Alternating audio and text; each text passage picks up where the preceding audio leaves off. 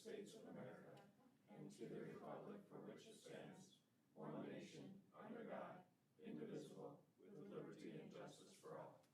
Would you all remain standing? I'm going to ask for a personal privilege that we offer a moment of silence for those 13 dead Marines that were killed in Afghanistan, if you would.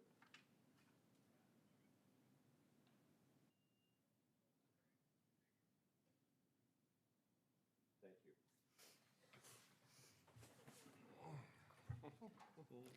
Thank you. Go ahead and consider a motion to approve the agenda today. Madam Chair, I offer a motion to approve the agenda as printed. Thank you. Is there a second? Second. Thank you. And please call the roll. Commissioner Aaron's, Yes. Commissioner Gibbon, Yes. Commissioner Schmidt, Yes. Commissioner Poppins. Yes. Commissioner Landine. Yes. We'll move on to our consent agenda. Consider a motion to approve. So moved, Madam Chair. Thank you. Is there a second? I'll second. Thank you. I have a second from Commissioner Poppins. Can we call the roll, please? Commissioner Aaron's, Yes. Commissioner Gibbon, Yes. Commissioner Schmidt, Yes. Commissioner Poppins. Yes. Commissioner Landine. Yes. We have our opportunity for public comment. If there's anybody in the audience that would like to come up and speak, come on up and just state your name and address, please. Betty Otten, 46787 273rd Street in T. I sent you all a forwarded email. I sent an email to Terry with some questions, and I forwarded that all to you this morning. One of them was when the turn lanes and the overhead traffic lights were added to Highway 106 and Cliff Avenue. That's at Tebbins Corner. What the cost was for that project, and then the updated crash statistics for that intersection each year since the turn lanes and traffic lights were added. And then I added one more about in the master plan for November 18th, 2019, page 76, under the heading of roadways identified for potential jurisdictional transfer to Harrisburg, where both of those proposed roundabouts, if I'm reading that correctly, are on that master plan. Thank you. Thank you. Anyone else? If not, we'll move on to the commissioner reports. Madam Chair? Yes. Yes, I just wanted to report that on August 31st, I attended the open house by the Civil Air Patrol at the Marvin Ski Airport. Again, it was a time period from approximately 6:30 to 8:30. It's really nice to see the young men and women that are part of that program from ages 13 on up. Again, what a key role our particular airport plays for them. And I know too, in visiting with some of the cadets and so forth, how they are excited about using the facility, getting the idea of becoming a pilot possibly someday, and also informing me about the nationwide pilot shortage, how we're really facing something in the future here that needs to be addressed. So again, I'd like to emphasize, I'd like to thank some of the individuals involved there that evening. I know there was Brad Laughlin and Mary Donnelly and the commander, and forgive me for not remembering her name, but again, a good seems like it'd be a very good program, and I'm glad that I could be part of that evening and so on and so forth. So again, some of the older ones that didn't express how they hope someday to be able to own an airplane and find a place to house that airplane, and the need that we have for possible potential hangar use in that facility. So thank you. Thank you. Anybody else? Madam Chair? Yes. Last Friday, the executive director of the Housing, South Dakota County Commission Association and I went to Flandreau, and we did a tour of their facility at on the reservation up there on what they have for medical cannabis. It was educational. I can't begin to tell you all of the details that we went through. I would encourage all of the elected officials to go through there and to see just how this whole process works. The science that goes in the background of it probably doesn't change my opinion, but the number of cards, which was staggering to me, you bring a medical thing from your physician or your doctor, and you get a card from the tribes. There were 6,800 cards that have been issued thus far. They are averaging, for the time they're open, about 50 or 60 people stand in line. The average purchase up there is $128. The average time it takes is about 4.5 minutes. But it goes through the entire process of from the growing to the manufacturing, through the testing and through the distribution. And the degree of tracking that they have put in place for this is quite astonishing, because every plant is on software, is being tracked through the process.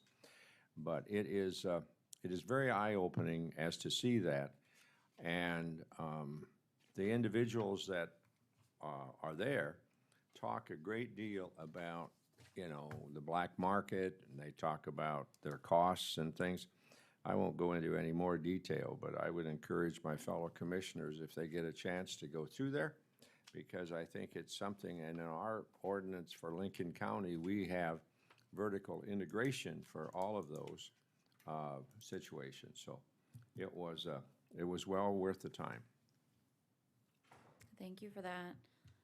Anybody else want to speak? Madam Chair. Yeah, go ahead. On September 1st at 11:30 at the Harrisburg School, I had the opportunity to attend the Harrisburg Community Economic Development Association. Harrisburg, the Chamber of Commerce is holding a number of listening sessions where they're listening to the community to determine what their priorities should be for the future, and in order to create a master plan for the community and businesses moving forward. And so we heard some presentations from Superintendent Graff from the Harrisburg High School or Harrisburg School System, as well as from the Harrisburg Chamber President. There were several business owners in attendance as well, including, and then we also had our Lincoln County Economic Development Director, Jesse Fonkert, there as well. So, and there were a number of presentations given on important economic development opportunities in Harrisburg, as well as some challenges that they're facing.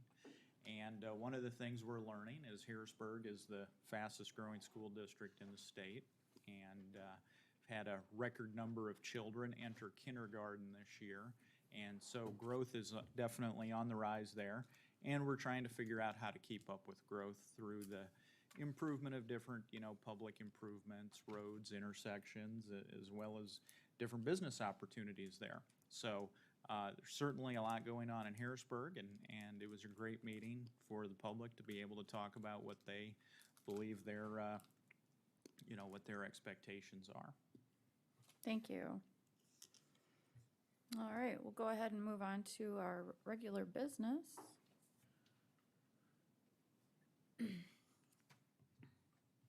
Sherry, are you going to handle that, or? How many, do you know how many we got? There were 5 bids.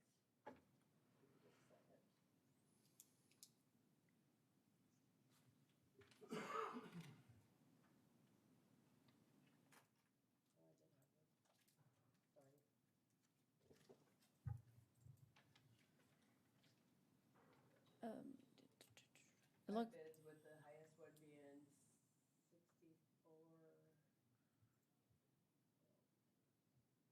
6,450. Yeah. Yep.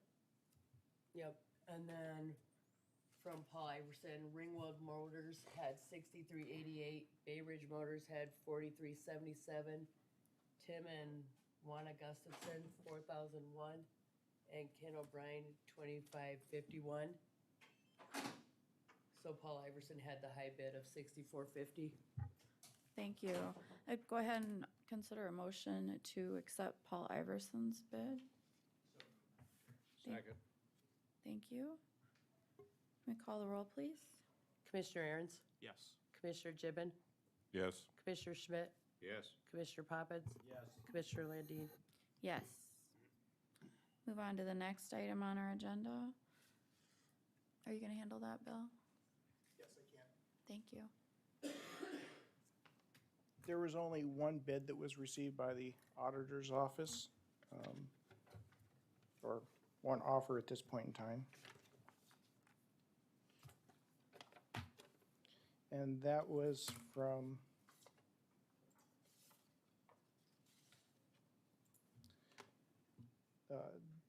Darcy Johnson and his corporations, wanting to engage in negotiations over whether or not we can lease courthouse space from them.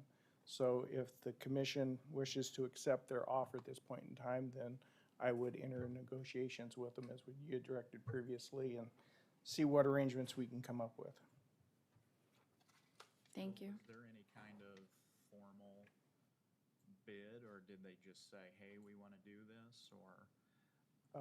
It is just an offer to go ahead and engage, because there are so many variables at this point in time, so many options, that I think we need to sit down and have some conversations with them. And when we get some information and kind of narrow down the actual universe of possibilities, then I can bring it to the commission, and you can give me direction on which way you'd like to go. I tentatively have a meeting set up with them on Thursday. So hopefully I would have something by the next meeting. Thank you.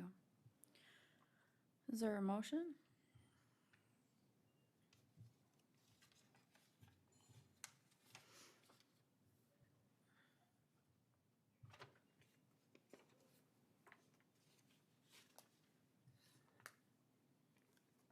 So we're not going to start negotiations? Well, I don't know that,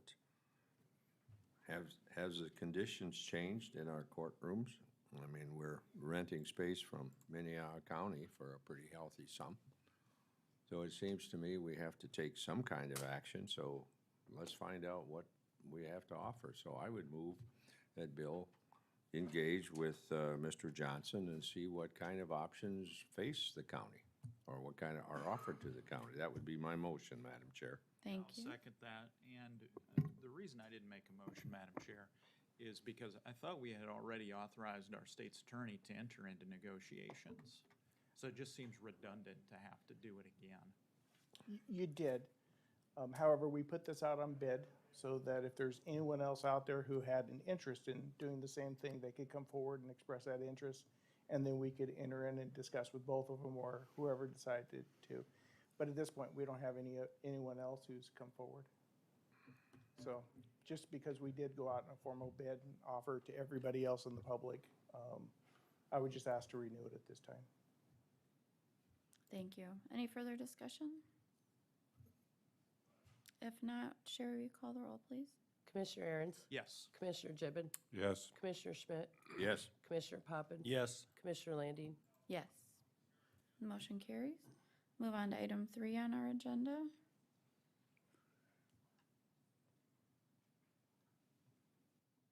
Morning, Debbie. Good morning.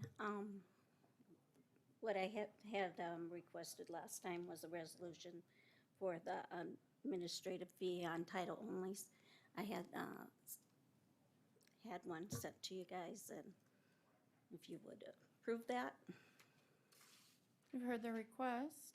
Is there a motion? Madam Chair, can I ask a question? Sure. You made reference to the fact that this takes twice as long by doing it by mail versus in person. Usually it does, because some people, they just send, like their title work, we have to have an application signed, so then we have to send that through the mail or email, have them sign it, mail it back.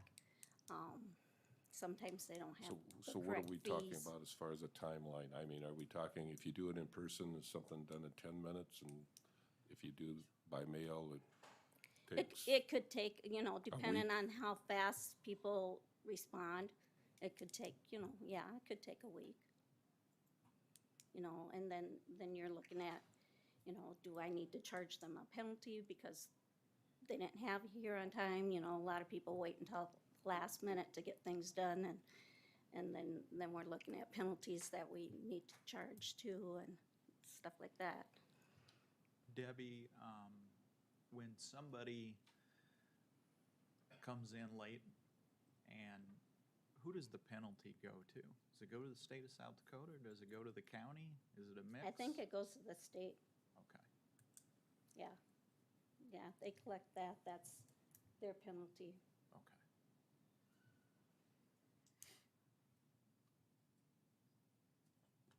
Is there a motion?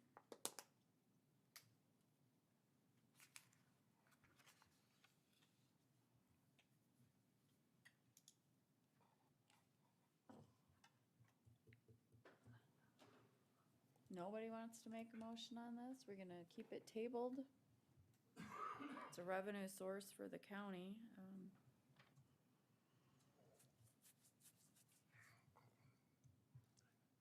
Debbie, what would this change? And no one wants to. So what do we, run that by us again? Okay, we get a lot of mail, Yeah, but I mean, titles what in was the the mail. cost? Because that's what everybody's concerned about.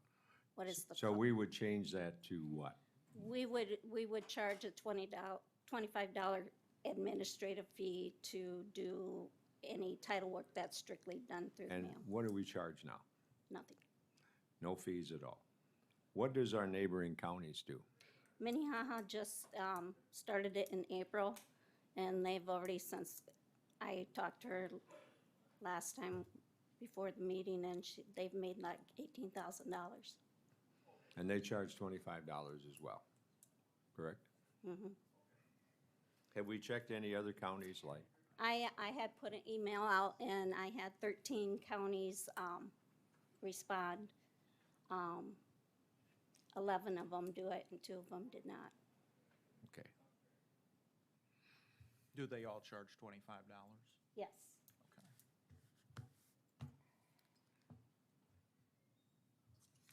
Okay. Can I consider a motion on the request? Madam Chair, you know, I sit here and I'm waiting for fellow commissioners to come up and respond to this, because one, as you know, we're facing a severe budget shortfall. And this seems to me that our neighboring county to the north certainly didn't hesitate to do that. It's, I don't think, an undue burden on anybody. If you look at our registration fee and you look at our license fee that we have in South Dakota, is probably the lowest of any state around. So consequently, since it goes to help fund our many responsibilities, I would move that we adopt that resolution from our treasurer to raise this fee to $25. Thank you. Is there a second?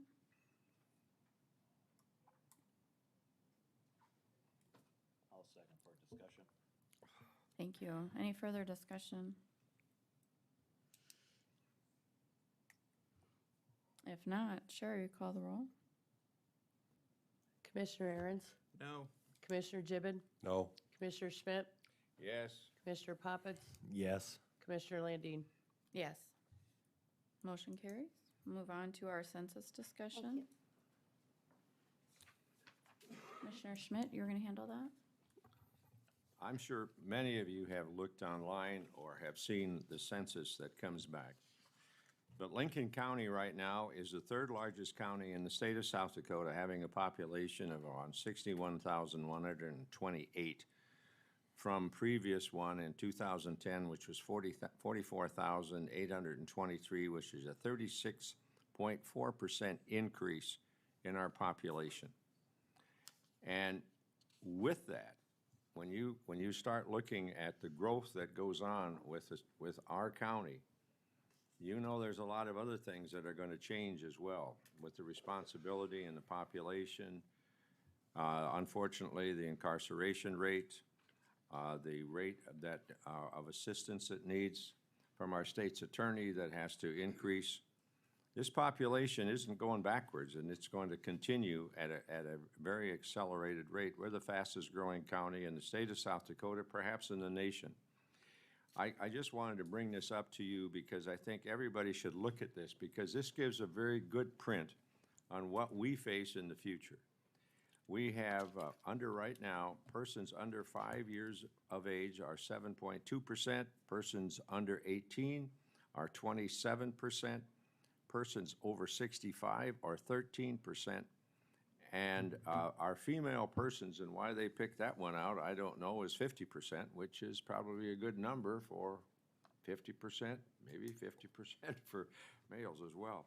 Some other things, we have 2,988 veterans who's in our state, which represents 2.6% of our population. Our housing units, we have 22,000 housing units. Owner occupied, which is 76%, which is one of the highest, because usually nationwide you're at about 60-some%. Our average median household unit cost is $228,000. That's kind of on the average. Our average monthly rent, medium rent for us in 2019 was $963, with the low being $583, and then you can work up from there. You know, our income is what's staggering for us here. Our average income, but now you got to take into consideration, you got some big plantation houses up north, which is $82,000, which seems rather high. But the average now, not the median income, because that's the high and low, the average income is around $60,000. The high school population, people with high school education, is 95%. People with bachelor's degrees are 37.6%. And I offer this all to you just for the sake that we can put this on our website, that people can read that. Our total retail sales was here in Lincoln County were $490,576. So the total retail sales per capita was $10,108. And as I told you, our median household income was $82,000, and which was there. Persons in poverty, we have 3.8% people in poverty. We have very low unemployment rates, which is about less than 3%. I won't belabor that, but I'm going to have this put on our website so all of you can review that and look at it.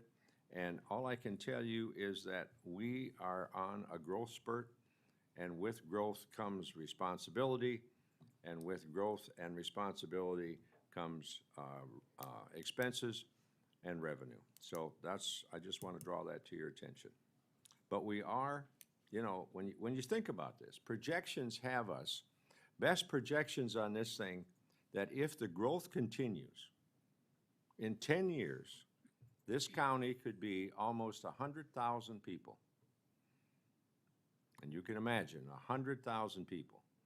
And in 2020, we were at 24,000 people. So you figure that one out. Thank you, Madam Chair. Thank you, Commissioner. We'll go ahead and, anybody have any other comments they'd like to make about? Commissioner Schmidt, where's that data from again, please? It's from the census. All you got to look up is the census. Go up to, put on the internet and look for U.S. Census, the new one, 2020, and look under Lincoln County. It'll give you the state. It'll give you the state of South Dakota, but this comes directly from the Census Bureau. And you made reference that we are 61,128,000 people according to our census. Is that correct? Yep. And we have, what, 35 or 36 legislative districts in the state? We have 35. 35. 35. Maximum allowed by the Constitution. And you need approximately 70,000 people to be a legislative district right now? Yeah. Okay, thank you. That's why, Jim, I think that's why Lincoln County wanted one, pretty much for Lincoln County, but also they had to go into Union County and parts of Turner. I think Mr. Boland told us that last week, or 2 weeks ago. We have a resolution to that effect, too. We do. You want to move on to item 5 then? Yes. I would move that we adopt this resolution on redistricting for Lincoln County And do you want to read that, Sherry, or do you want me to read it? If you would read it, that'd be great. Okay. Whereas Lincoln County is the third largest county in South Dakota in terms of population, and whereas prior to 2011, for 20 years, Lincoln County has had a legislative district entirely within the boundaries of the county, and whereas in 2011, the legislature did create a legislative district entirely within the boundaries of Lincoln County, and whereas we believe that effective legislative representation is enhanced by legislative districts or districts entirely within the boundaries of our county. Therefore, be it resolved that we, as the Board of County Commissioners for Lincoln County, do hereby ask the current House and Senate committees of the legislature entrusted with the duty of recommending new legislative boundaries to establish at least one district entirely within the boundaries of Lincoln County. Madam Chair, I would move for that approval of that resolution. Second. Thank you. I have a motion and a second. Any further discussion? If not, Sherry, will you call the roll? I think somebody's standing up there. Oh. Madam Chair. Hi. Larry Nelson, I think the number for legislative districts is going to be somewhere between 25 and 26,000 people per legislative district. I'm just simply throwing out, rather than asking for one, why don't you ask for two? Thank you. Any further discussion? If not, Sherry, will you call the roll? Commissioner Aaron's, Yes. Commissioner Gibbon, No. Commissioner Schmidt, Yes. Commissioner Poppins, Yes. Commissioner Landine. Yes. Motion carries. We'll move on to our drainage board.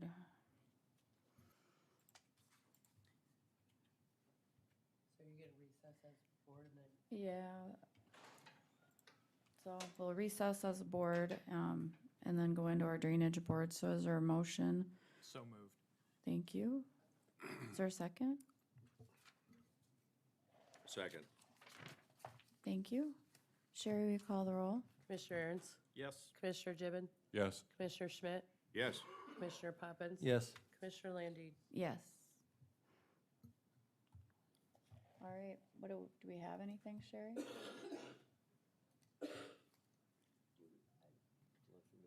Public comment. Yep. Public comment. Does anybody want to come up?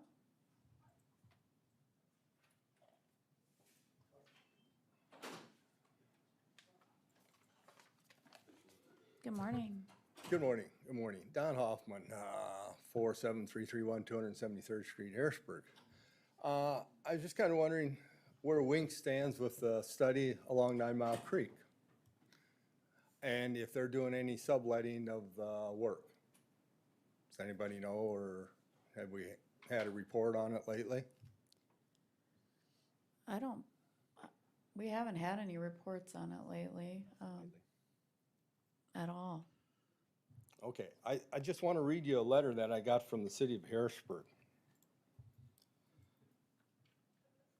Don and Dawn Hoffman. The city of Harrisburg has partnered with Banner in planning a stormwater infrastructure for future development growth. The scope of the study is to develop stormwater regionals, BMPs, ponds. Cost estimates, identify dates to the existing development stormwater fee, and the investigation by the creation of new fee for development to fund the cost of the proposed stormwater regional BMPs. The city anticipates multiple stormwater regional BMPs may be necessary within 10 years. To support this study, we endeavor to gather topographic information on the drainage channel of the subject property. Banner will send survey crews to collect the topographic information as well with aerial imagery using a drone.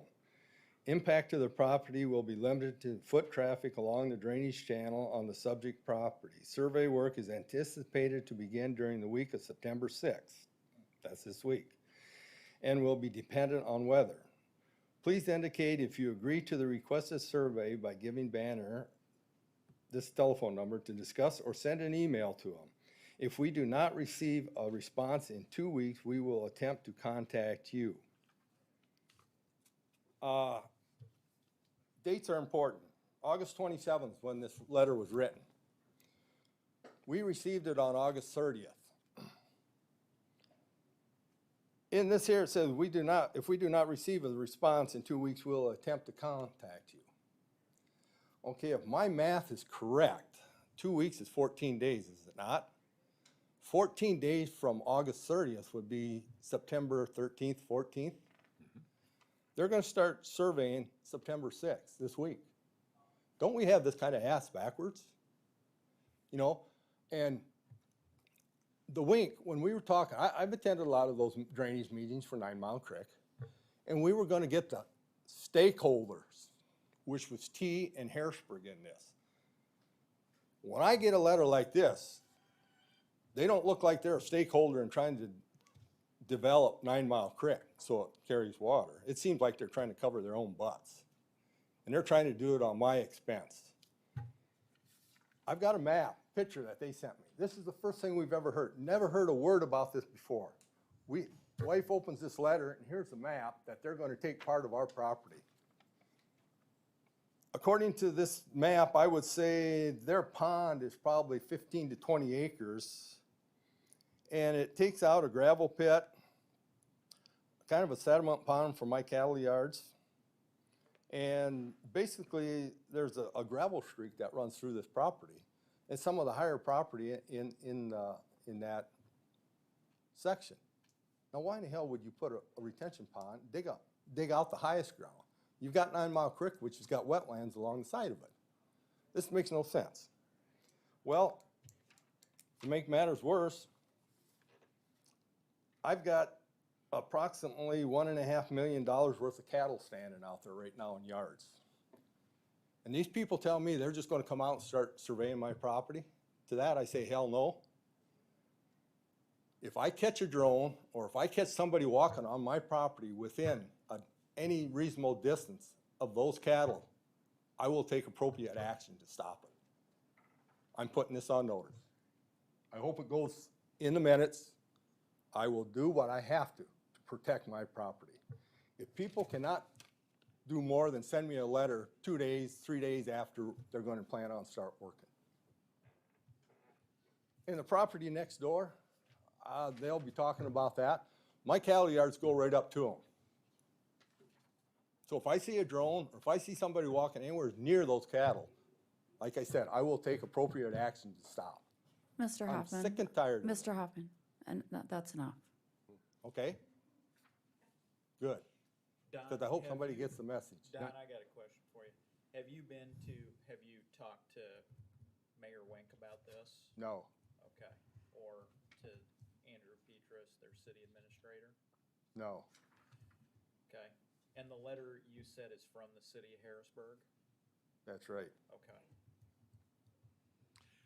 So I'm just a citizen of Lincoln County. I have no jurisdiction in the city of Harrisburg, where the county has connections with the city. So I would hope this message would get relayed. If you give me a copy of that, I'll be happy to talk to him about it. I'll be glad to give you a copy of that. Don, could you put that on that screen, that map that they sent you? I'd be curious.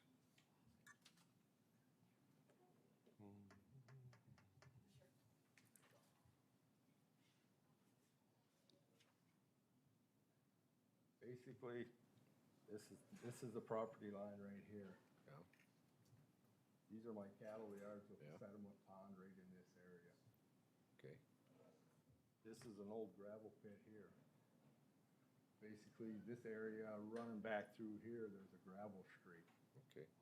So if you dig into that, you're gonna end up into a gravel surface water area. How much of your property, Don, do they want to confiscate? Oh, I would say there's at least 6 to 7 acres there. That would be on my property. Wow. Be this black line right here.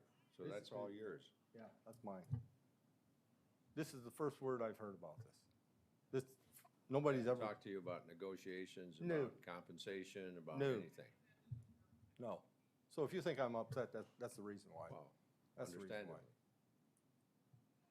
So that's why I want to know if Wink, are they hiring these guys to do these other studies? Because this definitely is going to affect 9 Mile Creek, what happens out there. I don't know who they've hired or I don't know. So I don't know if any of us would have the answer to that. Commissioner, Don, who signed your letter?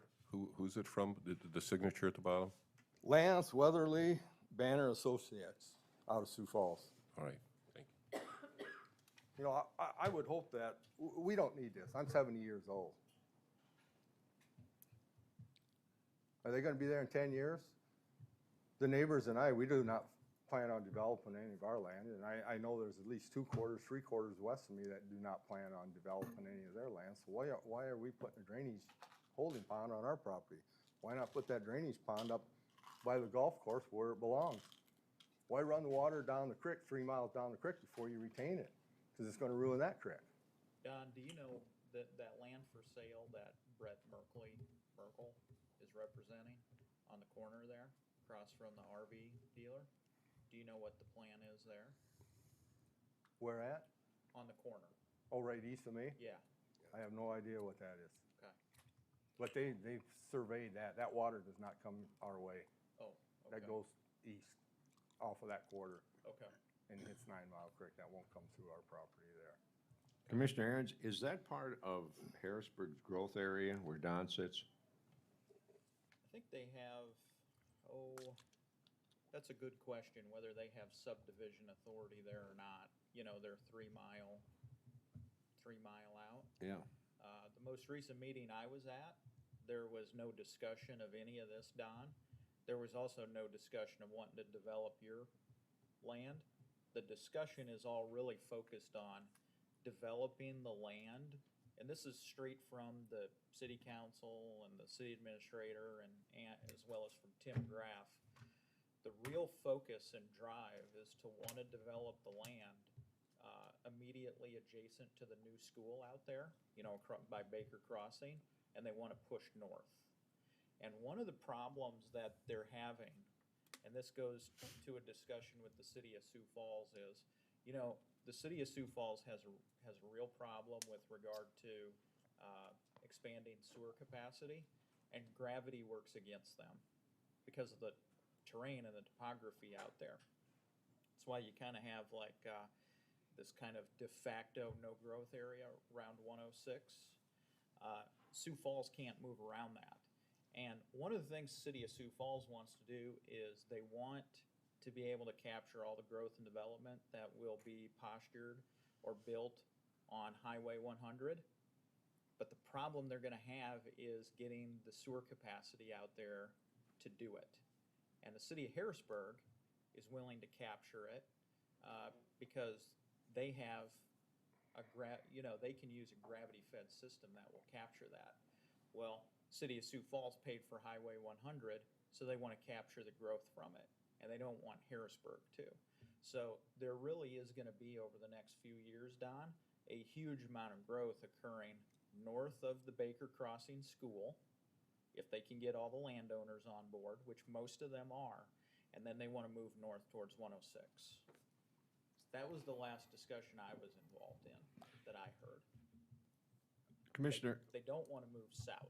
They want to move north.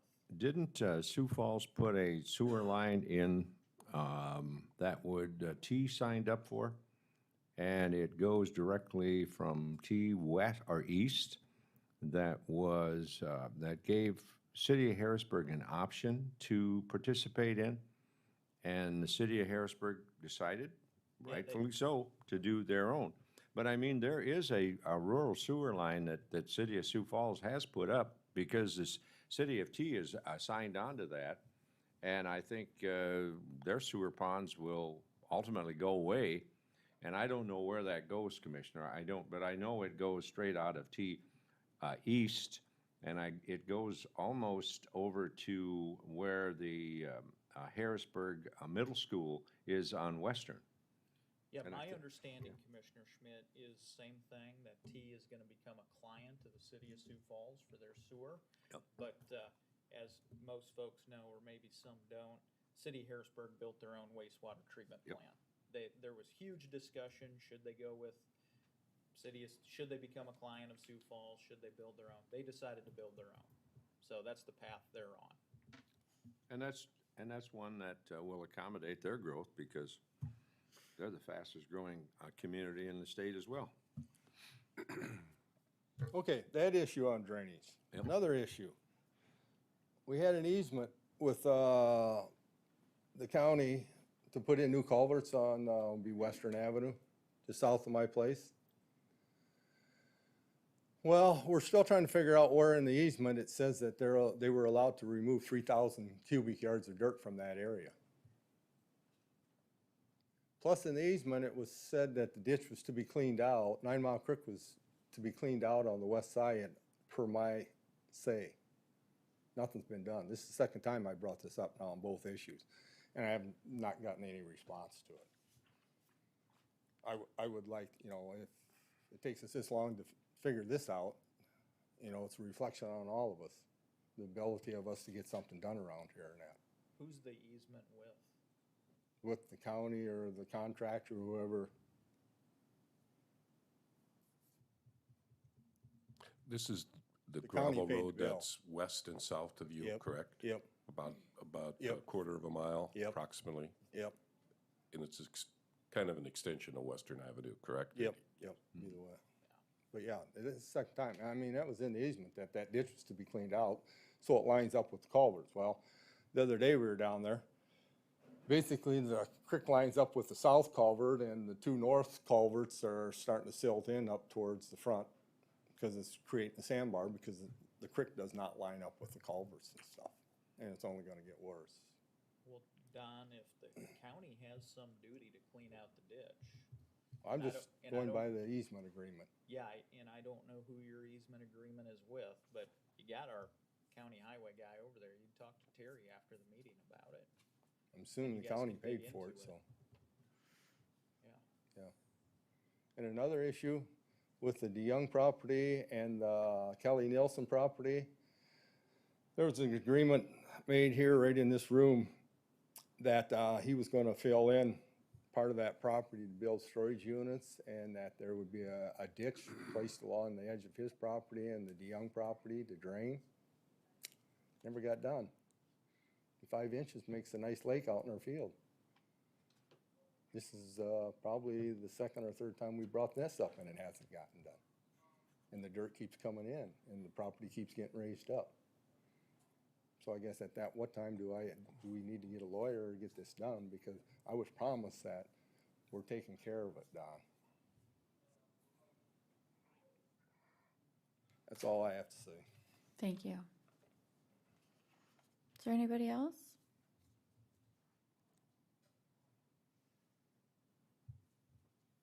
Good morning. Good morning.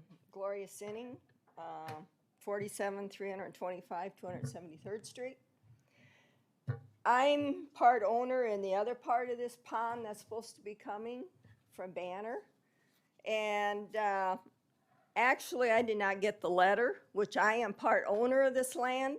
It came to my sister, which I feel they're kind of leaving me out of the whole thing. If I wouldn't have been over to her place and found this, I probably maybe wouldn't have found this for a couple days. So, and another thing, I'm like Don, I'm not gonna allow them on my land. I'm not gonna have drones going over our place. I got took the last time when they put that culvert session in. The engineer was so nice, came out and talked, and it appeared that everything was gonna be great. And when I got done, I was really upset with the whole thing. They took dirt out of our place, took it over to Frankman and them. Did we get any pay for it? I had places that dirt could have been put in. And I just don't understand these ponds, why they should be on our land. Why aren't they sent to Mr. Poppins' land where he's gonna have the jail, he thinks? Put in a big pond over there for tea. We don't need all that water. And all these developers, let them take some of the land that they're getting big bucks for, put in ponds around where their places are. And I think the planning and zoning has done a rotten job in this county. All the apartment houses in Harrisburg, That should have never happened that fast. But Mr. Lloyd, a developer, he's got bucks, so he comes to you guys and you suck right up to him. And I think it's a shame. And everybody else up by the school, we only live a mile from that school. You knew what was going to happen up there too with all the housing. And the guy that's developing that, let him put a pond in up there to hold the water. It don't have to all come down toward us. And I want to know more information on this pond deal. Who's going to keep it up? And you've even got part of the corner where our farm is. You got us cut off. I can't even get to it because the pond will be there and the creek is there too. I mean, you guys have to use your heads when you start looking at stuff like this.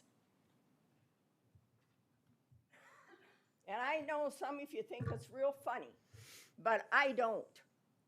This farm has been in our family for hundreds of years, and I'm not about to just lay over and let everybody take it over. That's where I'm getting my income right now from. So. Have you spoken with the city, Gloria? No, I haven't. I've been so disgusted with this whole thing that my blood pressure's gone up. Gloria, which, do you have that letter with you right now? Right.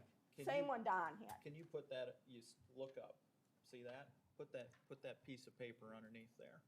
Where's Mine your- would be on the other side over there where it says Jan Sisson. Yeah, put- That's actually me and my sisters.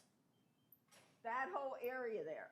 And over in the corner over here, I can't even get to that land because you got the pond there and you got the water and you got Donnie's. Now, does it make sense to you? Madam Chair. Go ahead. Just clarification, what role do you think the county has in what you're looking at that has been sent to you or Mr. Huffman? Well, I think that something could be done with this. Who else do we go to? As far as I know, this has nothing to do with the county as far as instigating what you're specifically talking to. We're gladly to speak to the representatives from the city of Harrisburg and try to do that. Commissioner Aaron's has indicated he'd be willing to do that. But as far as what they're asking of you, it's nothing that we've instigated or support in any way as far as what they're trying to do. So this is the first time I've heard of it completely. And yes, I have actually tried to make efforts to have a regional facility that would retain farther north than this property. The taxpayers have in essence said no to that, and we're going to liquidate what was going to be a retentional area for that. So I'm very proud that I tried effort, and it has failed, unfortunately, because it could have been a wonderful scenario. So thank you to that. Gloria, I want to back all the way up to when you first started talking. I didn't catch your last name. Sinning. Sinny? Yes. S-I-N-N-I-N-G. Okay. I mean, I think I hear what you're saying. I mean, see, here's the deal in South Dakota is, under South Dakota law, cities get to make decisions about what's going to happen outside of their corporate boundaries, but those people don't represent you. You don't get to vote for the city council. You can't recall them. They have no political accountability to you. So I think what I'm hearing from you is you're saying, you're talking to us right now, we're politically accountable to you. You want us to go talk to these folks. I would say yes. Yeah, and I'm more than willing to do that, to go talk to City of Harrisburg and see what's going on here. I'll be honest with you, this is the first time I've heard of this, okay? And it sounds like it's the first time you all have heard of this too. And just so you know, I've never talked to Craig Lloyd. I don't think I've ever met the guy before. Well, you're lucky. He doesn't impress me at all, so just so you know. That's all I have. Thank you, Gloria. Would anybody else like to come up?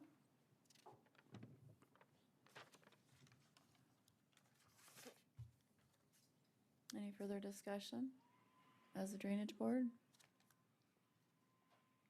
With none, I'd offer a motion to come out of Drainage Board and go back into our regular meeting. Second? Thank you. Commissioner Aaron's, Yes. Commissioner Gibbon, Yes. Commissioner Schmidt, Yes. Commissioner Yes. Poppins, Commissioner Landine. Yes. We'll move on to item 7 on our agenda.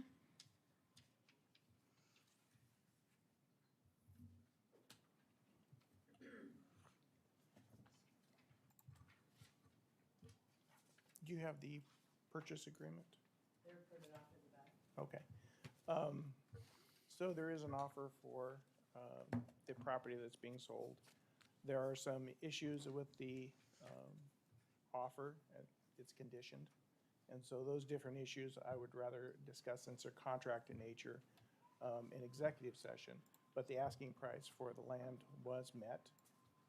But there are some details. There's two? Well, there's two now. Okay. So, With that, I move to go into executive session under contract negotiation. Second. Thank you. Sherry, will you call the roll, please? Commissioner Aaron's, Yes. Commissioner Gibbon, Yes. Commissioner Schmidt, Yes. Commissioner Poppins. Yes. Commissioner Landine. Yes. I think I do. You'll go over them in there.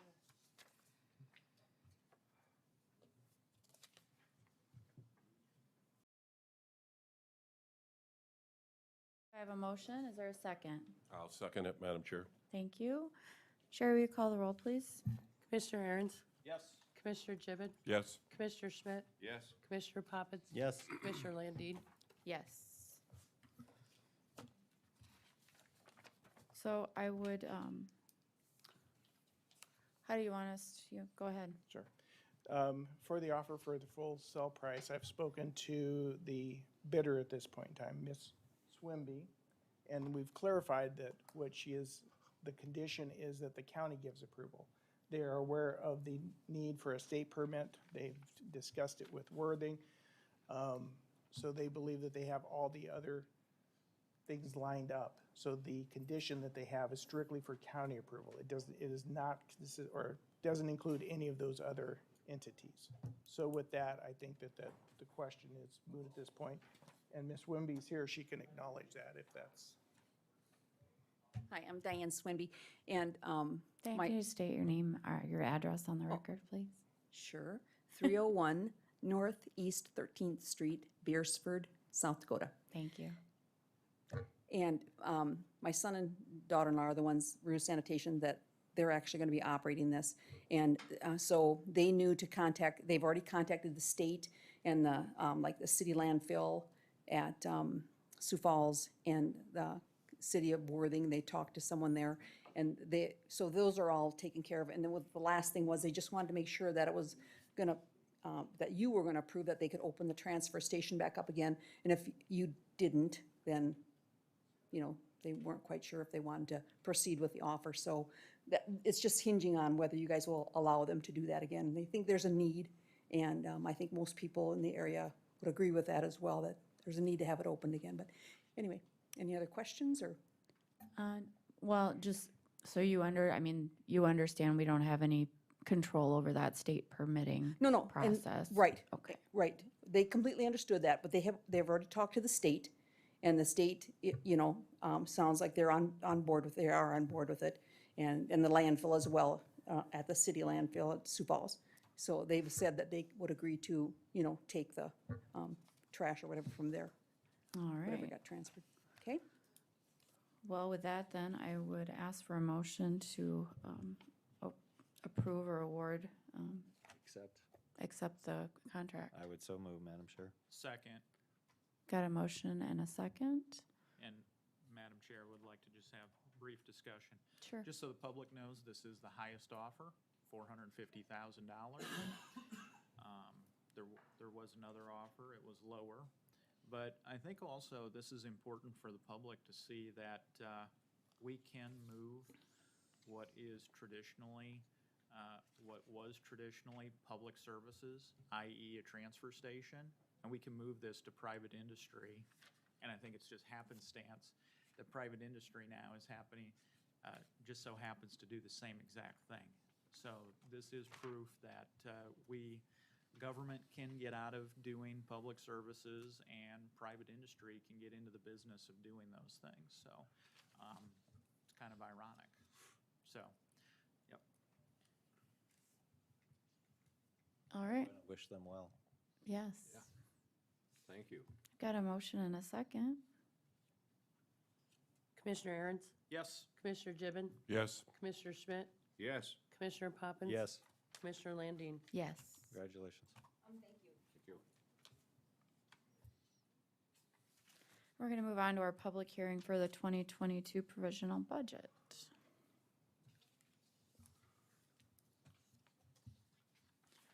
Sherry, you gave us a couple of different documents. You want to talk about those? Yep, I gave you the proposed budget, which has been printed and posted on our website.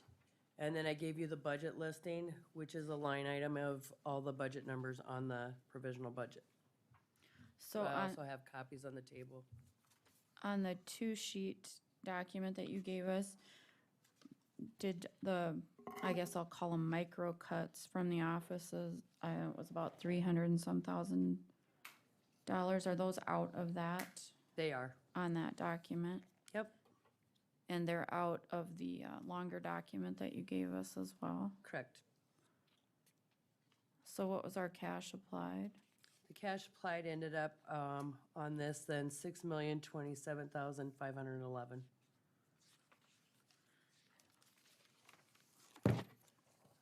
And so where are we at with needing to make cuts to balance? How much are we looking at needing?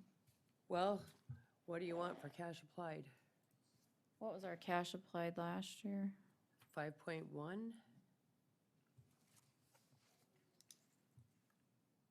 And what is it this year? Well, at this point, with what we've got on there, it's 6.0. 27,511.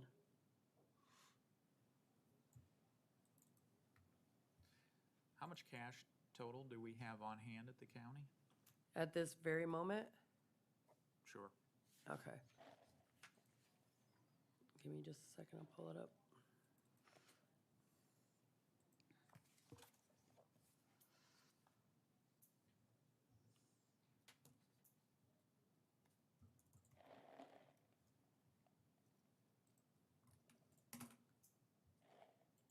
Bear with me, we've got the new system, so I'm still Absolutely. navigating around it.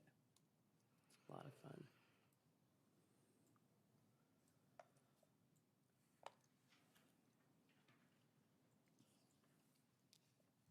So currently, the cash that we have in the bank is $9,303,572.91, and that's through the end of August.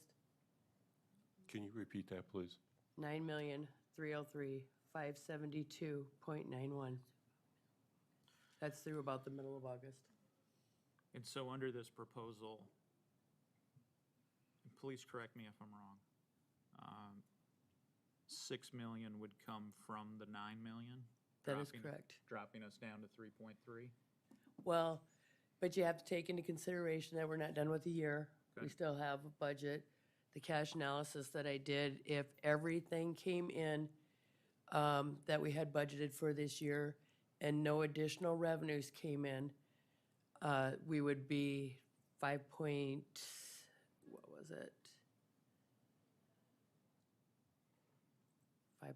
or 5.2. No, I get that. That makes sense. Okay. Yeah. But it would, when we say that, we have to remember that historically, and I've showed you this, the bar graph, we have always over budgeted our expenditures and always under budgeted our revenues. So, yeah, although it's budgeted numbers, which are a guideline, that's not necessarily always what the truth is. Sherry, do you have how much cash applied was in 2019? Can you go back a couple of years? Of course I can. And then 18 as well? Of course I can. So in 19, we had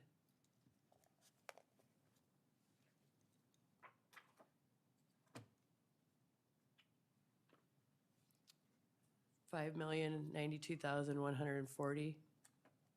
Okay. And what was the other year? And 18? And 18.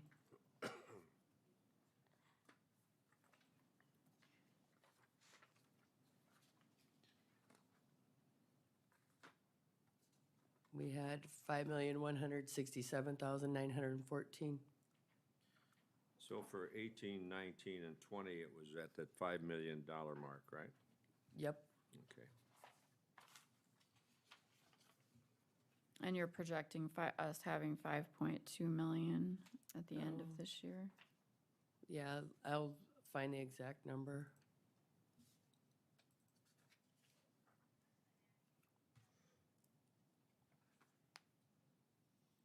So Madam Chair, you're asking how much we have to cut from this budget if we're going to remain consistent with what we have applied. That would mean that there would be roughly $1 million.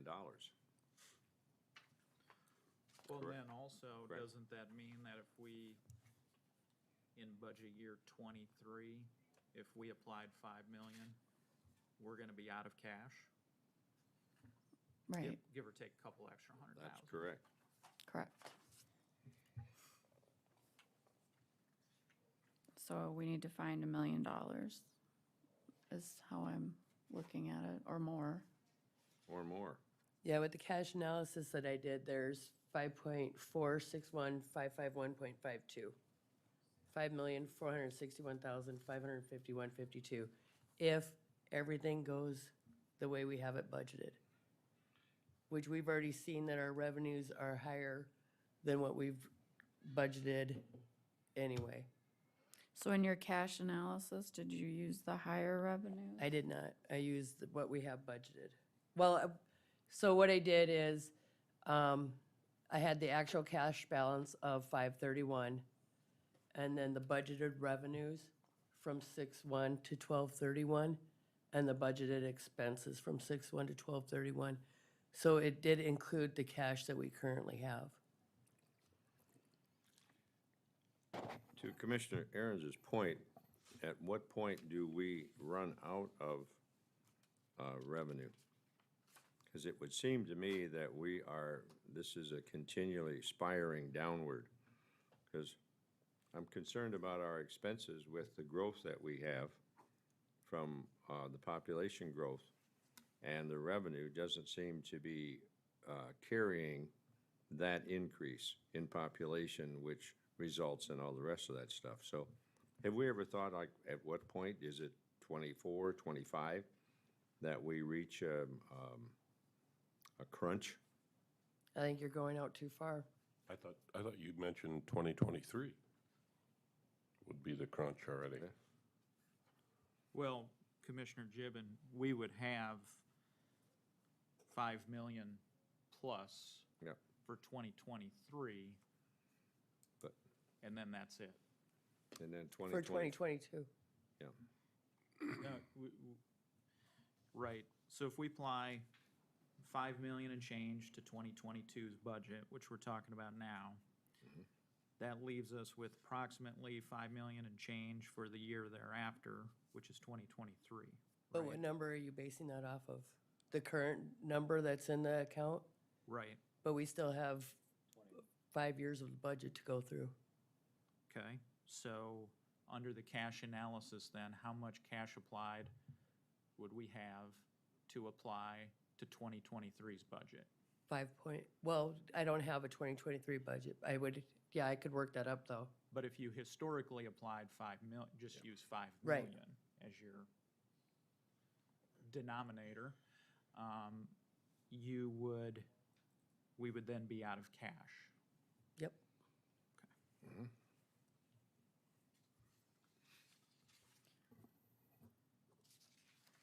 And that doesn't account for any of the courtrooms that we're looking at building, and where that money's gonna come from if we enter into a, land lease during building or, what have you, if we get that worked out. So, I see most of the department heads are here. And we've got to find places to cut. So, Madam Chair, I have a question for our sheriff. If we continue with the growth that we've experienced the past 10 years at 36%, 37%, How does that correlate to what our cost will be for incarceration with Minnehaha County? Will we reach $200,000 a month on that basis? In how long? Do you have a microphone? Is Yeah. that on? Do you have any idea on that, Steve? I would say by mid-2022, we'll be at 200,000 a month. We're at 173,000 a month currently. It was 163 last month, 173 this month. Correction, June was 163, July was 173. So in the middle of next year, we could be reaching $200,000 a month. I think that's very realistic. Okay.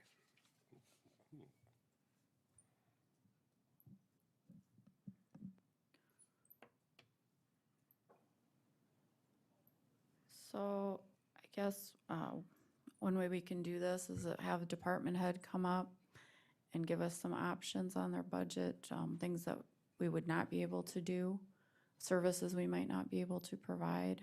Where are we going to find the money for this? So is there anybody that wants to go first? Good morning, Carla. Good morning, Carla Gosen, Lincoln County Director of Equalization. Some of the changes that I have did not make the amended provisional budget.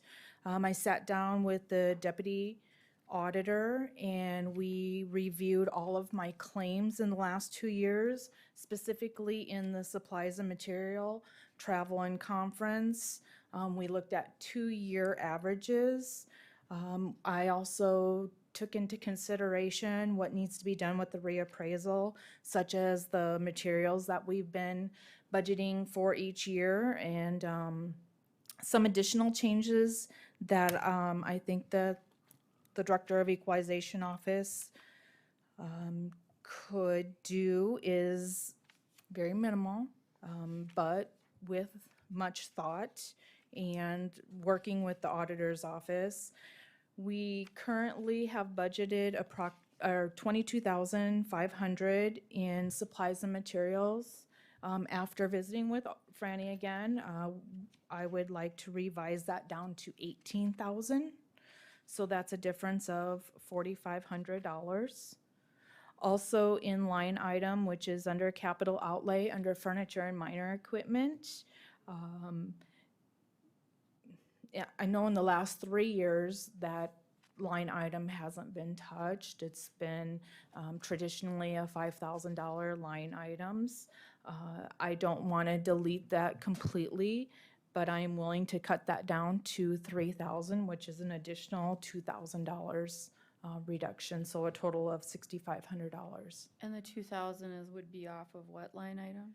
Furniture and minor equipment under capital outlay. It might be better served. Specifically for filing cabinets, chairs, some of those larger priced items. So your overall reduction comes to what? So total? 6,500. 6,500. These are by department, so the department name is up at top. Okay. Do you know what page that's on our? It's page 10 of Thank you. 51. Thank you. Of the big document. Yep. If you want, as they come up, I'll give you the page number. Okay, that'd be great. I'm not sure where to throw this in. There is an option for a revenue source out of the Equalization Office. So over the course of the reappraisal, it's been my goal in the Equalization Office to supply information online to folks. This is the first time there's ever been a countywide reappraisal, and starting in 2022, it will be completed. So we could make online information available, and it could be at a cost. Been working with Jake, our IT director, and absolutely could take our information, put together a revenue source in which folks could go online and get a copy of our property record card, whether it be a summary property record card or a very detailed property record card. Right now, a lot of counties they have a third party Like Beacon. Yeah, Beacon is one. Minnehaha has their own. They're looking at Beacon. Vanguard has a program that would pull their information however we want it. It could be at a cost, but with that, there's always a startup cost and then annual maintenance. I did a thorough review of information that we are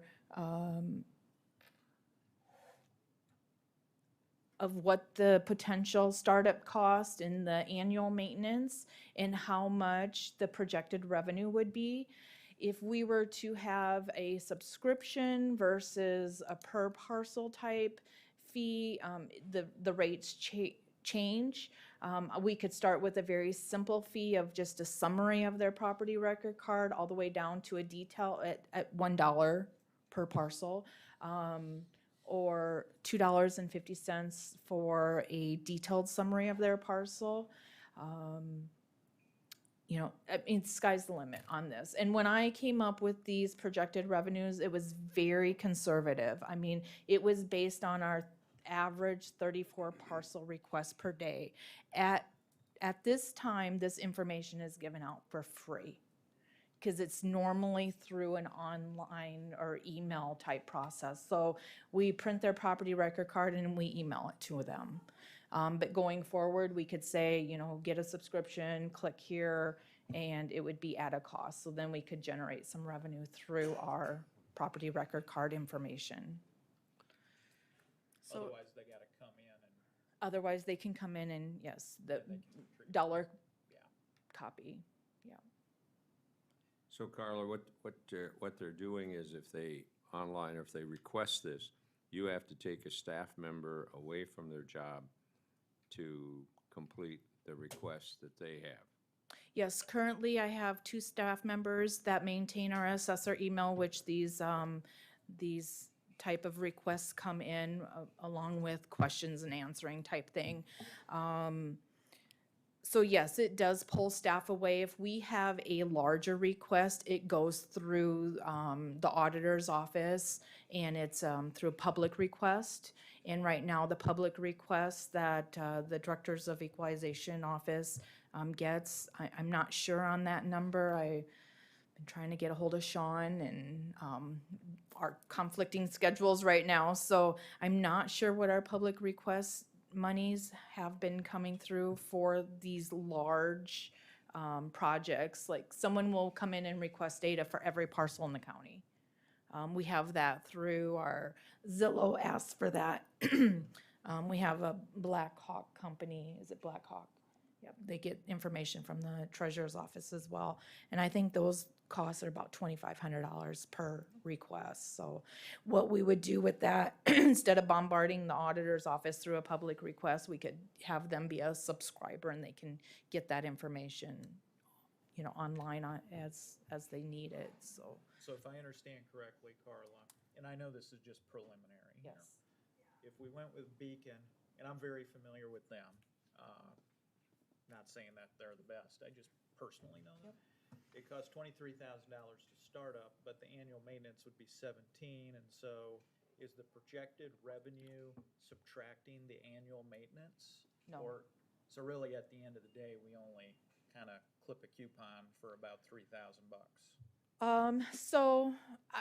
Once again, these are conservative numbers. I think with this, you know, we'd probably see that number double. If that information is readily available, we're gonna have people that are getting that information online. I mean, we have attorneys, we have realtors, we have fee appraisers, we have, you know, just the public. There's a whole industry around this. Yes, there is. Do you know what so, you know, I've been on the Minnehaha County website, as maybe a lot of people have, pulling these down for people. Do they do that, did they create their system in-house, or did they have a contractor do it, or? It's not an in-house, but it's, I'm not sure who their subscriber is. Jake knew exactly the people that they were contracting through, but, you know, as information grows, and that is very basic information that you get from Minnehaha versus a Beacon type information, which is very detailed. But with a revenue source, we do have maintenance fees and startup fees, but I think we would be in the black for revenue. I don't think our numbers would ever be in the red if we did have a startup. Now, that would be more of an IT type budget line that we would need to add to. And you get about 30 requests a day-ish, That is ish. and it takes how long to fulfill a request? 5 to 10 minutes? Probably, yes, that sounds about right. Depends on what they want, because sometimes folks want the property record card, but they also want the history. So they want the last 3 years of assessments, and they want to know the last time it was sold, and, you know, that all takes time. So there's several hours of manpower. Per day, yes. Per day. So, That Madam is Chair, if correct. I may. yep, go ahead. Carla, thank you for this idea. And I can support this with one caveat. When it comes to the tax appeal process timeline, whether it be 30 days or whatever that appropriate time is, I would ask that we make it free to the public so they can research their own properties when they're trying to verify whether or not they feel that they may or may not be assessing properly, but. Yep, so I did have a free option as well. It would be a picture of their property with the basic information. It would be their parcel number, who owns it, the valuation, the last sales date. So that's options not available out there right now. But with our Vanguard system, we could make that available. And the year built. So some Basic. more information, but not the full sketch picture, assessment histories. And I'd like to include the picture with it because a lot of people are visual like myself, so I want to make sure that's my house. You have a picture of my house on there. So. Yeah, there would be a free option. So is the cost of doing something more, is that in your budget? No. It's not, okay. It's just something to explore, right? Correct. Okay. Very good. Thank you, Carla. Thank you. So how do we want to do these, Sherry? Do you want us to handle each department?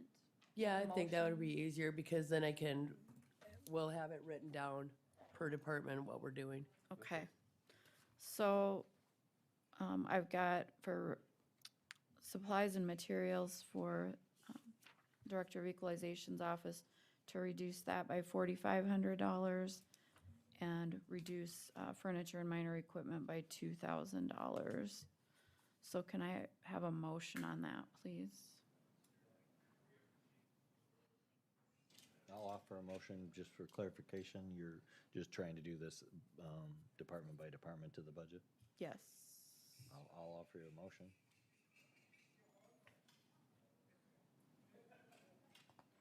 Thank you. Is there a second? So it's 4,500 deducted from supplies and materials, and was it 2,500 deducted? from furniture? 2,000. 2,000, excuse me.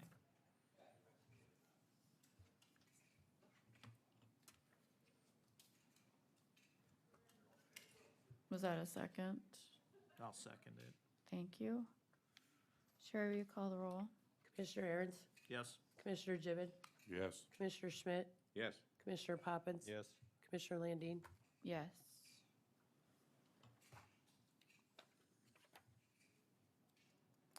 All right, I'm just gonna start picking on people here. John, you wanna come up on yours?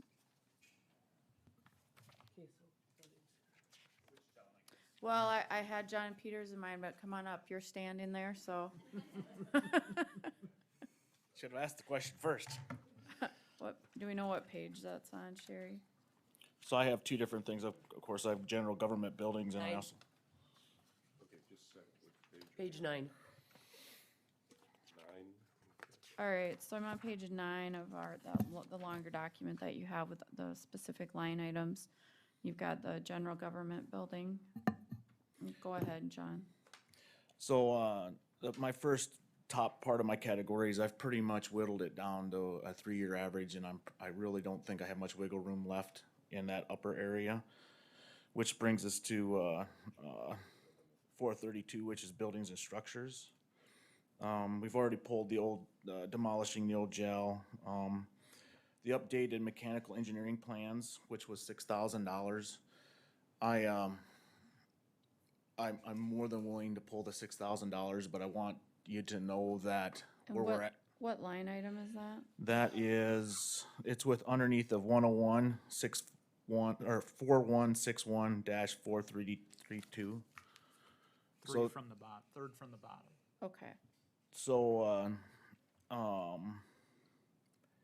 where we're at with the mechanical engineering plans is we've made lots of different remodels prior to me being here and since we're being here, or since my being here. And so now our plans as they are, if we need to go make an addition or we have electrical issue, it takes us a little bit of time because our plans are not accurate anymore. There's things have been added and things have been changed. So as long as I'm using the same electrician and I myself in there, it's not too bad because we know what has been done.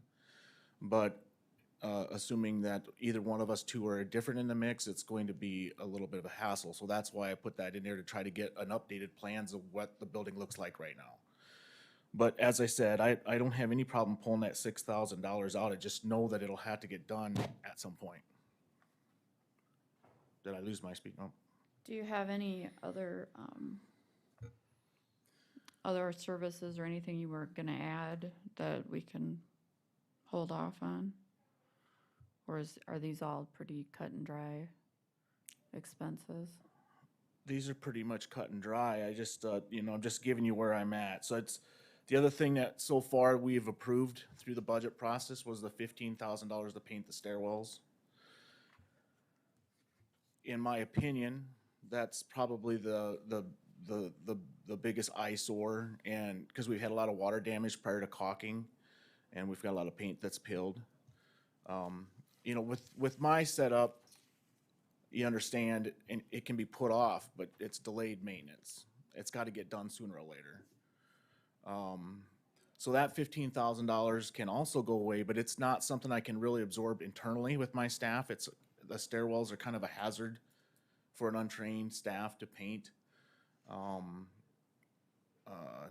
So we could probably do partial parts of it. Of course, then you got different paint lines. There again, I'm gonna leave it in your discretion whether that $15,000 should go away. I'm basically giving you the pros and the cons of it. It needs to get done. It definitely needs to get done at some point. Can it wait? I suppose it can wait, but that day will come. And that's out of improvements other than building? That's buildings and structures again. That's still building and structures? Yes. John, if I may interject?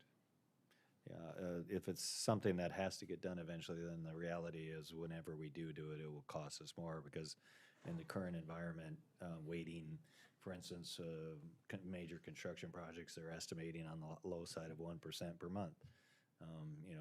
A project that might be millions of dollars adds up very quickly. Even a paint job is not going to be any cheaper the next time we do decide to do it. So it'll cost the taxpayers more money. It's just whether or not we can generate the revenue or have the revenue in place Absolutely. to get it done. So You're correct. So with underneath that same item, we also have the heating addition to the storage building that I've talked about 2 other times in front of you. Once again, the reason I feel like we need for multiple different reasons for both the sheriff's department and myself to heat that building. What was But the cost of that? that was $8,000 is what I was given for a budget estimate. Is that for the utility itself, or is that? That's for the actual installation of the heaters. Okay. And what have we been doing so far? It's cold Obviously not storage. heating it. Yes, correct. And what will be heated in it? I was hoping just to heat the building to like 45 degrees, so we could keep the diesel skid steer loader in there to melt the snow off and whatnot, and then the other side is somewhat critical for the sheriff's department. But, What do they do with it? Why is it critical to them? it's just storage of stuff that they have to work in.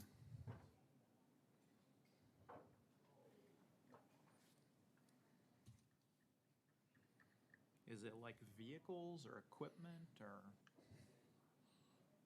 I guess, I mean, I'd leave it up to them whether if they want to go any more detail of what's in there, I guess, but. So John, this $8,000, is that additional one you're looking at? Correct. Okay. So if we took and I understand Commissioner Poppins, but if we took the $6,000 and the 15, we got 21, a reduction with an increase of 8,000. Would that be about right?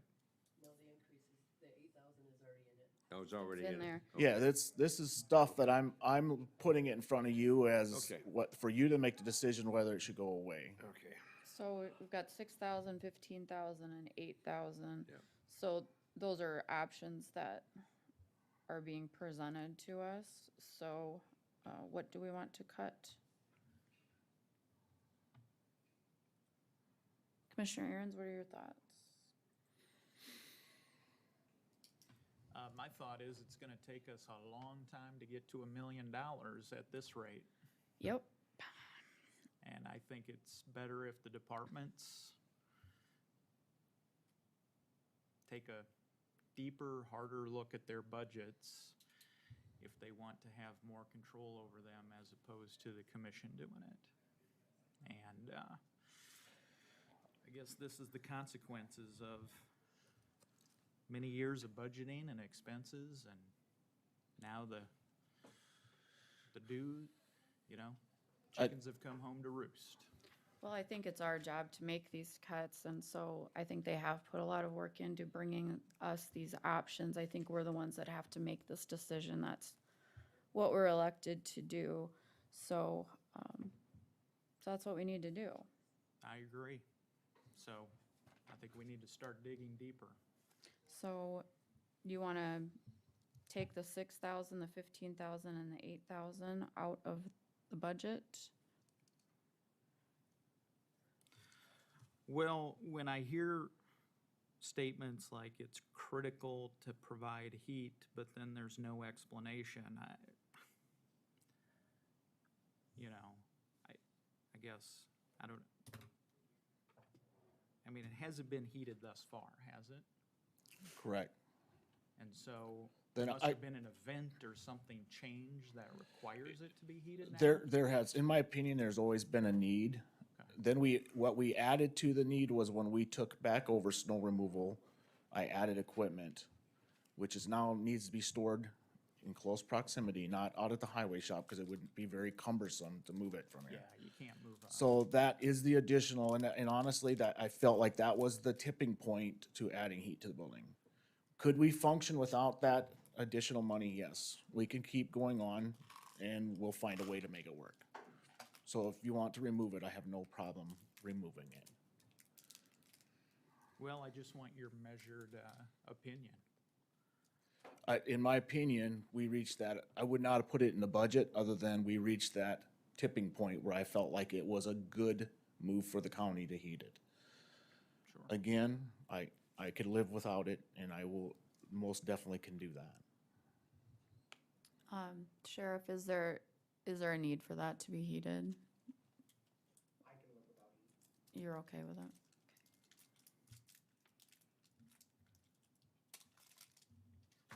All right, so, So moving down the list, I have the Yes. $75,000 for fixing the roof and all that. We've discussed that at length. I just cannot see decreasing that or removing that. That has got to be fixed. That's the roof of this building, Of the old courthouse, the old building, correct. okay? The joints that need to be structurally strengthened, and also removing the rotted structures and replacing them. And also probably a little bit of reshingling.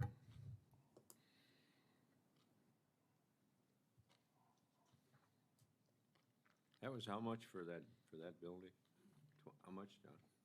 For that roof? That expenditure for the roof? That's, 75,000? I was 75,000. based off of the analysis that we did during the building structural analysis. That was a dollar amount given to me that would be required to make that repair. That's where I'm coming up with the $75,000. And that's contained within the buildings and structures line item? Also, yes. Okay. So if you remove those other items, I would go from $104,000 and remain at $75,000. Leaving the roof project. Correct. And that's critical to get that done. In my opinion, yes. John, under the next line item, improvements other than building, 31,000. What's all contained in that? So the $25,000 is for the Veterans Memorial, which would be offset by the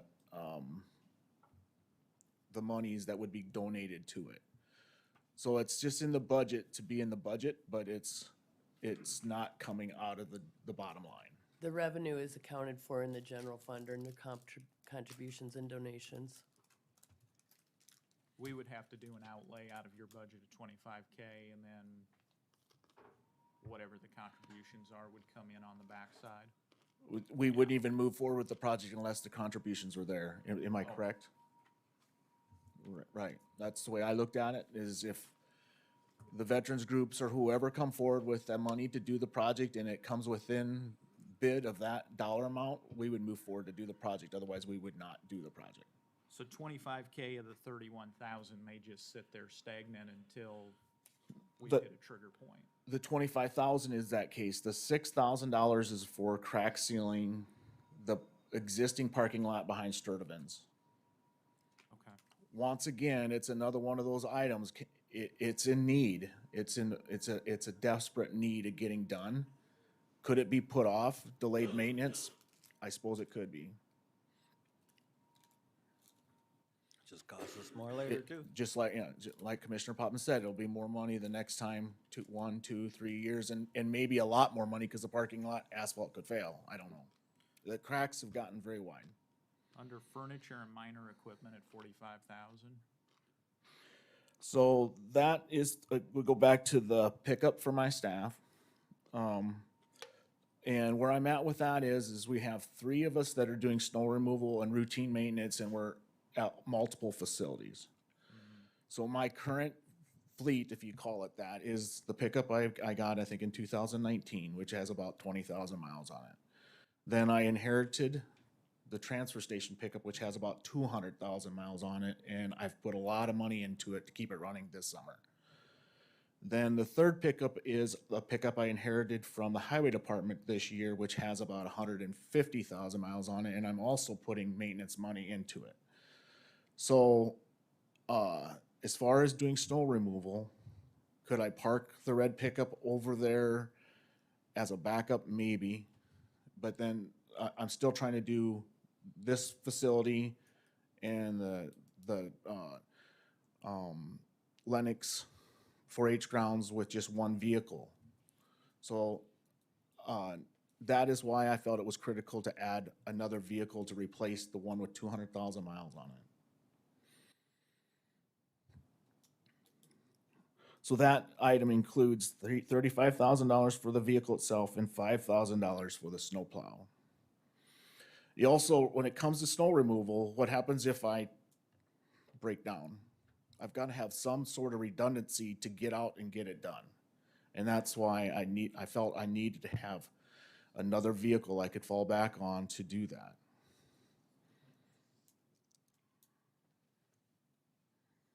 I mean, it's not uncommon to lose a vehicle on snow removal for 24 hours anyway, till I can get it in the shop, get it fixed. Do all 3 of those vehicles have a snowplow? No, just 2 do. Just 2. Okay. Unfortunately, the other one that has a snowplow is the transfer station vehicle, which has the 200,000 miles on it and is the least dependable of the vehicles. Of course. Yeah. John, I'm going back to, we're gonna need some serious cuts here. We got $75,000 for the roof of the old courthouse. And I don't doubt that you need it. Everybody's been up and toured it. But on the other hand, we've also got, we don't know where negotiations are gonna go with Mr. Johnson and where that leads us, if that's an option or not. So what happens if you held off on that for a year? Is that going to destroy that thing, or is that, I mean, we're looking for money here. So if we're looking for real bucks, is that a crisis situation, or can it wait another year? I cannot tell you whether it's crisis imminent or not. I never could tell you that. Yeah, I don't know. I can tell you that when it's wet, and they do have court up there, that we've had Water? people slip. And we react to it. But it's going to it's going to get wet again during the day again. We've had a very fortunate summer as far as roof leaks are concerned. So it becomes a safety issue for the Correct. public. Where did they slip at? On the third floor up there when you're walking into the courtroom? Yeah, actually, it's more so for where the judge enters the courtroom. Okay. On the back side, the non-public area. Correct. And there is some water degradation that's going on to it. There's getting damage to the courtroom when we have a major rain event, but we've been very fortunate. We've only had one or two the whole summer. We've all seen those spots, okay. And again, I cannot tell you how imminent it is going to be to fix that. Well, it's just that the spending of that money for something that may or may not prove to be a long-term investment for us. All right, so, again, we've been given some options. Was that the end of your? The last thing I have on buildings or furniture and equipment is the $5,000, but we're still a very new department, and we're doing a lot of maintenance. We're gonna need tools. An example is we can save the county money by doing more cement work, but we don't have the tools to do cement work. And I do need to have the ability, if I have a vacuum cleaner, go out to be able to go buy a vacuum cleaner. So that's why I have that $5,000 expenditure. I do not see lowering it less than that.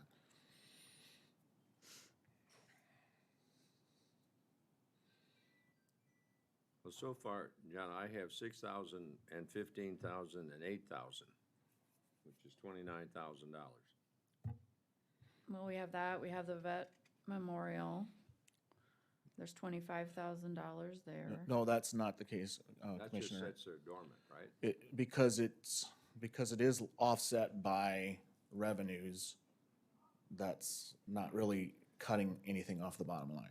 But it does have implications. We don't show the revenue, so it'll be negative for our bottom line. It's zero effect to the Zero effect. budget.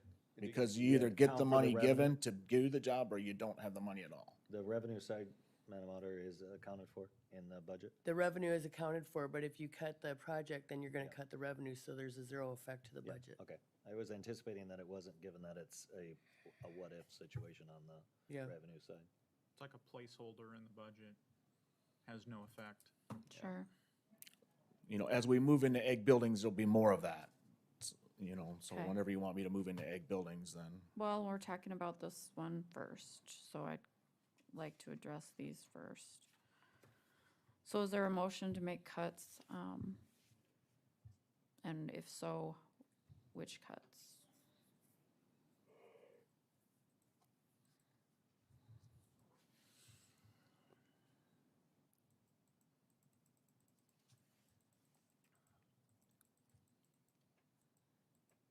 I have no cuts.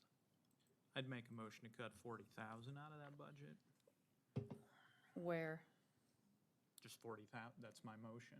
40,000 out of the budget. If you could give me a line item, that'd work out better. I'm making my motion to come out of the, not coming out of the line item, just across the board cut to the department. Okay, but I need somewhere to take it out of. I can't just drop it by 40,000.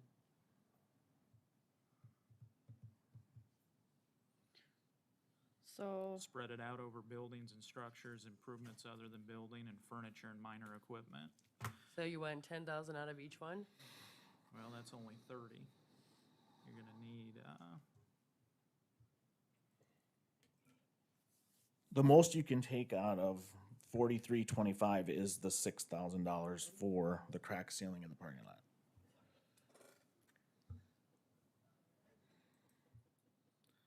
Be 13,000 per line item.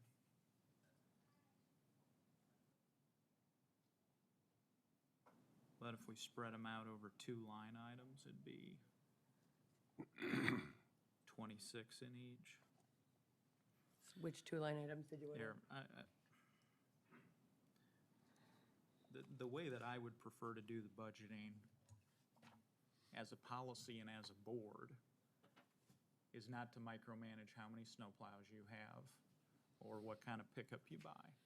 It's to give you budget authorization for a certain dollar amount and then let the department work within that. I mean, for example, I go to these school board meetings and oftentimes what school boards will tell departments is, we need you to cut 10%. Go figure it out. And then they come back with the cut. I think that, I went to one of the Harrisburg school board meetings where they said, look, we're not going to tinker, micromanage within your budget. We're going to talk about budget authority. Here's a 10% cut. Come back to us with what you got. So that's how I look at this. I don't look at this as, managing snowplow and a truck and all that. I'm just talking about budget authority here. And from my point of view, and probably won't get a lot of support for it, but I would look at cutting at least the 29,000 and then adding, another 11,000 to that to get to 40,000. I mean, maybe that means there's no snowplow. Maybe that means there's a different kind of pickup. I don't know. Maybe there is no kind of pickup you can get for that. Maybe it means different kind of chip sealing. I don't know. It's just, we've got to make some cuts, and that's where I'm starting the conversation at. So can you just clarify your motion then, please? Sure. My motion is to make $40,000 cut to the John's department. Is there a second? I'll second it. Commissioner Aaron's? Yes. Just a minute before, so we got $40,000 that, Commissioner, I tracked you down to the $29,000 and then there was which is $30,000 roughly and $10,000 less. And that other $10,000 is going to have to be at his discretion? Well, maybe he moves a snowplow from one vehicle to another, maybe he gets a different kind of pickup, maybe he sells those, I don't know. But he'll Maybe. have the discretion to figure that stuff out. Maybe he doesn't fix the roof leak. I mean, what? I'm still thinking about if we're gonna get real serious, let's just not fix the roof. That's $75,000 bucks. We could cut $100,000 out of this thing by taking the 21,000 close to and the $75,000 and we got 100,000 and we got some real money.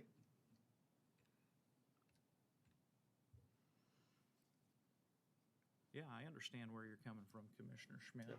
I'm just. I think to me, personally. I don't disagree with Yeah. you on that on your budget analysis. I don't disagree with you at all on that. To me, my priority would be not to pick up, there's some maintenance that can be deferred, there's some maintenance that can't be deferred. Just as a homeowner, as a person who sees this, when I hear stories about water coming in through roofs, that's the kind of stuff that's got to be fixed. But whether I go out and buy a new snow blower or I shovel it with a scoop, I know it's not the best analogy, John, but those are the kind of things where I've got wiggle room. Where I don't have wiggle room is with fixing a roof and deferred maintenance. That's where I'm coming at it from, Commissioner Schmidt. I understand. I want to, we should either vote your motion up or down, because I want to go back to your analysis on budget. I like that, because we're going to be here for a month.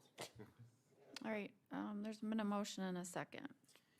Commissioner Aaron's? Yes. Commissioner Gibbon? Yes. Commissioner Schmidt? Yes. Commissioner Poppins? No. Commissioner Landine? No.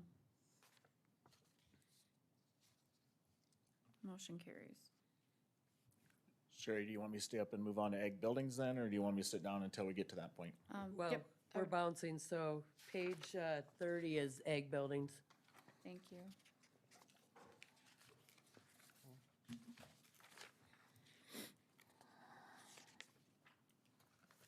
Go ahead, John.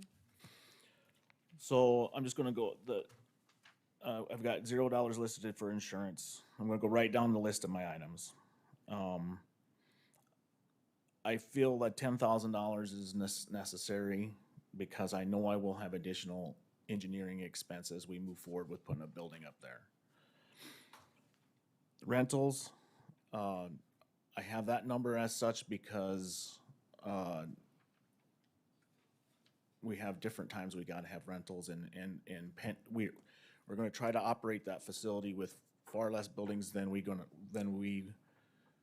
should have. So there's gonna be tent rentals and stuff like that. That's gonna be critical to work the achievement days next year. Repairs and maintenance, I have definitely got some stuff I've got to do. So I left that number at the $25,000. Supplies and materials, we haven't been active enough to really have a good 3-year average. And so I decreased it considerably from what I had last year's budget, but I left it at the $15,000. Utilities, I felt like that was a pretty accurate number. I was, approaching $12,000 this year. And if we have additional water hookups or whatever, we'll have additional utilities. Land, that's locked as part of the purchase agreement. Buildings and structures, so that number came from, again, that's lopsided because it only gets spent if that money is given to us by the 4-H funding, the foundation. They have to raise the money. They have to raise the money first to spend the money, but it's in there to be legal budget expenditure. And is that dollar for dollar, John? Yes. Okay. With the, well, exception of the 360, that's all tied into somehow with the purchase of the building too. I don't remember what that was, but, so I don't see changing any of those top items. So that brings us back down to improvements other than, I have the $80,000 listed for the utilities and of the building. Once again, the hope is that there'll be federal stimulus money to do that with, which we don't know if it'll qualify or not, but that's the hope. So if it doesn't happen, it's gonna be very difficult earnestly to function as a facility out there, but I guess we'll have to fight that fight when we get to that point. The horse arena, the $20,000 I have listed on there is also another one of those items that is going to be funded by contributions. So that $100,000 really is a 0 for 0. I mean, it's matched by other funding. So that brings us down to the furniture and minor equipment. I had put in that I would like to get a commercial grade mower for $12,000. And then again, $5,000 for miscellaneous tools for over there and equipment. So in my opinion, the only place we really have a lot of wiggle room is on those bottom two items, the commercial mower and miscellaneous tools. My guess is you probably can't use the mower you mow for the front yard here. You'll be, We do currently use the mower, but so the two mowers I have are, the mower I originally bought when I got here was for mowing the old 4-H grounds, and it's a lightweight commercial mower. It's not really designed to mow the acreages that we're mowing. And then I inherited the other zero-turn mower from the transfer station, which is even a smaller grade, private or a residential mower. they're just gonna wear out. I mean, they're operational right now, but they will wear out because we're putting a lot of mowing onto them. You're gonna mow how many acres here, John? You're gonna have what? I've really never pinned out the acres, but I would guess, I would imagine we're mowing 10 to 12 acres 10 right to now. 12, aren't you? Right. Thank you, John. So are there cuts that anybody wants to make a motion on this budget? Can you rent that out, hay it? The 10 acre, 10 to 12 acres? No, not easily. Okay.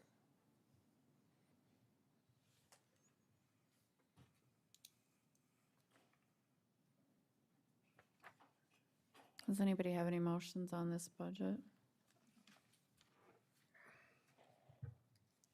Doesn't look like it. Okay. All right, thanks, John. Thank you, John. Thank you.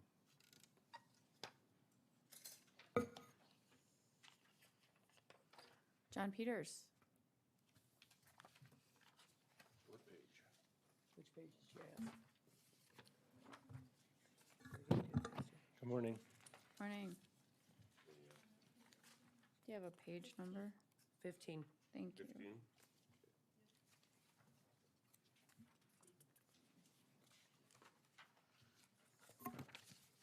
15 is the GIS. GIS budget. So what options did you bring for us, John? I did make some adjustments in the amended budget.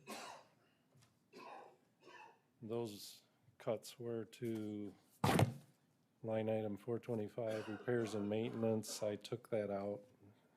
Mainly that's our printer. I'll do that maintenance at the end of this year. It'll get me by for another year.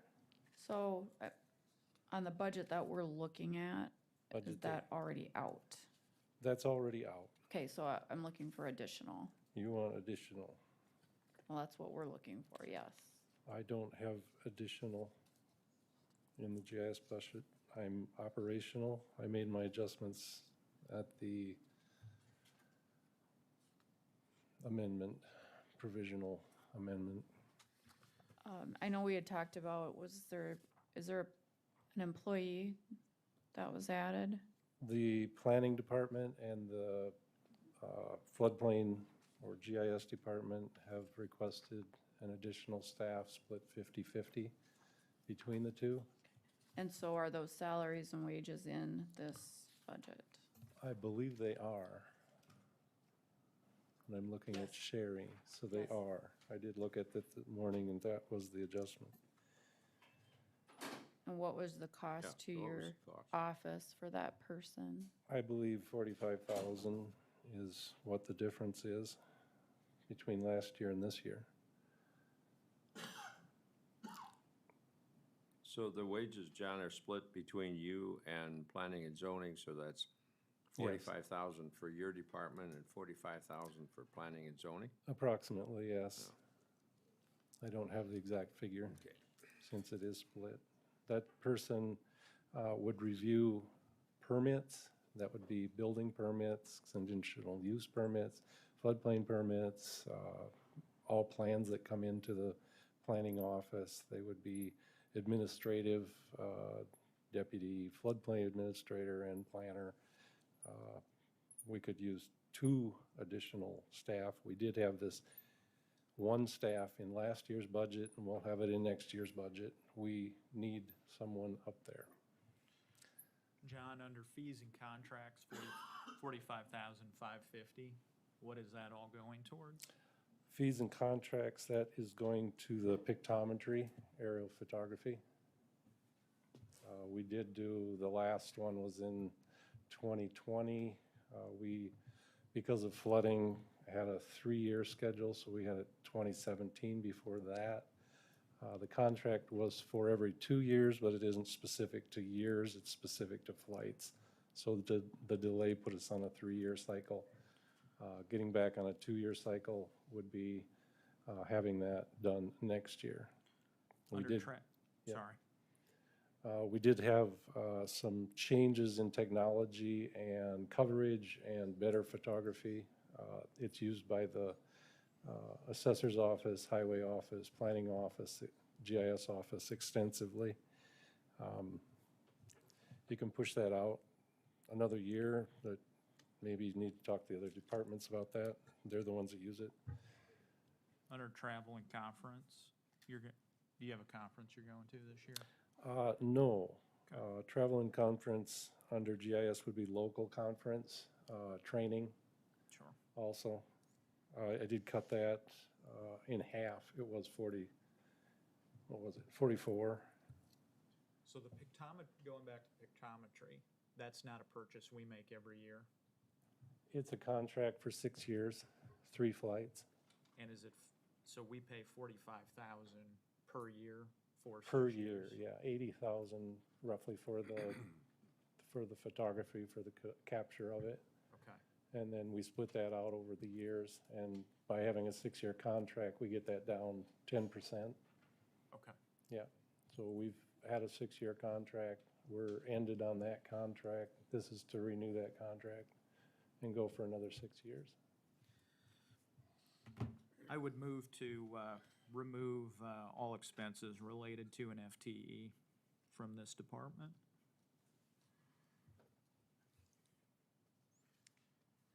So I need a number 45,000, out of personal services. correct. And my assumption is it's blended into each of the subcategories, which I have no idea. Do you want me just to back out the new hire? Yes. So then we're going to make the same same motion for planning and zoning? Correct. Okay. Correct, I can go with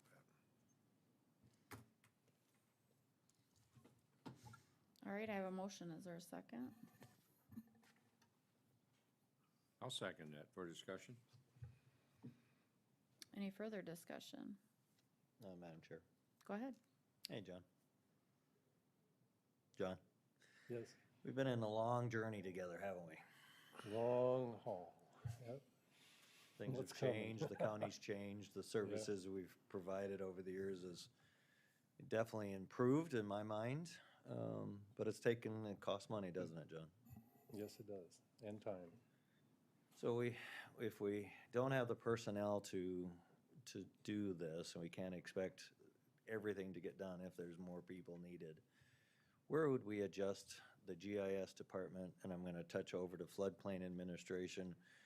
If we didn't have the ability to do what we do currently and do the things that we need to do, how would we step back in some of the things that we provide for services?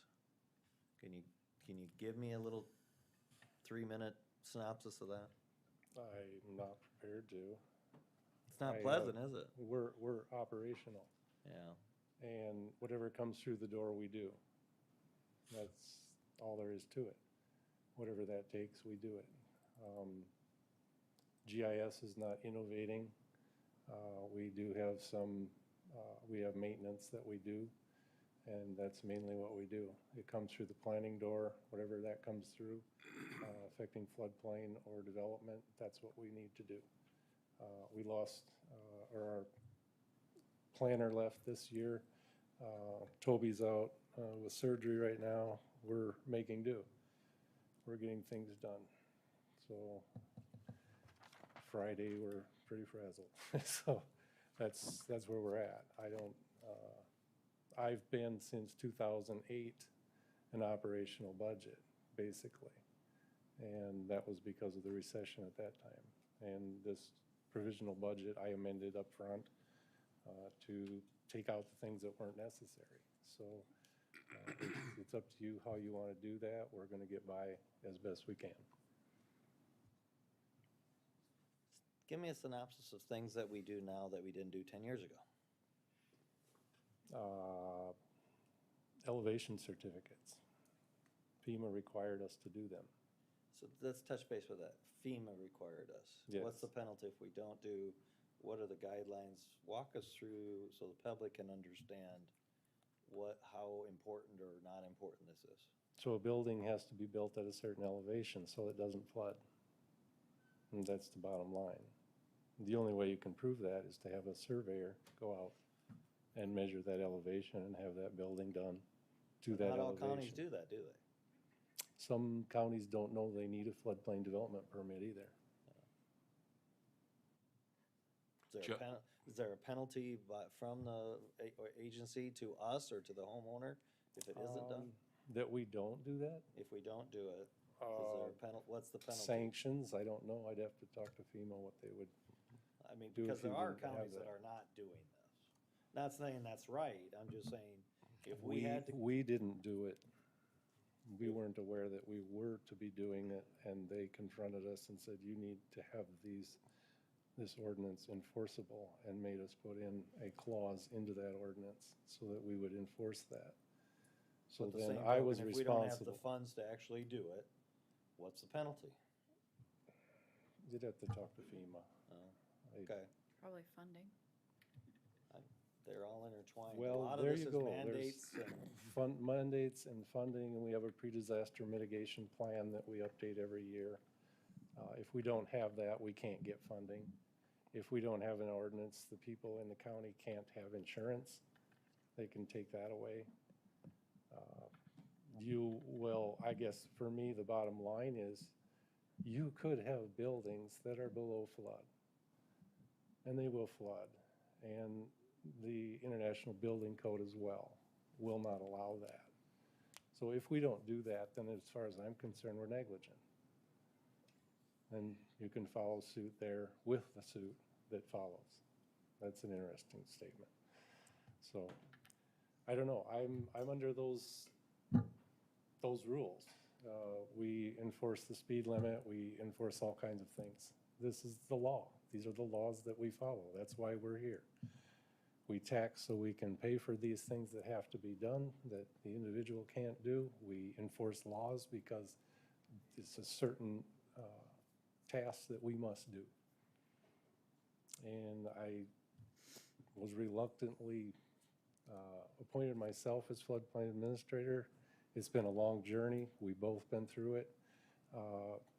I don't see any out. I tried to go in circles with this ordinance. How can you make it work? And it's a big circle, and then you tie insurance into it, and the funding, and all of that. It's tight, it's very tight, and it's all mandated, and it makes sense. it makes sense. Unfortunately, the one aspect of it is and again, mandate without a mechanism to fund it. And then it's the county taxpayers that may or may not be building that have to pay for it. I don't know, we've spoken a little bit before about fee structure. I do think that we need to look at the fee structure through the planning and zoning and the GIS to recoup some of these things. So if we want to be able to continue to provide these services. A thing as I'm going in retrospect, and in the last 3 years, the planning office has recognized through their inspectors and code enforcement the integration of the floodplain permit. It's not a floodplain permit by itself, except in areas where you're doing grading, things like that. Whenever it's associated with development, subdivisions, buildings, all of those things, it's an integral part of it. It doesn't sit outside of it. And I think that's really important to note, that that's what we've realized now as we've had a planner in the planning director's position, and we've had additional planning staff, that these things have to be there. Yeah, you can not do an elevation certificate. You can do a site plan on a napkin. You can do that. And you'll get what we have in the county that is a bane to our existence, of subdivisions that have problems and will continue to have problems because they weren't developed correctly. They didn't have the elevation certificate. They didn't have adequate subdivision plans. Those are historic to this county. And it's not that someone was at fault. It's that someone didn't know, and now we know. And we know how it's done. We've got technology that monitors our permits and how things are done. And it's just it's something that has to be done. And I'm in the game to do it. And we're streamlining it every day as we go through it.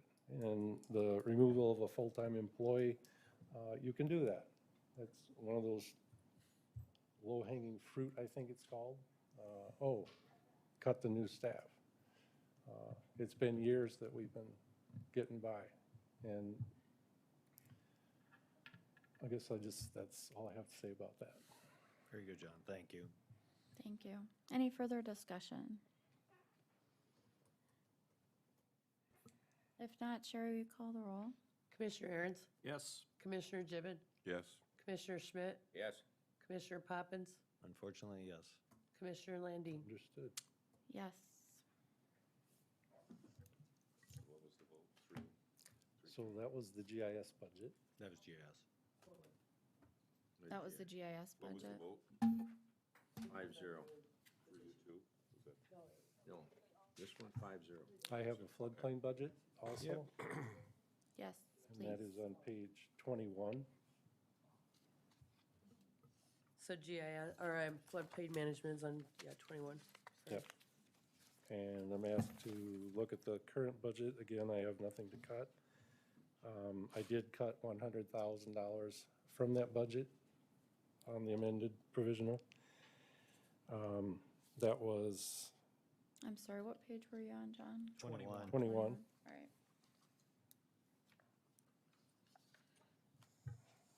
John, you have $4,200 for travel and conferences. What does that entail? Training and certification, that would be going to Emmitsburg, Virginia. Again, the mandate for, it's not mandated that you train and certify your floodplain managers, but in order to understand the floodplain mapping and all the ordinances and the insurance, it's provided by FEMA. They reimburse us for the flight, and they provide the training fee free with a fee for meals for $100. And so that would be times 3, planning director, planner, and then the full-time employee that was just cut. So where do you go from here?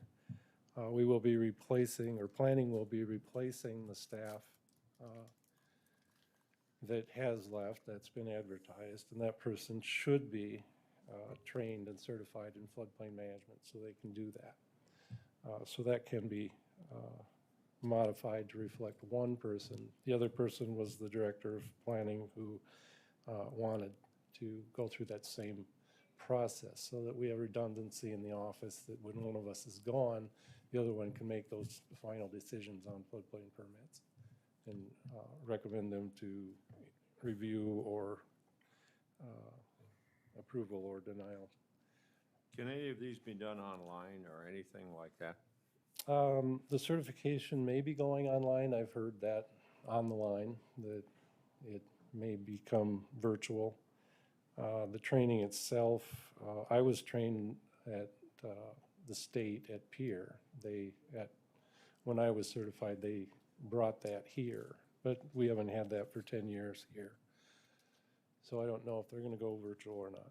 Can I ask a question? Yes. So you said that FEMA reimburses you for it.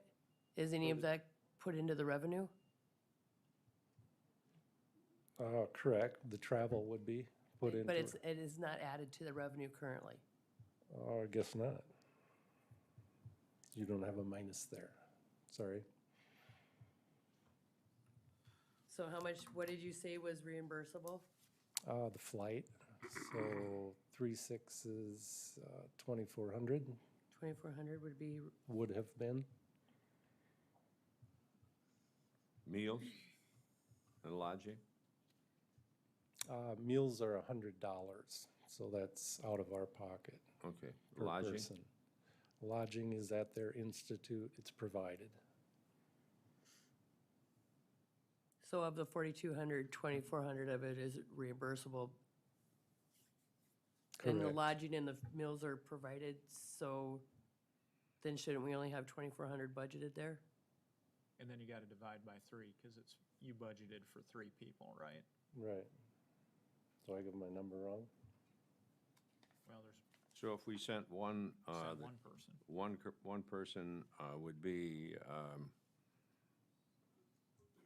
But if you're, $800 if you're counting for the mills that are reimbursed, because if I remember right, you guys send in the reimbursements to FEMA yourself.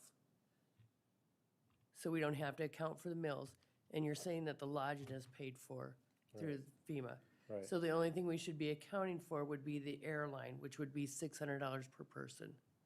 Correct. Okay. If that's what it is. So I may have budgeted more for that, Budgeted for four. depending on what the actual costs might be.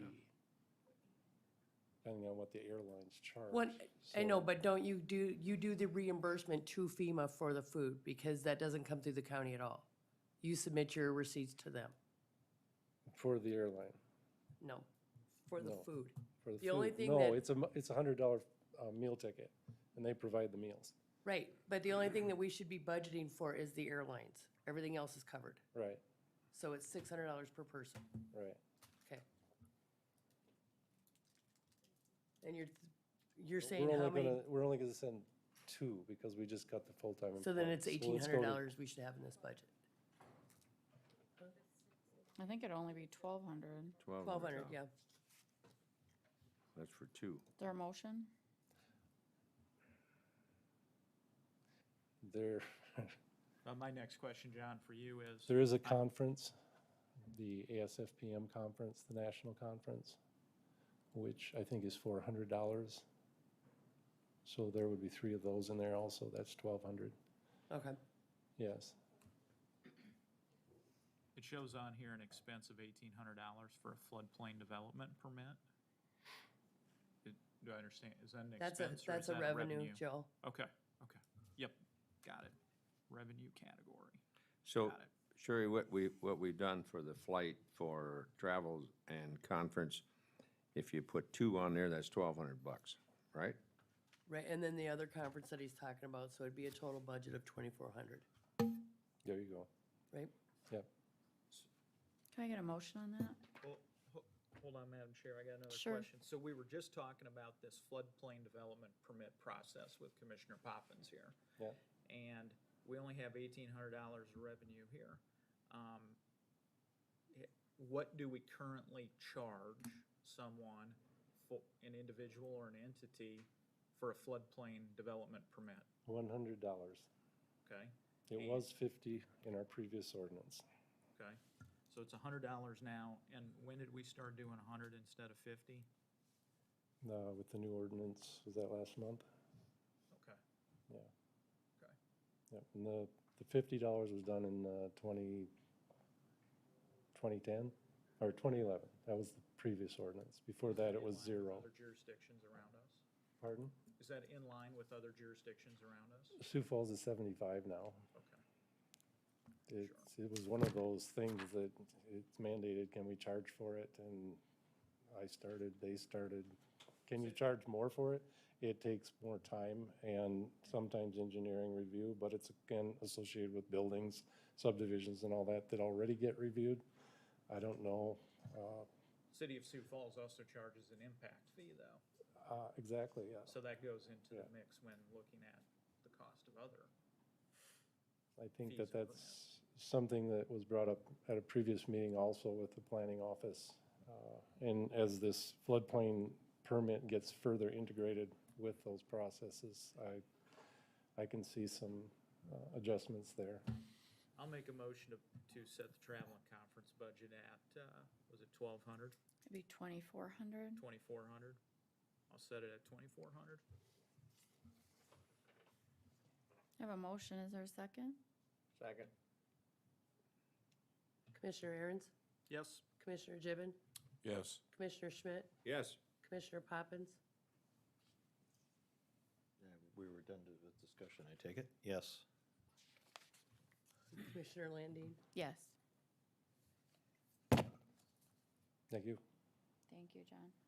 You want to bring Steve up next? Yeah. Sheriff? Sheriff is on the first one.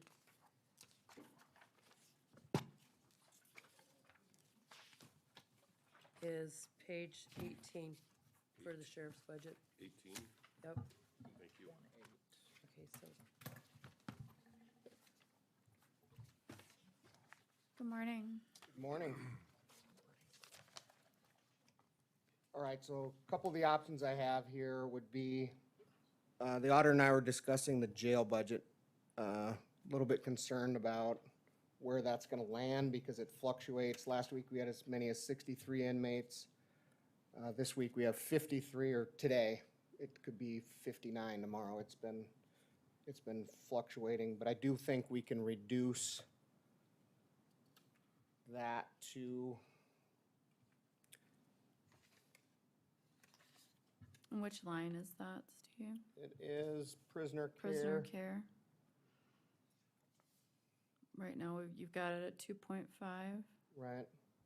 If we use the number 65, we would need 2.344920. If we use the number 60, I've written on just about every sheet here, we would need 2.131746. My recommendation is to use the number 63 as an average, which would reduce it to 2.238333. So 2,238,333. Steve, just to clarify on that, you're saying 63 average prisoners a day at 97.50, 9734. 97.34. Okay, thanks. And that equals what? 2,238,333. So that'd be we could reduce it by $261,667. How much? How much can we reduce it, Sheriff? Well, we could reduce it by $2 million. It's because this number doesn't matter. It is what it's going to be. Yeah. I mean, so we can make it look as good as we want or be realistic and understand that that number is going to come no matter what we put it as a budget, period. So changing that number in the end of what we have for cash at the end of the year of 2022 is irrelevant. 2.5 minus 2.23, that's about 270,000, right? Do I have Correct. my math?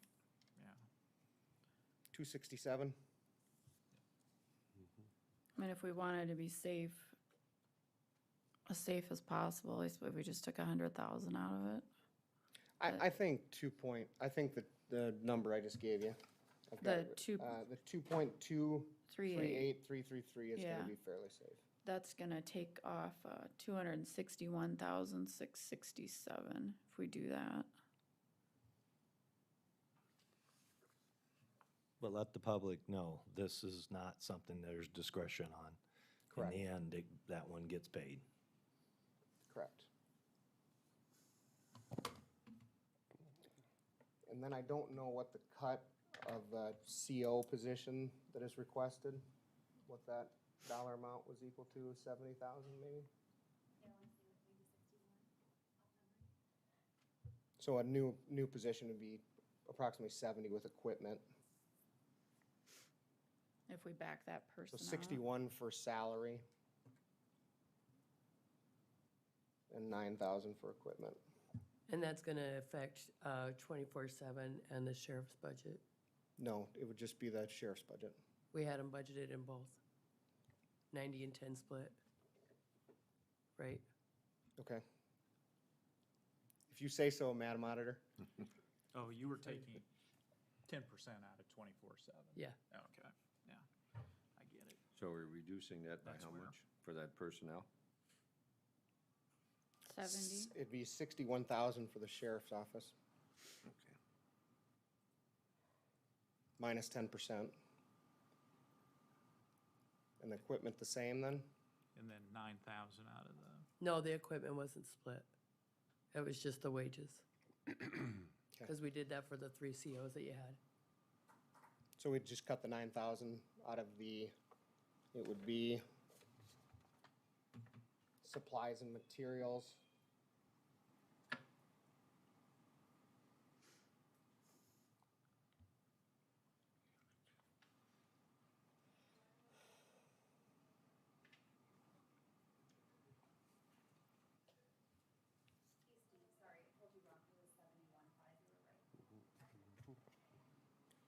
it'd be 71,000 minus 10% out of the sheriff's budget. And 9,000's pretty generous on the equipment with, a CO position, probably more like 3,000. So a total of 74,000 for those two positions, or for those two items.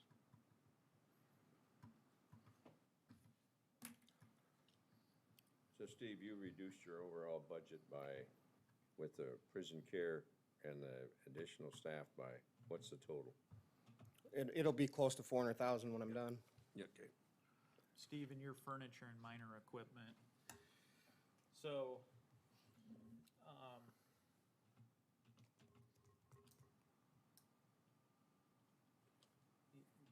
I don't think it's a big secret, but, you know, on the 15th, we're gonna have you come in and talk about what your plans are for, if we have a courthouse, whether you'd be moving the sheriff's department over there or not. Correct. You wanna talk about that right now or not? My understanding is that there's asking for two options, whether the sheriff's office be part of that or not, in order to afford it. And I think we're content where we are.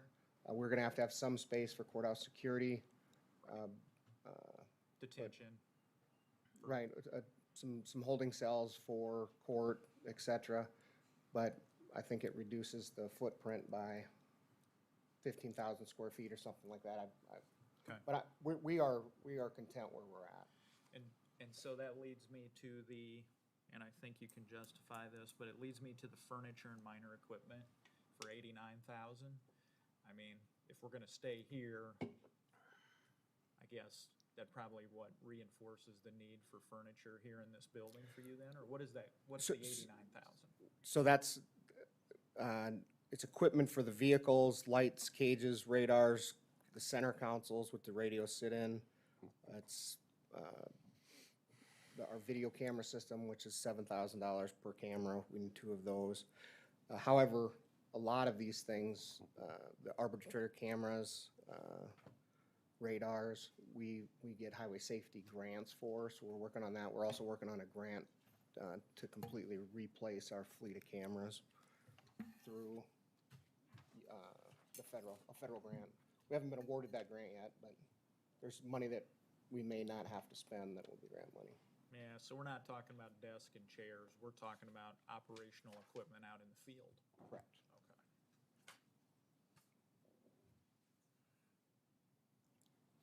Your electronic monitoring fees, is that fee going up as a result of COVID, that there's more of that type of sentencing or behavior or whatever, or is that just kind of leveled off? And this would be the auditor could better answer this, but right now we've collected right at $75,000 for 2021 in electronic monitoring fees. I think we've paid out. So we're talking about the revenue? And Yeah, I don't the know what it- electronic monitoring fees is the revenue. The 106,000? Mm-hmm, that's Okay. the revenue. Okay. Yeah, And see, when, on these pages, it says expense, and then underneath it's revenue, because we've started categorizing the revenue by the department, so you can see their offsets. Okay, and then So your the electronic money. Your motor vehicles, you made reference to the fact that you wanted 6. Right, and You said then after that, you were caught up and you would only need 4 per year? that's our hope. Approximately, you're hoping? Right. I'm not gonna beat the dead horse. The county's growing, it's busier and busier, but the county's growing and it's busier and busier. So the first vehicles that I bought were in the year 19. Those vehicles, one has 97,000 and one has 80,000 miles on it. So they're 2 years old. So we're driving them about 50,000 a year. So that a vehicle is gonna last us about a year or 2.5 years if we use the $125,000 or 125,000 mile rule. So this would get us caught up with patrol. And then I think we would be able to cut it back to 4 vehicles a year, depending if we wreck one, anything like that happening.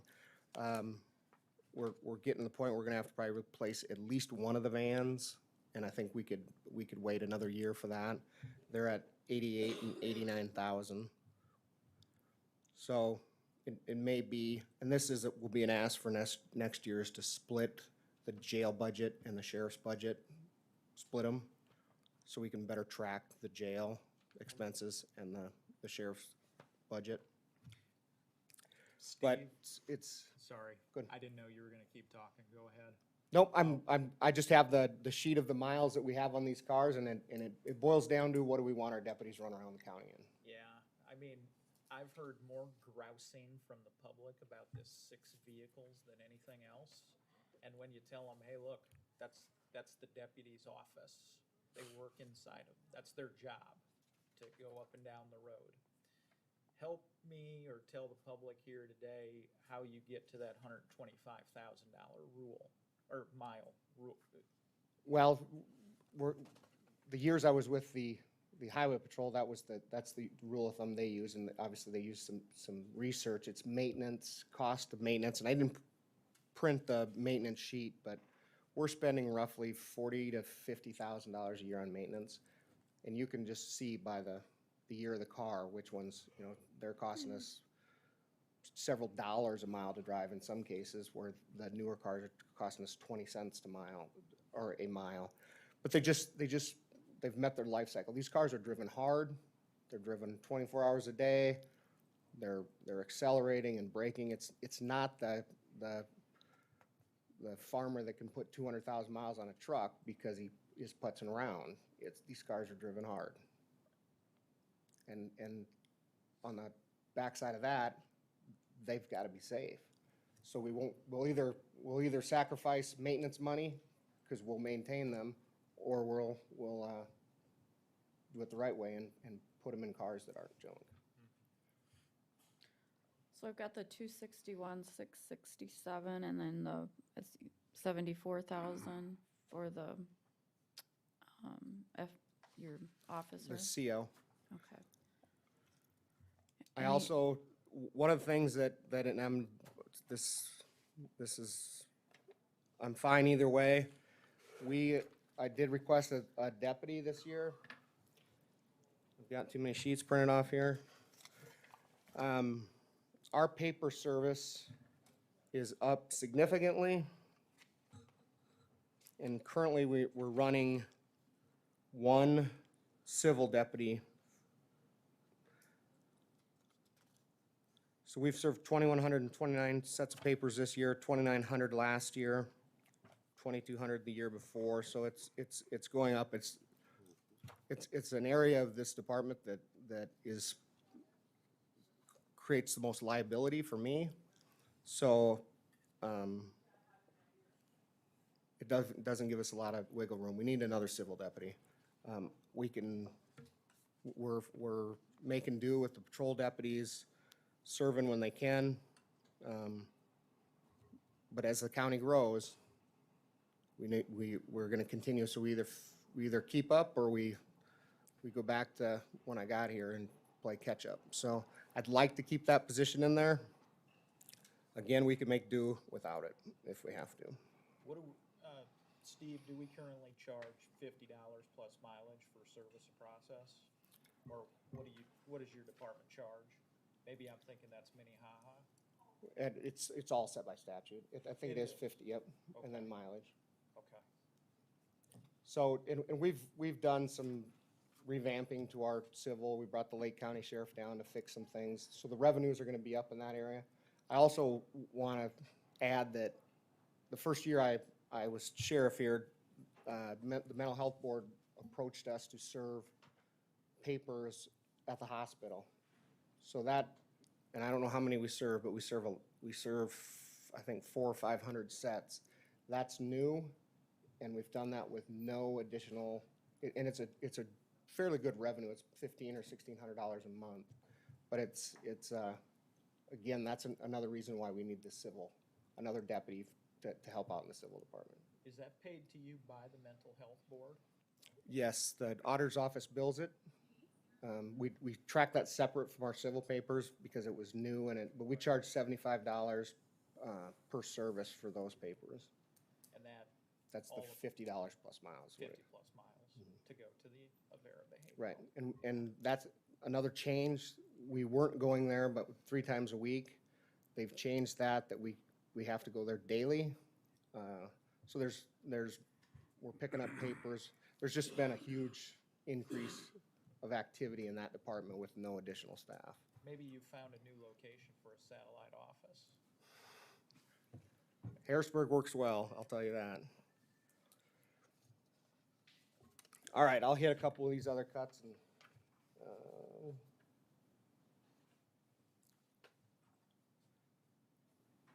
so some of this stuff is being tracked differently with the help of the auditor. So we've broken fuel and travel and conference and training all apart over the last 3 years. With a little better read on our fuel costs, I have that at 81,000. It's a safe number would reduce that by 2,000. Training at 20,000 reduced to 6,000 or 16,000. Can you repeat those, Steve? All right, fuel to 77,000 or 79,000. Training from 20 to 16, so -4. Fuel for prisoner transport from 10 to 7.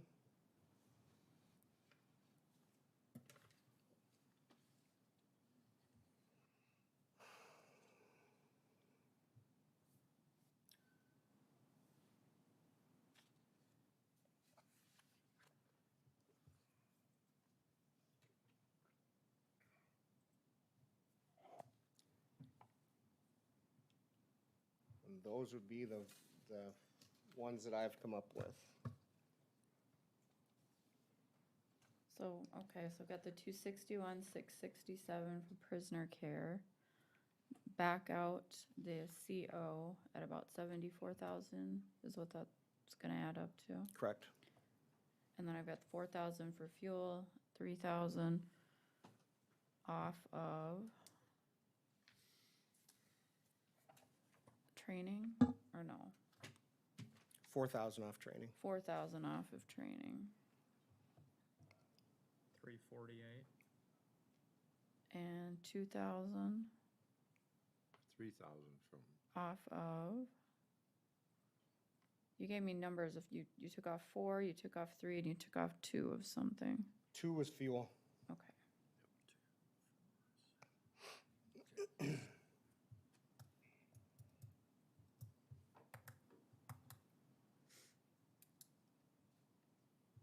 which comes out to a total of what, Steve? I have absolutely no idea. 400.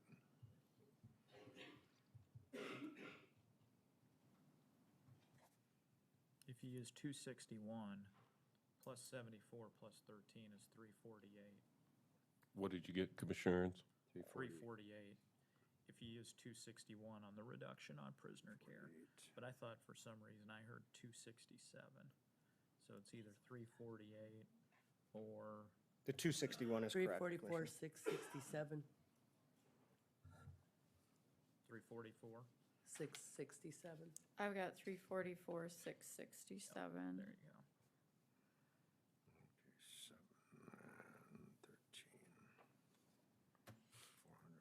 What do you guys want to do? Consider a motion. I'll make a motion to accept the cuts that our sheriff has proposed. Second. Got a Commissioner motion. Aaron's? Yes. Commissioner Gibbon, Yes. Commissioner Schmidt, Yes. Commissioner Poppins, Yes. Commissioner Landine. Yes. So do we want to go to communications now? Okay. Page 41. And I have no additional offers for cuts in this budget. It's pretty much all salaries, so personal services. The repairs and maintenance are pretty fixed, fees and contracts are fixed. Utilities, I would say, are fixed. And then I'd like to remind the commission that we've increased revenues by charging the cities in the Lincoln County for the dispatch services that we provide. So our revenues will be up considerably.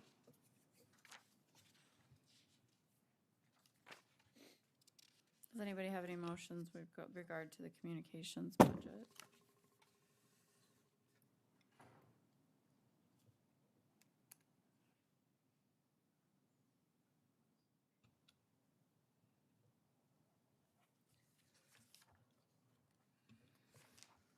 Thank you, Steve.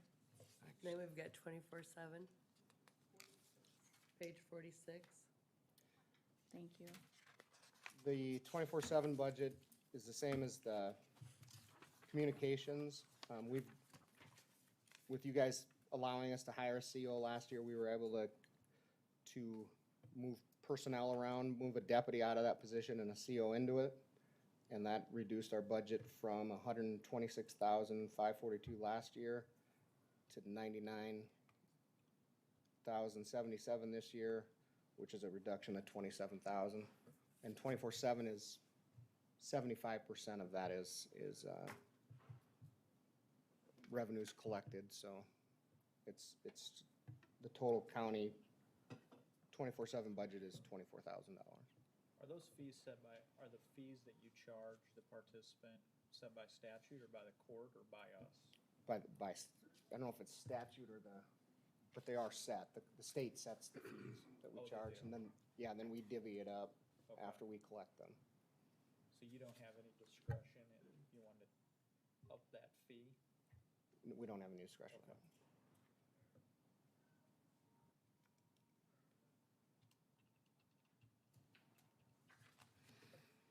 Thank you. Thank you. Thank you, Steve.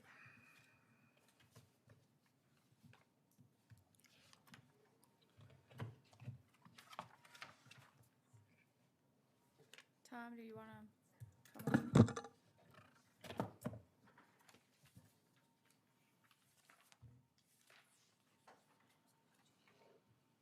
Page 8. Yes, page 8. And to your question, no. May it please the chair and members of the commission, this is about, I think, my 19th budget address, or been standing in this hot seat about 19 times in the past with various our commission members consistently asking us to tighten our budget. And our budget is primarily wages and salaries, and operational expenses are related to the prosecution of felony crimes and other such matters in the county.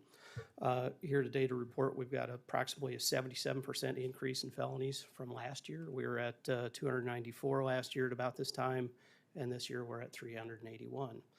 I think you've added about 6 new road deputies to Sheriff Swenson's budget over the past few years, and not surprisingly, that's driven up some of our business. But I think it doesn't take long to watch a news cycle, of course, whether it's television news or opening up the Argus Leader to see sort of the debauchery and criminal activity that's really taken off in our metro area. And of course, that's found its way down here with our population increase, as Commissioner Schmidt noted in his report concerning the census. I think, Jim, you mentioned 61,000. I thought it was 65,000. And I think it is, I think it is 60. I don't know, it could be. This was of July. This wasn't the final one, this is of July. But it's But 65,000. Yeah, yes. it's a lot of people, and of course, with that kind of growth, we see our crime rates go up, and our calls for service go up, and of course, that translates into us adding staff, which we did this year midpoint, thank goodness. I lost a 20-year veteran in my office, and in replacing that position, determined sort of her workload, and saw a need for some intermediate supervision or mid-level supervision, and this board generously authorized us to give promotions, and to authorize new hires to fill in those voids because we really needed that support staff. But as you can imagine, consistently over the years, we've been asking our staff and our attorneys to do more with less. And I've got some proposed cuts here today in my budget, and I'll get to that. But what's problematic is that as these case numbers increase and my staff I don't add to my staff, of course, that's asking us to all work a lot harder, and it's difficult to recruit and retain people to do that. I think there's been analogies over the years. I think Commissioner Schmitz brought up something about whipping the mule harder or along those lines. And the upshot of it is that we don't have a lot to cut because we're actually asking for a new position for 2022 because of that uptick in numbers. Currently, we're hiring for that civil deputy position. And I just want to bring this up by way, a matter of reference. We had 4 or 5 applicants for that position, and we're interviewing 3. And of course, we should have a lot more than that, but we don't. As this board is painfully aware, again, reviewing the news, we can't hire fry cooks in Sioux Falls, let alone qualified attorneys, deputy attorneys here in Canton to commute from wherever they may live to come down here and do the people's work. And that's at issue. And that's one of the things that I had pitched in my original budget was for a Deputy 2 position within my salary structure because I've got some veteran prosecutors in my office whose tireless efforts haven't really been recognized by the current salary structure that we have. I think they're both 10-plus years in, and they fall at approximately 4 years in on our salary schedule. Of course, this board authorizes me to hire from 0 to 5 without question for new positions, and yet I've got people that are on staff with way more than 5 years of experience that are under that 5-year mark. So in reviewing that with Julia and with my chief civil deputy, we looked at a Deputy 2 position, but of course, in licking my finger and testing the wind and dipping my toe in the waters, of course, recognized that this board was in a rock and a hard place as it related to a budgetary analysis this year. So I did not propose that, but rather proposed a new deputy position for approximately $116,000. My proposal here today is to withdraw that from the second amended provisional budget, and would ask that also in line item 427, which is our travel and conference, to cut that to $6,000, so roughly $3,000. And what comes from that is mileage for my investigator's position, and then travel and conference. We go to sort of a CLE each year, or one conference each year, and I like to get my deputies to that because that's about the only place where we get legislative updates and get various trainings on domestic violence prosecutions and other matters that state attorneys and deputy state attorneys come into contact with during the course of our service. So I'm asking for a cut there and for $116,000 to be removed. However, I would ask that you give consideration to this Deputy 2 position. I know that that's not in front of you, but it would be approximately about a $30,000 line item to fund a new line or a new salary scale within the deputy state's attorney level so that we can recognize and accelerate those individuals with unique talents and experience in recognizing, again, both those things, but also just for purposes of retention and recruitment to other new deputies. So if we do the math on that, my request then would be that the board, again, remove the deputy position, consider the funding for the D2 position at $30K, and then I think I said $3,000 off of the travel and conference. Other item increases in my line items, 4225 was an increase just due to our increased caseload with more BACs, blood alcohol content evaluations each cost us money for the prosecutions and drug testing, et cetera. 4228 would be an increase for expert witness fees for the capital case that we're prosecuting right now. And then the same with 426, which would be supplies and materials, again, just in anticipation of that case being litigated this next year. Any questions about this or my proposal? Tom, if you withdrew the employee at 116 and you're not replacing anybody, right? You're just increasing another for existing staff. Correct. By that, not adding that one person, how much additional strain and stress does that add to your existing workforce?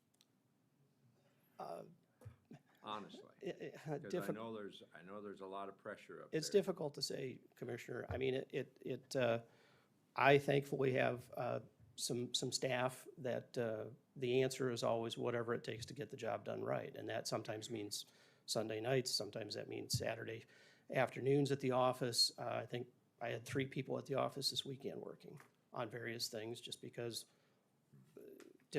sometimes it's difficult to get things done during the day when the phone is ringing, but beyond that, their attitude and approach is, again, just whatever it takes to get the job done right. They're dedicated public servants, and you know, I think to be able to recognize that would go a long way towards retention.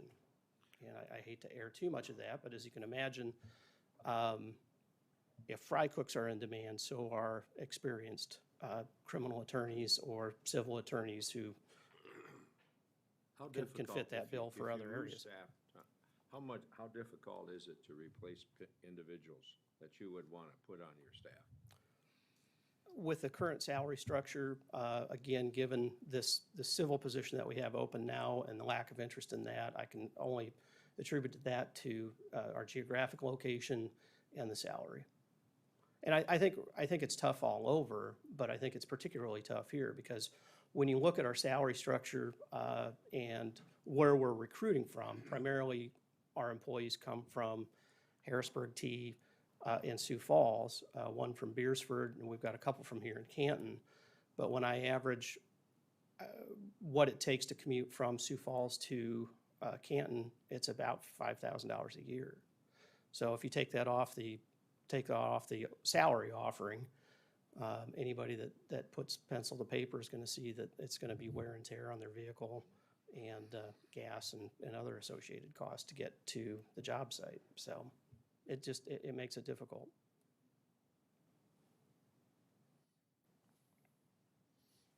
Tom, I got a quick question. Yes. Maybe 2. Of your staff, how many of them would have a difficulty getting out into the private sector and having a job within 2 weeks? Oh, it'd be Yeah. I mean, there'd be speculation, and Madam Chair and Commissioner Ahrens could probably speak to that as well as I could. I mean, there are any number of openings and any number of opportunities as to whether or not that person is going to fit into that. It would be tough to speculate. There's opportunities outside. I believe there are, but it varies.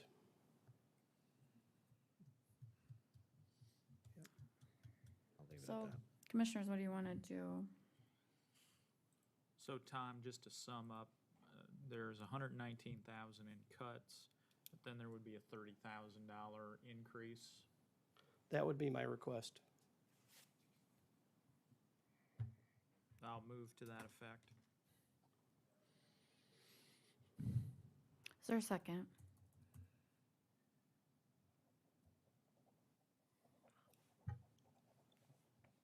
I'll second it.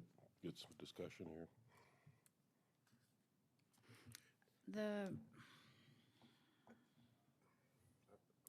Well, you know, having been in the role of running a prosecutor's office and having to do what it takes, and the employees that we have here, they're willing to do that, obviously. But there's quality of life issues as well if they're working on the weekends and not being recognized for it. And initially, the civil deputy was added because our own chief civil deputies, you know, burning the candle at both ends, trying to keep up with the requests that we make as a commission the civil issues that come up with just running the county.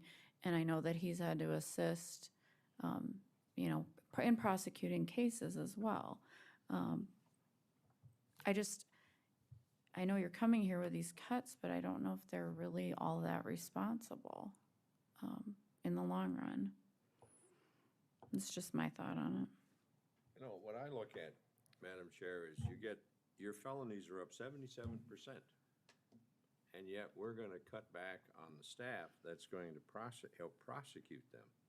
I mean, I don't know when the public would look at that and saying, how can you cut back on when your crime rate is increasing exponentially and your ability to prosecute, you're going to reduce by not adding adequate staff. I mean, dollars and cents and all of that, but how much does that delay? And the other part is well made on, if you have individuals who are that committed, that's wonderful, but that in itself can lead to early departure. It can add to a personnel situation. I mean, you can have an environment where, you know, it gets toxic after a while. So I don't know, Tom, that I totally support withdrawing this individual. I don't know. I'm not trying to add, but you look at law enforcement is what it is, and public safety is part of our responsibility.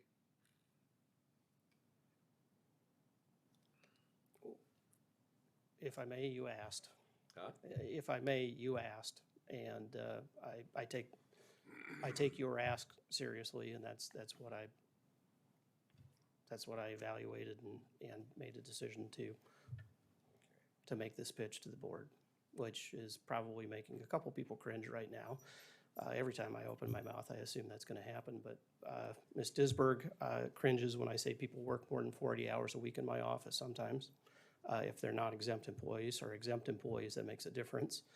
And then, Madam Auditor, I made a pitch on this D2 position that is not part of the current budget. But with that being said, that's my pitch. And, you know, we're feeling our way through it now. You've authorized the staff that we've picked up in mid-year this year. And so we're coming up to speed, and I feel like we're in a position to stay on top of the numbers, but respectfully, this is my ask. There's been a motion and a second. So Sherry, we call the roll. Commissioner Aaron's, Yes. Commissioner Gibbon, Yes. Commissioner Schmidt, A reluctant yes. Commissioner Poppins,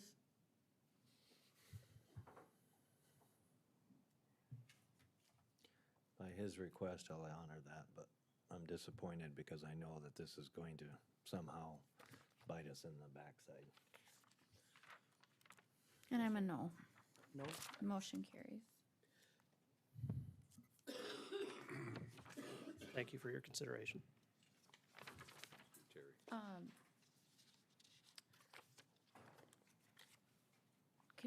Are there any discussions that we need to have about the defender contracts or on that budget item? Or they just are what they are?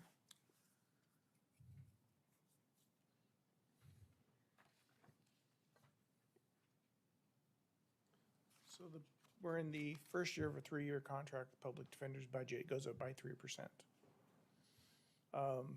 We have a death penalty case going on where there are 2 appointed attorneys who are outside of the contract, and we have their experts that are, we don't really have control of that. That'll be by the judicial system will control it. We had tried to find attorneys for the juvenile and ANNs. We really didn't have any track record as far as how much that was going to be, because that's always been lumped under the contract previously. But when we negotiated the last contract with them, one of the problems had been that group of attorneys having all those different areas, those courts were going at the same time. So you couldn't have a felony attorney in A&N court at the same time. So we were having conflicts constantly where they just couldn't be in 2 places. We don't have enough courtrooms in order to spread them out. So at that point in time, we narrowed what that contract is. So we have been court appointments for A&Ns, juveniles, and the conflicts. And so this year we'll actually have a number, a better number and an idea of what that is. But that initial contract is about, I think, $810,000, and it's gonna go up by 3%. And I don't know what the budget number is that was put in there. Was it for public defender's contract? It was, it's on page 5. The public defender contract was at $1 million, and then there were conflicts and juvenile court appointments that are totaling about 278,000. So we have a couple of options that you can explore in the future, which is trying to find others to contract on those issues to control the costs. But I don't know that the court appointment rate at this point in time, that we're not doing okay with them actually just being appointed with the numbers and the way they're coming out. The court has been very concerned about the fact that her list of attorneys that will accept cases in Lincoln County is shrinking because Minnehaha County's caseload has gone up. Most of the attorneys are in Minnehaha County, Sioux Falls, and it's easier for them to go downtown to Sioux Falls, work in Minnehaha County, have all their cases there, instead of driving down here for 2 or 3 when they can have 10 or 15 in Minnehaha County. So the pool of attorneys that will come down and work has shrunk. And so that's a concern with the court appointments. It may be working at the moment, but the numbers as they go up, we just don't have the attorneys to cover it. At the end of the year, we have a cap on that, and there's some discussion on whether or not she's gonna have enough court appointment attorneys in order to cover the excesses. So I don't know if this is actually a budgetary issue as we're standing right now. It's just a matter of workforce that we may not have outside counsel that sufficient now or going forward. Thank you. Julia, do you want to come up?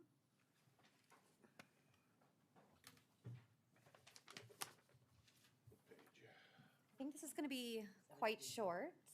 I don't, unfortunately or fortunately, I don't know that I'm going to be much help. Furniture and minor equipment, I have a file cabinet for $450.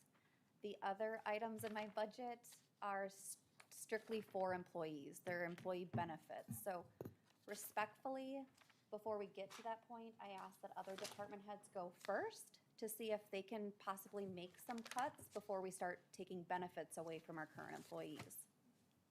Thank you. Is the salary and wages here calculated at a 2.5% COLA? I believe so. Yes, they are. Okay. Thank you.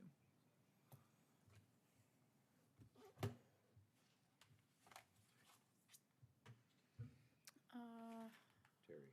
I know, Terry. Big dog up here. Where we at?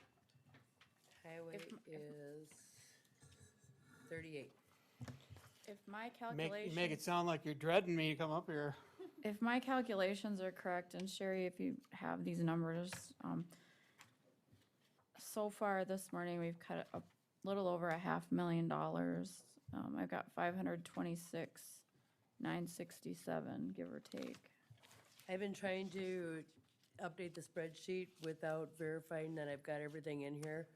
We're down to a 5,431,000 cash applied. So Right yes. now, we are Yes. at 5.4. And that's unverified because I've been trying to go through as we go, so. Can I get the document cam up? Terry, what page number are you on for the big document? He's at 38. 38, thank you.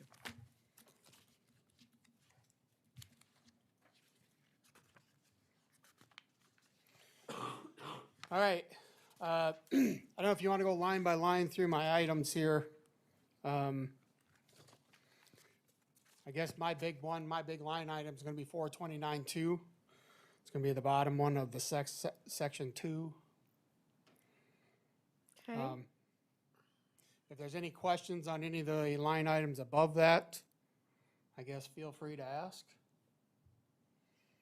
A lot of those items and those line items above that are operating and maintenance costs So on the larger light item, the 8.2 million, are there projects or what do So- we need to look at? with So that? the very bottom one, road construction materials, that line item is 8.2 million. All right, you following me on that one? Yes, All right, so on this sheet here, I have a breakdown of the projects. Again, these are gonna be just projects for next year. It's not the entirety of that breakdown of the 429.2. There are three different like subsets into that. Projects is 4,599,000. That's this sheet you're looking at here. So what I have done is, again, this is my list of projects for next year with a cost estimate behind each item. I'll go through each one. I'll give you, we can cut it, but this could be the consequences of it. So first one, we have the mill and overlay project on County Road 152 and County Road 143. 143 is the ethanol plant road down by Hudson. 152 is going to go into Hudson, and that's going to be from Norway Center to Hudson. And I have on my list here a mill and an overlay, but this is the road section that we're doing testing on. We had some ground penetrating radar done. We've had cores done on it. I have not received results back because this is a section that we could possibly might look at doing a full depth reclaim or some cold in place or something. So we can cut that project for next year. Again, this project has been in the plans for about 3 years now.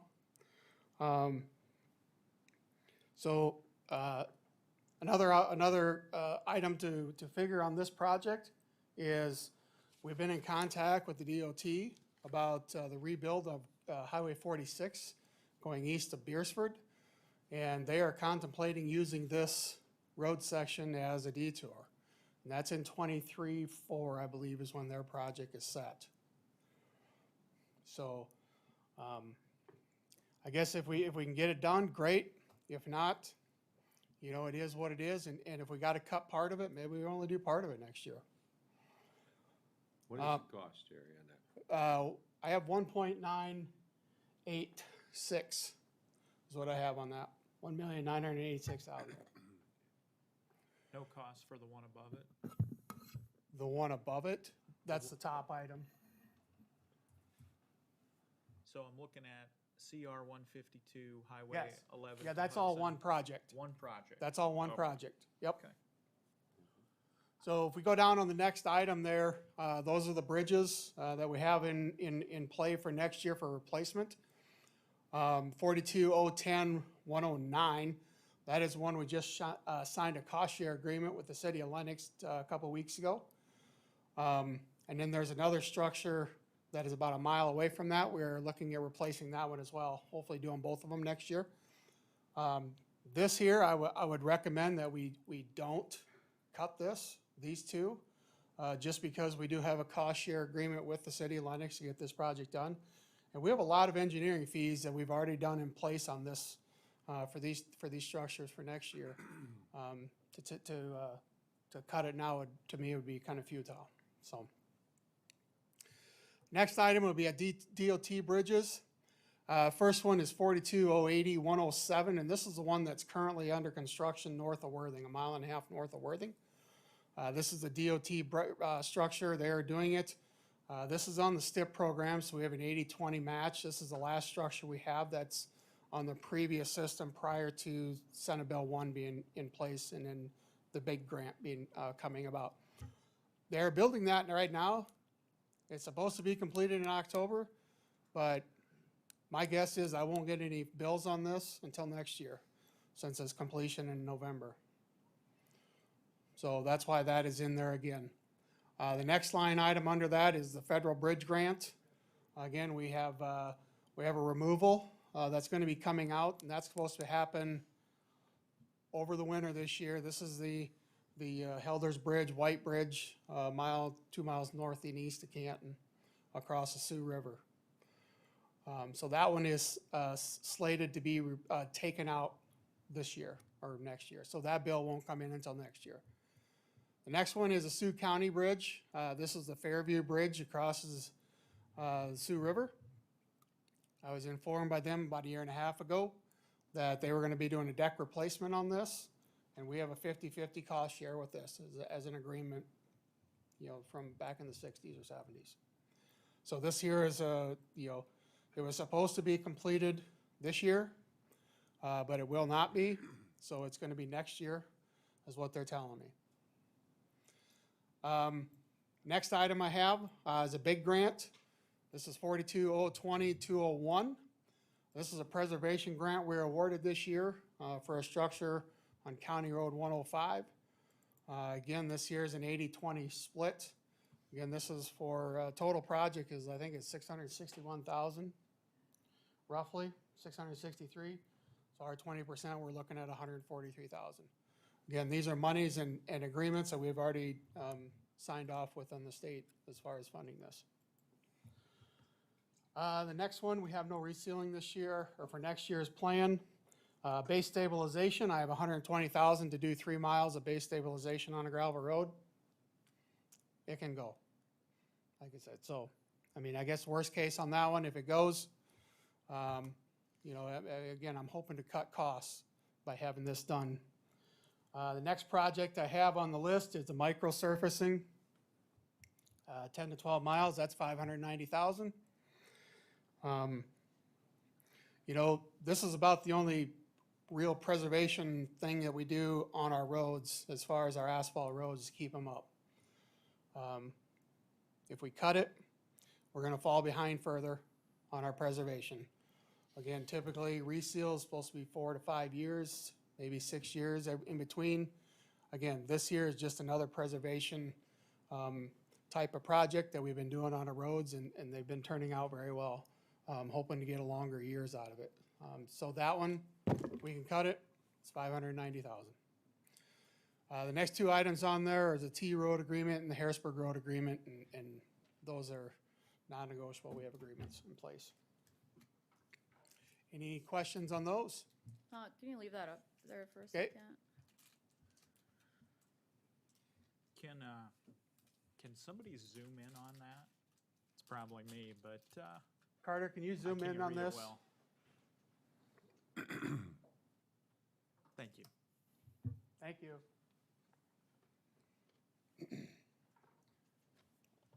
So the only things we really can talk about that we aren't already vested in is that the mill and overlay at the top. The mill and overlay, base stabilization, and the micro surface. Those would be my recommendations if you're going somewhere with this. Microsoft surfacing, well, have you thought about which roads those are, or just not at this time? So typically, we'll start looking this fall to see where to best put it. We have a couple ideas in mind. And again, when we had the master transportation plan done back in 19, we did have an assessment of our roads through that with IMS. And in that assessment, they gave us a 5-year plan on which to, you know, and it told you what roads to do and what years and the treatments to put on them. You know, so basically I'd go back and look on that, I think we'll be starting year 4 next year to tell us where it would be best to have those treatments. You know, if I'm thinking right now, maybe 105, you know, that could probably use it. I know we've talked about 117, but 122, I mean, those are some options. Do you have any of the results on those borings? I have nothing yet. I know that they were out, I was out a week and a half ago and they just completed them back then, so I'm assuming I will hear something soon, I would hope. I could reach out to them again this week. They took like, there was almost 40 bores that they did, core samples. So they got a lot of them to process. And what project is that attached to? That would be attached to the mill and overlay project. At the very top? Yes. For Highway 11? Okay. County Road 152 and 143. Yes. And at this time, we haven't heard anything from the state as far as possible compensation and using Highway 152, correct? No, they're waiting on what I'm gonna find to see what type of project we're gonna be doing. And you and I both have heard from people involved with that ethanol plant, how important it is for them to get their vehicles there. Yes, this year I've had a lot of concerns about the surface on that road. It's just very rough.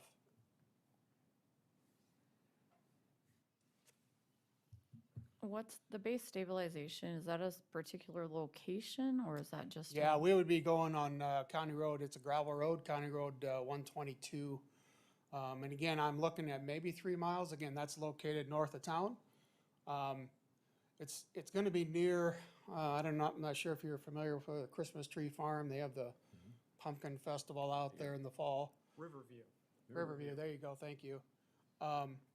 And the north 2 miles of that county road really take a beating with all that excess traffic, especially in the last 2-3 months of the year when they start opening up for this. And again, I've done some research on the base stabilization and we're looking at, less maintenance time out there. It's gonna be a harder surface.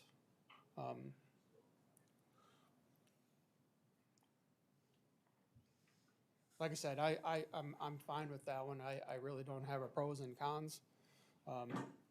It just would be nice to do, but if it doesn't happen, I'm good. Terry, is there a way to logically break this up? Like, instead of just saying, nope, we're not gonna do it at all, could you phase it? Could you phase it in? Are you talking a particular project? Yeah.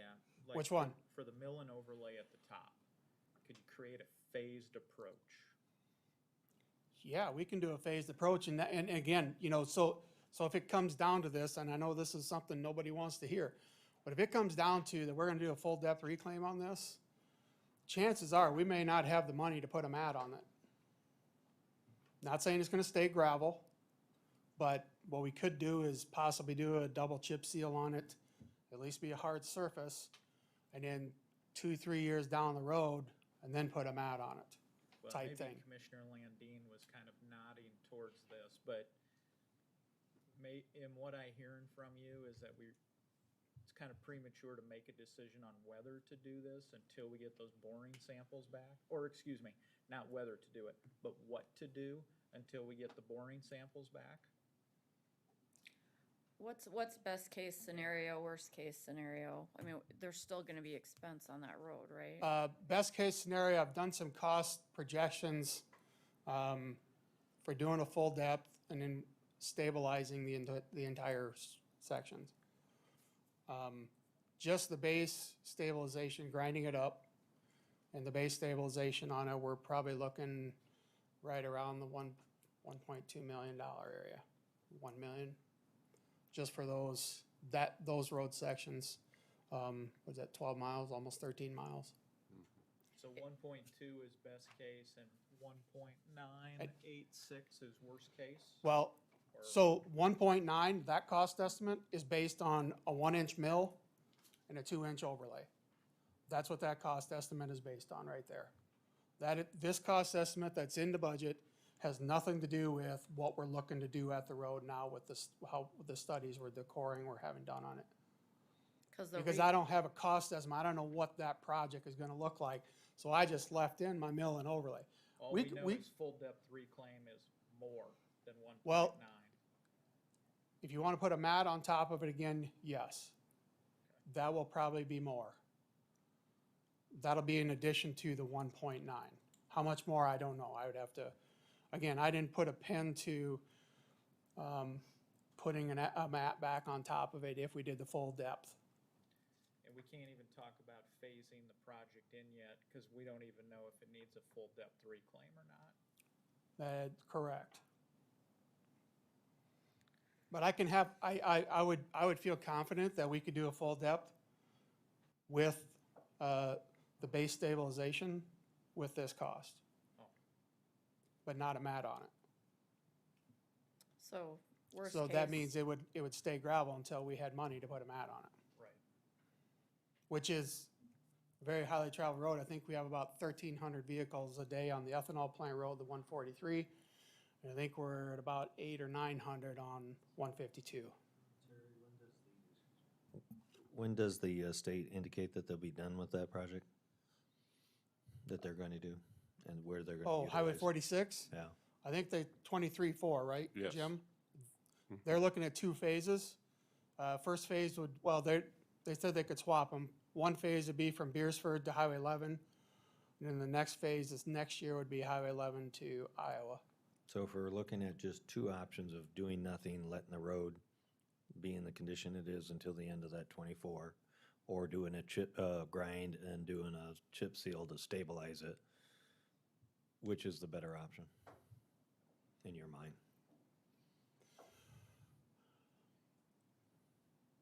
I've driven that road, and I think it's becoming, for all the truck traffic, something needs to be done. Well, it's not. I mean, my thing is if we want to leave this project in there, you want to do the mill and the overlay, we can do the mill and overlay. We can do it next year, but the problem is what's going to happen with all that excess detour traffic coming on it, and then it's going to tear the crap out of our new mat. You know, and again, as I told you before, probably a few months ago when we first went through this process on this budget, and I had these miles on there. About 5 or 6 years ago, we went out on some of those sections on 143 where it's just mushing out really bad in the wheel track. We went out, ground them out, paved it back in, and put a mat over top. Well, now we're 6 years afterwards. It's starting to push out again. So there's something going on underneath that's allowing that with all the truck traffic. You know, and again, to me, I mean, I think that's why we need to look at, you know, doing something and as far as the base, not a total rebuild of the road. You're just stabilizing the top, you know, 6 to 8 inches of that, everything that's gonna be ground up. So no matter what, we need to leave about 1.2 in there, 1.3 for sure. Yeah, I mean, again, it's whatever. Like I said, right now I don't have any cost estimates. Like I said, I just penned it out. The DOT had some full depth reclaim done in 2019 or 20. And I just kind of use figures from what their process, what it costs them, you know, per mile. Again, they did not do any base stabilization, so that would be an additional cost, and I had added that in there for my 1.2 roughly. Can we do half 1 year and half the next? Well, we can, and again, I contemplated that. I think we could, you know, if we're going to do any of them first, it would be 143. I think we should be first. Okay. I mean, that's where it's the worst. I mean, so if you left money in there, so we could at least do something on those 3 miles. So how much do we need for those 3.5 miles? I would have to do some figuring, Mike. I don't know. Is it, I mean, equal cost per mile if we did the percentage of the 3.5 versus the 12, 13 miles? For which cost estimate do you want? I'm just looking at the 9.4 and the 3.5 at the 1.9. So you're saying. Is it per mile cost stays the same between those miles? I would say, well, for the mill and overlay cost per mile, yes. As you can see underneath there. Yeah, it's 154 a mile. Yeah. But the total of the 1.9, is that the number of the 1.9 is the 154 times 13? Yes. Okay. It should be. So basically, we need the 154 times 3.5 just for sure stay in there. I want to say yes, but I can't confidently say that that's what that number is going to be. Give me a plus or minus, what's your margin of error? I think if you're, You know. I think if you're going to do just those 3.5 miles, if you did the full depth reclaim, stabilized it, put a mat on it, 800. 800,000. Yeah, maybe 9. I'd have to work some numbers on that. And again, as soon as I get information from the engineers on what we are looking to do, I'll have better cost estimates. But if we put some budget authority in there for somewhere around 800,000, you feel confident, I granted, you need to get estimates and bids and all that, but you could at least get part of the project done with that, a logical part of the project. Probably the 3.5 miles. Okay. And if the detour traffic tears that back up again, the state's gonna be there to help us fix it again? Yeah, as far as part of that detour, we're gonna have, that if they do that, we will have an agreement with them. And last time I talked to someone from the DOT, we had talked about possibly just getting a lump sum of money from them. We had talked about maybe leaving everything on this until they're done with their project, and then they pay us a lump sum for damage or towards a project, and then we do it afterwards as an afterthought. That's kind of what I was asking the one time. So if we do 3.5 miles of this and they tear it back up, then they would be, I'm sure that you will have a haul road or a detour road with agreement with them that they would take responsibility for it, but. But they have never once given you an estimate of what that number, if a lump sum, if we just wait. The DOT? Yeah. Yeah, no. I just want the public to understand how fun it is to deal with them. No. Because that would be a significant information to know to make a decision here, and they just refuse to. Yeah, and they won't know, again, that's some negotiations we'll have to go into with them to determine what that number is. You've got 3.5 miles, I don't have a choice, I would say we have to do that, but if the rest of it has, I think maybe we'll let them tear it up and then fix it right afterwards, but that's my thought. On the other section, we'll have to go out there and we'll have to try to patch some of that stuff on 152. I mean, there's some pretty severe areas out there as well, but.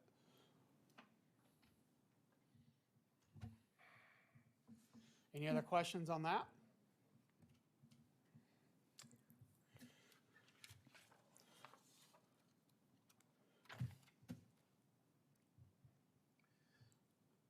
Next items I have to consider cutting.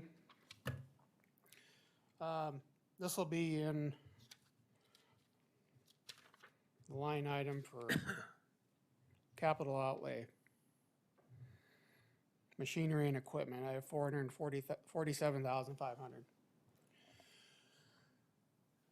So I have planned for 2 trucks next year. You see the price up there. Box, plows, wings, sanders for those as well. I am open. I know the public perception that if I'm going to cut a road project and we keep our equipment is not a very good perception for the public. So I am open to cutting these items.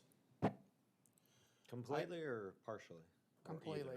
Complete? So what I would ask, as far as the trucks, if you're gonna cut the trucks, I would want an additional, or I would ask an additional 100,000 of that be put in my repair budget on the upper line.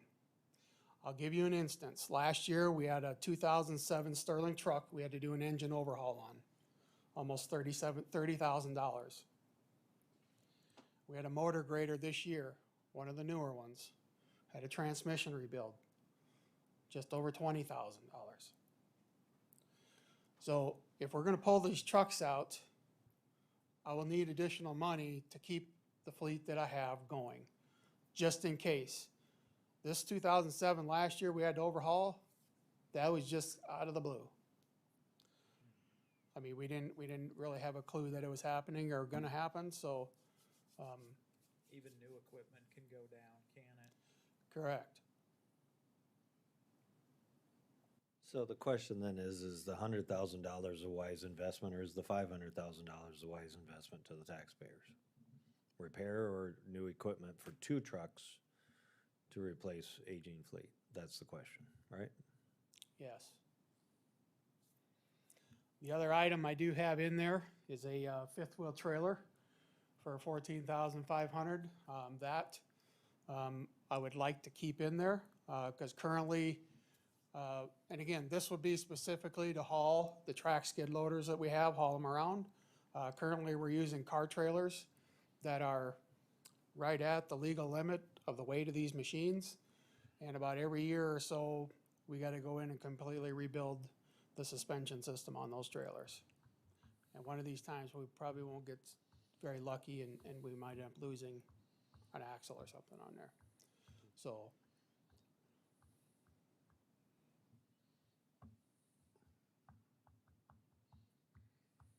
All right, what else you got, Terry? What year are your trucks you're talking about that you'd have to add this repair to? what year are the ones we Yeah. get rid of? Or I mean, the ones that you would probably have to upgrade repairs on possibly? It could be any of them. Like I said, it's gonna be the older ones, probably the Sterling, any of the Sterlings. Okay. And I think those go, let me think here, 2005s. We got a couple of those left, I think. 2003s, we got 2 of them. 2005, we have 2. 2007, we got 2. Typically, we get, 2003 is probably 1. Or 2005. It's one way or the other. Terry, can we just, board, if you don't mind, Madam Chair, let's just talk about these trucks, make the decision on that before we move on. Okay? If we could, if we can, I understand, but. Yep. I mean, if we're gonna have to throw $100,000 in there, and I said 500 initially, but it's not even that, it's 500 or 425,000. To me, it doesn't make a lot of sense to have those kind of expenditures on repairs. Because the trucks, these aren't equivalent to trucks, these are a substantial upgrade to the truck that they're replacing. It's not like for like, their ability to cover roads is substantially better to get in the public. So there's, just to me, the advantage of the vehicles versus the cost, there's a no doubt. So if there's any other discussion on that, but otherwise, I personally support having the new vehicles versus having to add $100,000 to repairs as a budget item. Well, if you do replace you repair the old truck, you still have an old truck, You still have an old truck. you know. And once you start, it can be a money pit. And these are 2003 and 2005. Yeah, we still have 2007s. Yeah. It's about every 2 years we get trucks. But I So mean, they're- some of these have got whiskers on, seriously. They got a lot of miles and. Is there support one way or the other, board members? I'd split the baby with the bathwater and just do one new truck. But I'd rather hear what all of his cuts are and then take a look at it that way. I am complete with them. Okay.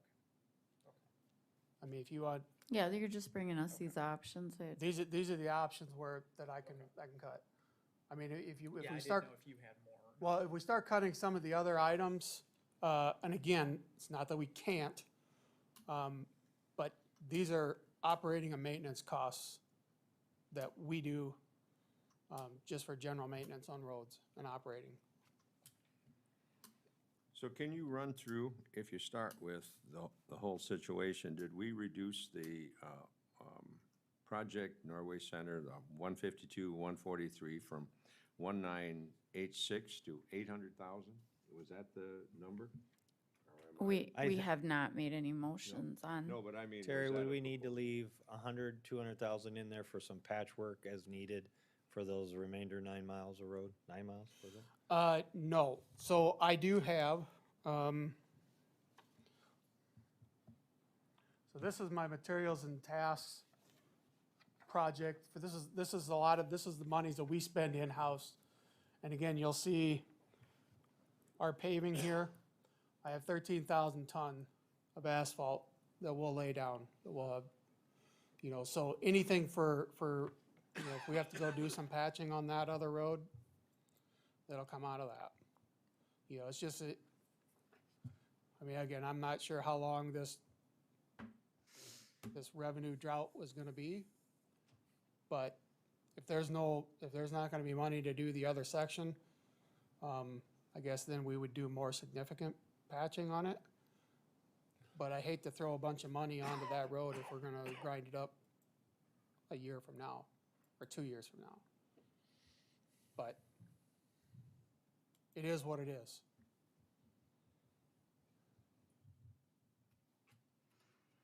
What are the thoughts of the board?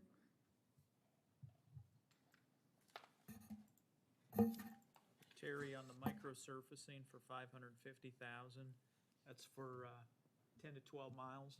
Is that standard or in line with what you've been doing every year? Or is that based upon a very specific analysis you've done? So we've been, the last 2 years, so 20 was our first year of having a micro project completed. It's the first time we've ever done it. It's a newer method to Lincoln County. Other counties, and it's been used, across the country for years now. And then this year, the last year we had like 11 or 12 miles, I think, last year. So this year we had 14 miles this year, 14 and a half completed.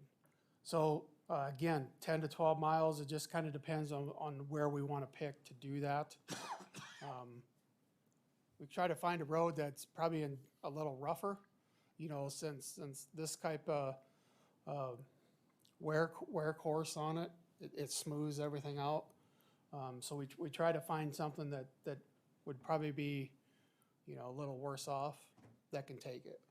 But again, a lot of this goes back onto our pavement assessment, and like I said, it gives us the years projects need to be done. I mean, if we want to go back and read through that, they're saying $3.1 million in preservation and maintenance on asphalt roads every year. So are we doing that? We're close, but here a couple of years ago, we ended up cutting our chip seal. And the only chip seals I do now are on new roads, on new mats. Kind of not the way things are supposed to be done. But again, if there's not money, then there's not money, So this year, it would be determined probably this fall, the specific place for this. Here's what I would do. Here would be the outlines of my motion. Conceptually, I would turn the mill and overlay project up there at the very top into a 2-year project instead of a 1-year project. And then Terry, you can contract with them however you want, but it would send the message to those people who use that road down there, we're still committed to the project, we're just gonna phase it in, phase 1 and phase 2, just like they do road projects all over the place, right? And because of our budget constraint, we would do, $850,000 of work this year, and then we'd do the remainder of the work the next year.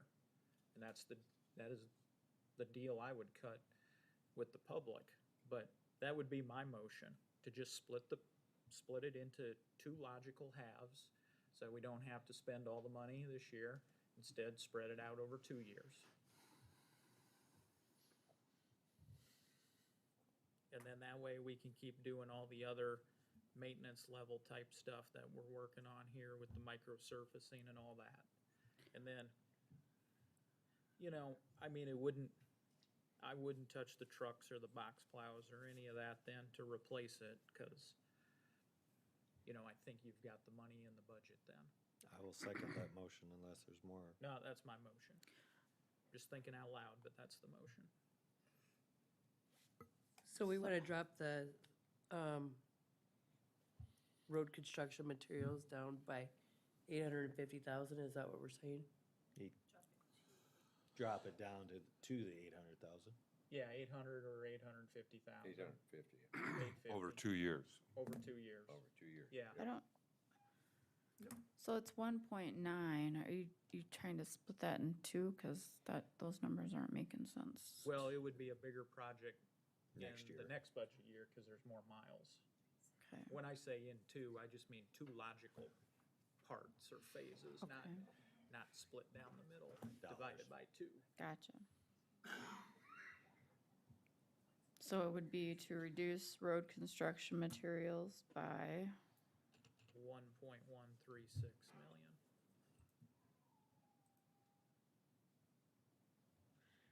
And And then by doing it this way, it still means that the people down there who use those roads would know that they're still gonna get our end of the deal just over 2 years instead of 1 year. I'm thinking out loud here too. What would I mean, are there gonna be people that are willing to do that, to bid that? I mean, For a 3.5 mile project, right, yeah, you'll get bids. in 2 phases? And, I mean, I'm just wondering what your cost increases are, like if we wait a year, what percent typically are the costs going up? So that's a good question. I would have to, I'd probably have to ask the engineers or get a hold of DOT, because I know they do multiple year projects and bid it as one project, but it's slated, Yep. you know, completion points in that project are slated for year 1 and year 2. I mean, I suppose it's all in the contracting of how it's worded. So if you get your borings back and they say that we have to do a reclaim, does the 850 cover that? I am hoping so. Plus, I would hope I would get a mat on it for that. I mean, a worst case scenario would be a double chip seal, at least so it wouldn't be a gravel road. So reclaim and a mat on those 3.5 miles, you think you could do for 850? I hope so. I hope so. Okay. I think we'd be doing a disservice if we didn't put something on top of that. For 1,300 vehicles a day, 800 of them trucks. And so your motion, Commissioner Aaron's, was to leave the trucks the way they've been proposed? Yeah, my motion was only, as Commissioner Poppins restated it, to drop down the materials to 850. And then that results in a cut of 1.136 million. But we're committing to doing the project over 2 years. So we're not leaving these people out there high and dry just to save money this year. Because I know South Dakota DOT has got multi-year contracts where they do this. Well, we're not making any decisions right now on what we're doing. Right. We're strictly talking dollars. Yep. So your motion is the 850 to reduce it Correct. on that line item. So you're taking 1.136 million out of road construction materials. Is that correct? Correct. And is that your second, Commissioner Poppins? Yes, it is, Madam Chair. Thank you. Any further discussion?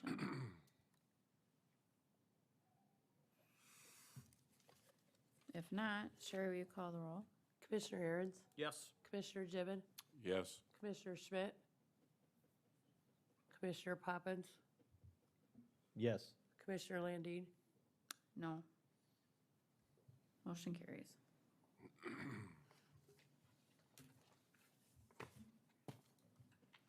All right. Who haven't we picked on here? We have a register of deeds. Were you gonna come up?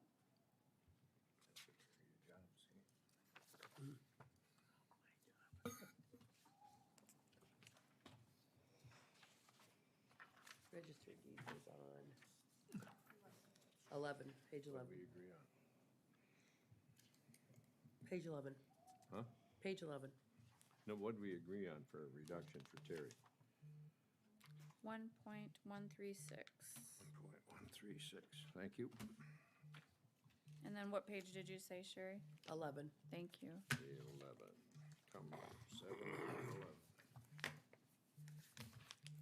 Okay, Ready? ready to roll them. Oh, so unfortunately, I don't have much coming out of the general budget other than my personnel services. Other than my staff, the only thing I can cut is my supplies, and there's not much. Once we had the discussion of the budgets, I went through with a fine-tooth comb. Unfortunately, a lot of these numbers are from last year, which we had a really big year last year. A lot of these numbers that I have to come off of are how busy we are, how many documents we record. And unfortunately, this year we've been busier than last year as of right now. So I was hoping to cut around, the best I could probably do would be $500 out of my supplies and materials. But I'm probably going to be, depending of how we are next year, I'm probably going to be coming up with different ways of getting my office supplies, because that's really the only things that I can cut that aren't off of how many documents we record. You would already cut those, correct? And that's in here? Is that right, Sherry? Yes. Okay. So nothing additional that you feel that you can cut out of your budget, if I'm understanding you correctly? No, other than my staff, which I Sure. don't want to, that would reduce our, well, we're a small staff, so just having people in the office and helping people with their requests and getting documents recorded and indexed in a timely manner. I'm looking at the part-time wages here. Can you explain some of that to me? We have one part-time person. How many hours a week do they work? I believe it's around 24 hours. What do they do? Usually her main job is indexing our documents into the books. My girls do everything on the computer side, and she indexes everything into the books. And then if she runs out of that, then she does requests and other things we need around the office. Is she on a just work as needed, or she's a guaranteed 24, 25 hours a week? Right now, she's guaranteed. Okay. She may switch it up the days depending on if we're not very busy and she feels like tomorrow will be busier or something for her to do, then she'll switch her days within the week. But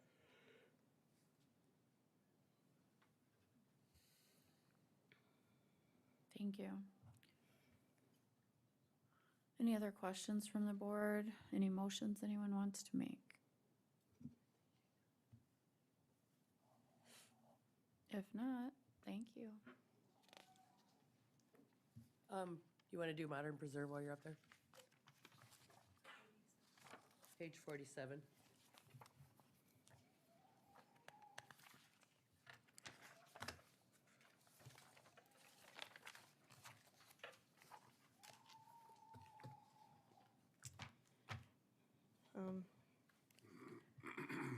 I guess for this, I guess it's not necessarily anything coming out of the general budget. Mainly, this is helping my office with the general budget.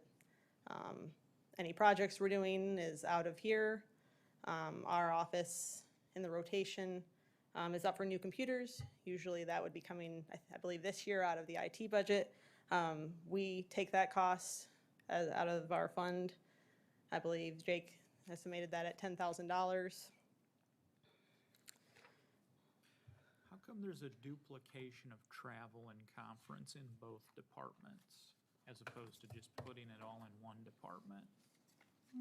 I believe that is for Sedasis, which is through Tyler Technologies, which is the software that we bought through our fund. So then we go to that conference through the M&P fund rather than the travel and conference through our general fund, which is more of us going to Pier and Rapid City to be certified. Under book restoration, what does that mean for 7,500? What does that cover? That covers any of our index books, any things that need to be needed. If we need new books that we index in or replace in, any new pages, any materials that we need to fix our index books is for that. And then services and fees at the top under 12.5. What is covered with that? I believe that is.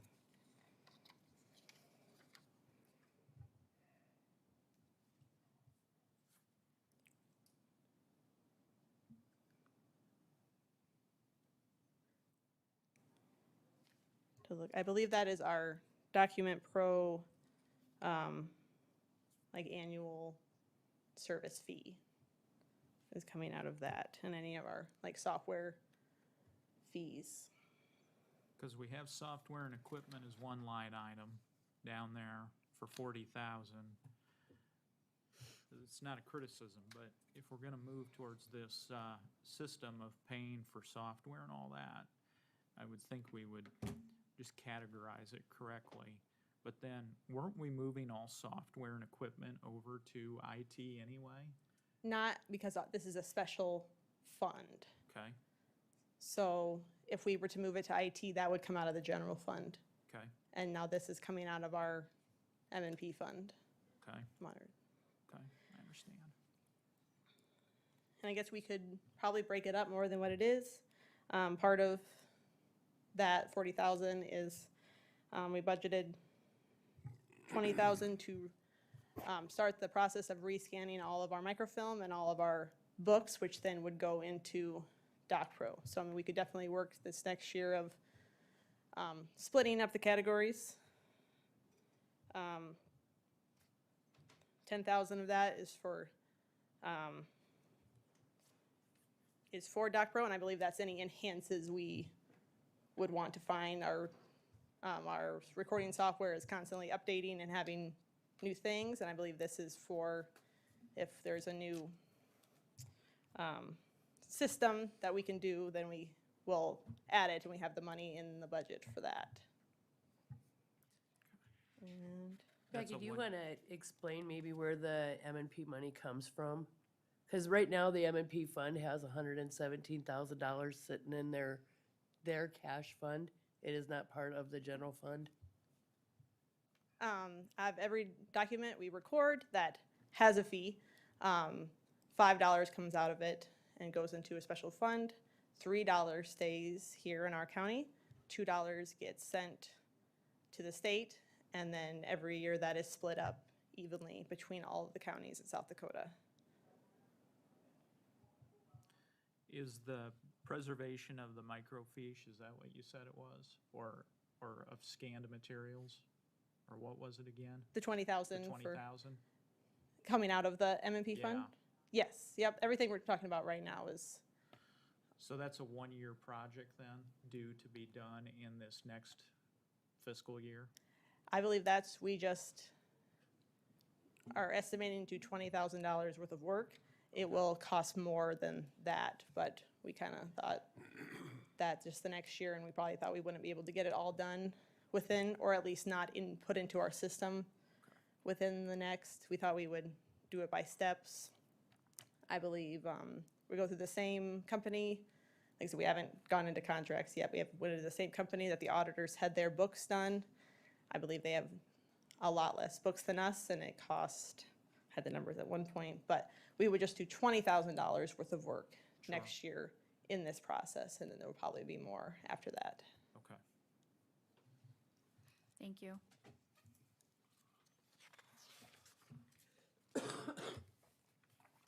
Harold?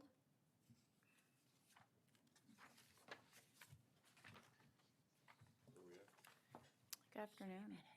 Good morning, I guess it is afternoon, sorry. 43. Getting to be fewer of us in a room here. Yes. Yeah, as all of you are aware, my budget is partially funded by the state through FEMA. 50% of my salary and administrative expenses are reimbursed back to the county. Other than that, my budget is fairly slim compared to most. There's items in there you'd like justified or have questions on, I will answer those questions. What page are you on, Harold? 43. 43. Does anybody have any questions for Harold? His budget is pretty bare bones as it is. We haven't changed it.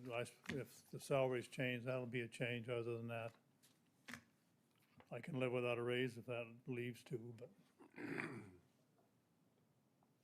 I'm probably the only one that can, so that's probably not an option on the table. Most of your repairs and maintenance, what does that come from, or what does it involve?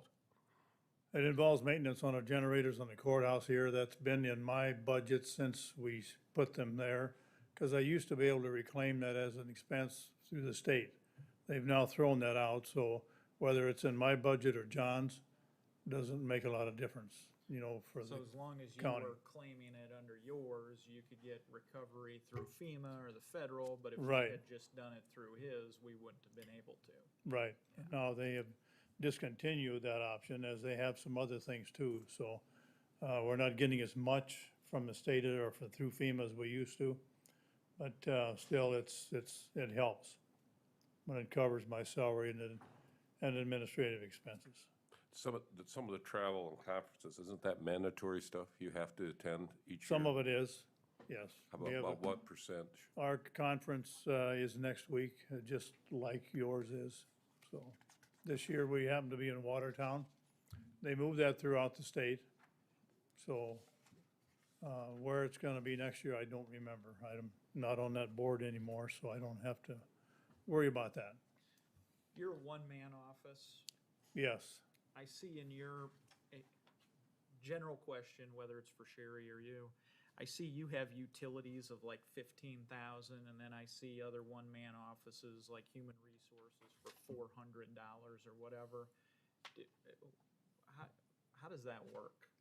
I mean, I know you got the electric bill and the internet.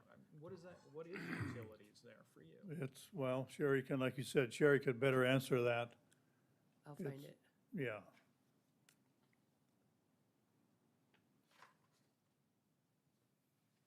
And I don't know, have we changed that over the years much, Sherry? No. It pretty much has stayed the same. It's like me being billed for using the postage machine, which I never use. Right. It's something that just gets passed on per office. So, Yeah, so like this year to date, we've got, this isn't right. How do we have?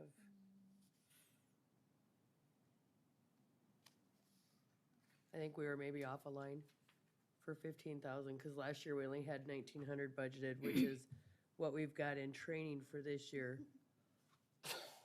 So, can I do you're looking at that 4293 line item? yeah. No, I'm looking at 4.2. 427,100 and Yeah, but 42800. what I've got pulled up here is the 8,000. And last year we had budgeted 1,900. So I'm wondering if we don't have a typo. We had, get his budget out of that. I would think so, but Yeah, if we went from 1,900 to 15,000, yeah, no, that I would doesn't say make we sense. have a typo Well, on I'm that one. wondering if you're Bitcoin mining down there, Harold. Your computer's Well, using a lot maybe of not. electricity So or what should it something. be? Hold on just a second.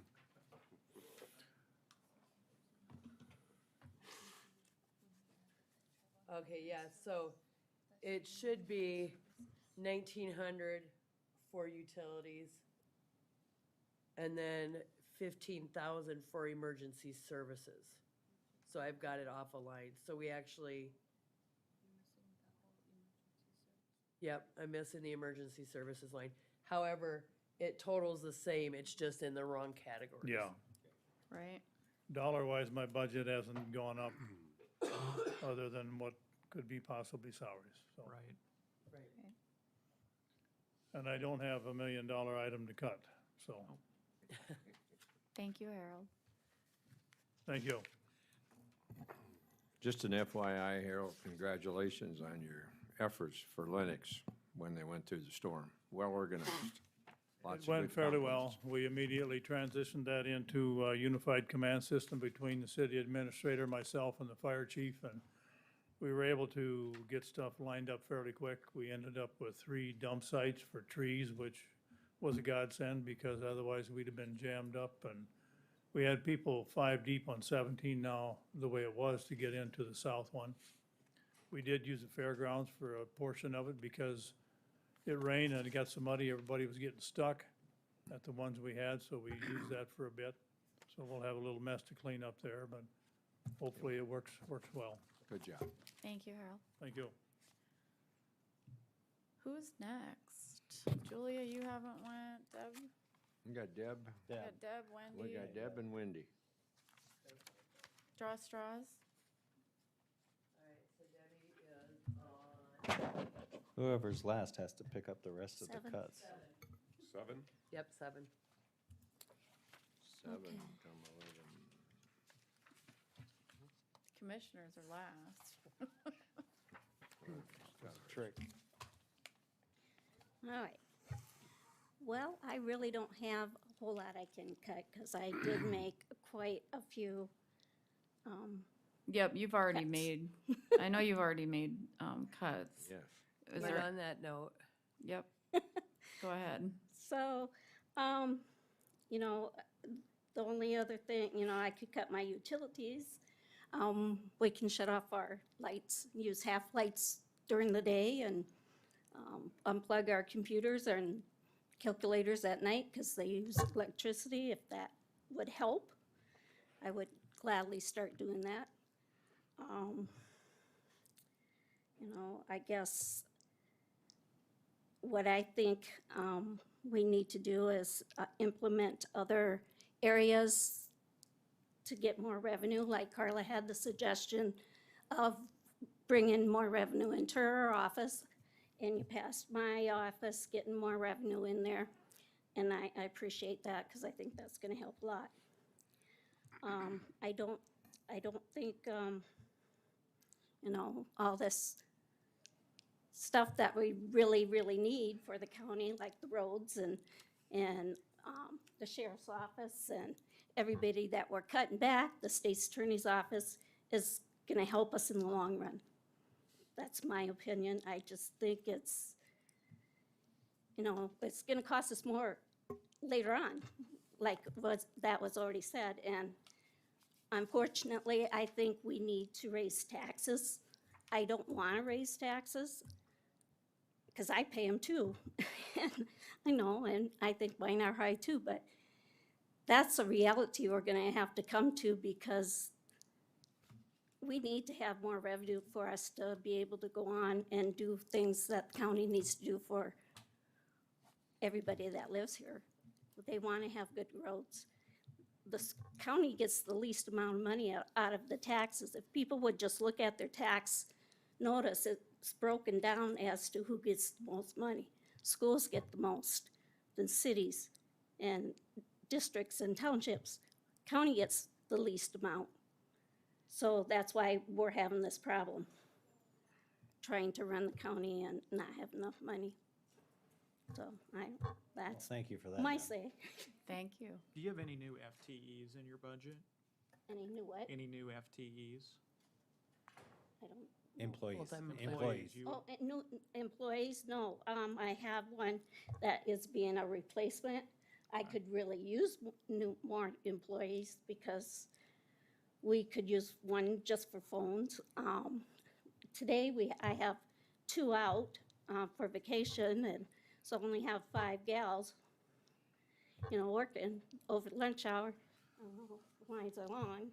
How many total people work in your office? I have 9 right now. And how Well- many are you authorized for? Is there a vacancy? Is there a vacancy right now? Yeah, you I got d- 9 yeah, people working there, right. you got 1 vacancy, you're authorized 10 people? 10 people. Well, yeah, I'm filling that one. Right now, I'm just in the process of getting things completed with that. But yeah, I could probably use more for phones and, you know, helping out, you know, usually I try to only have 2 gone at one time, but sometimes you have somebody call in sick, so then you're 3 short.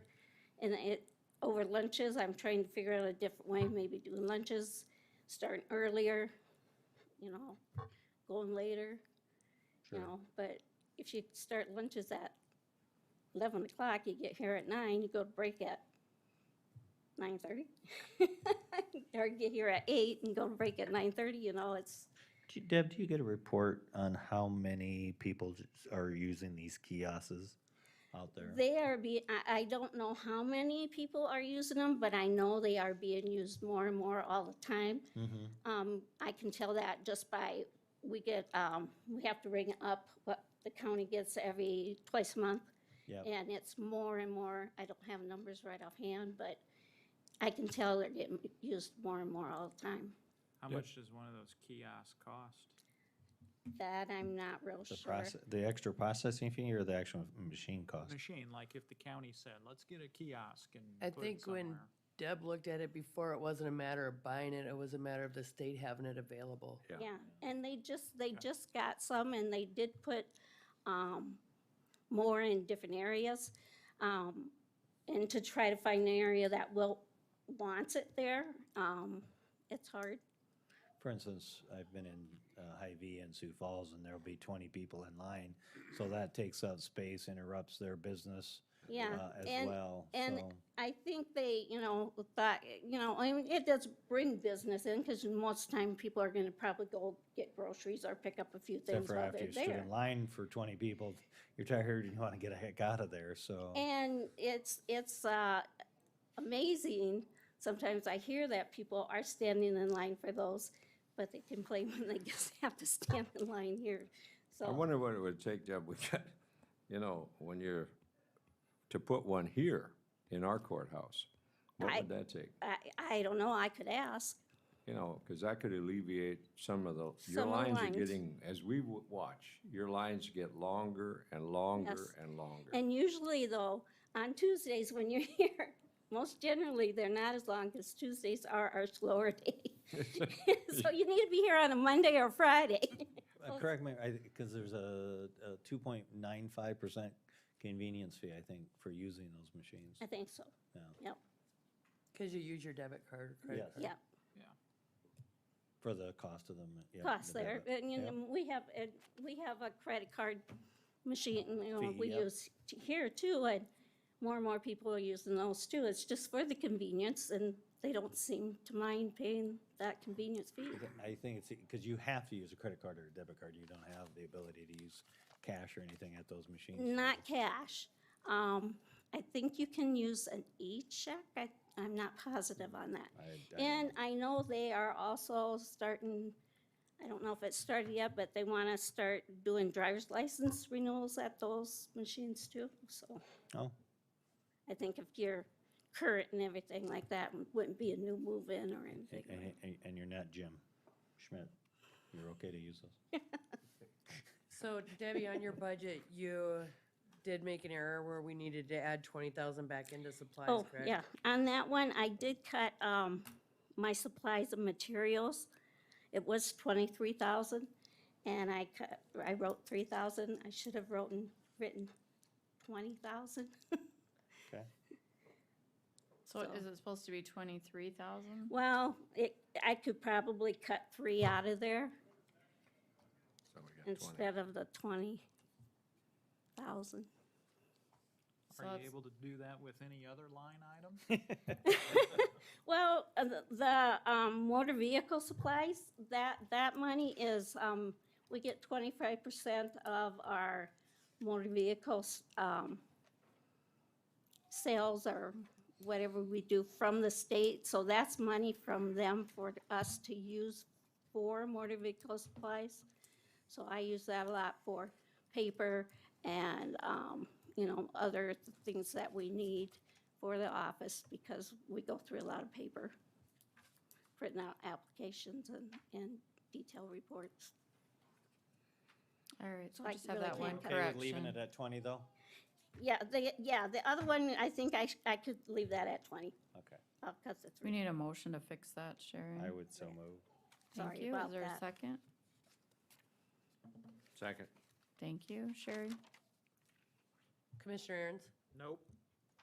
Commissioner Gibbon,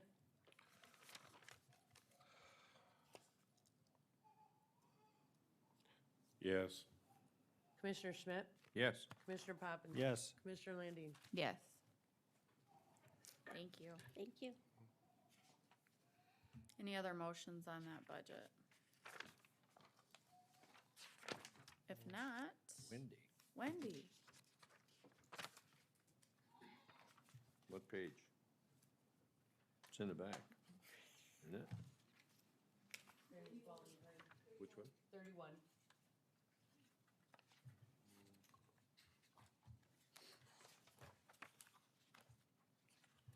Okay, well, our budget is also a small budget.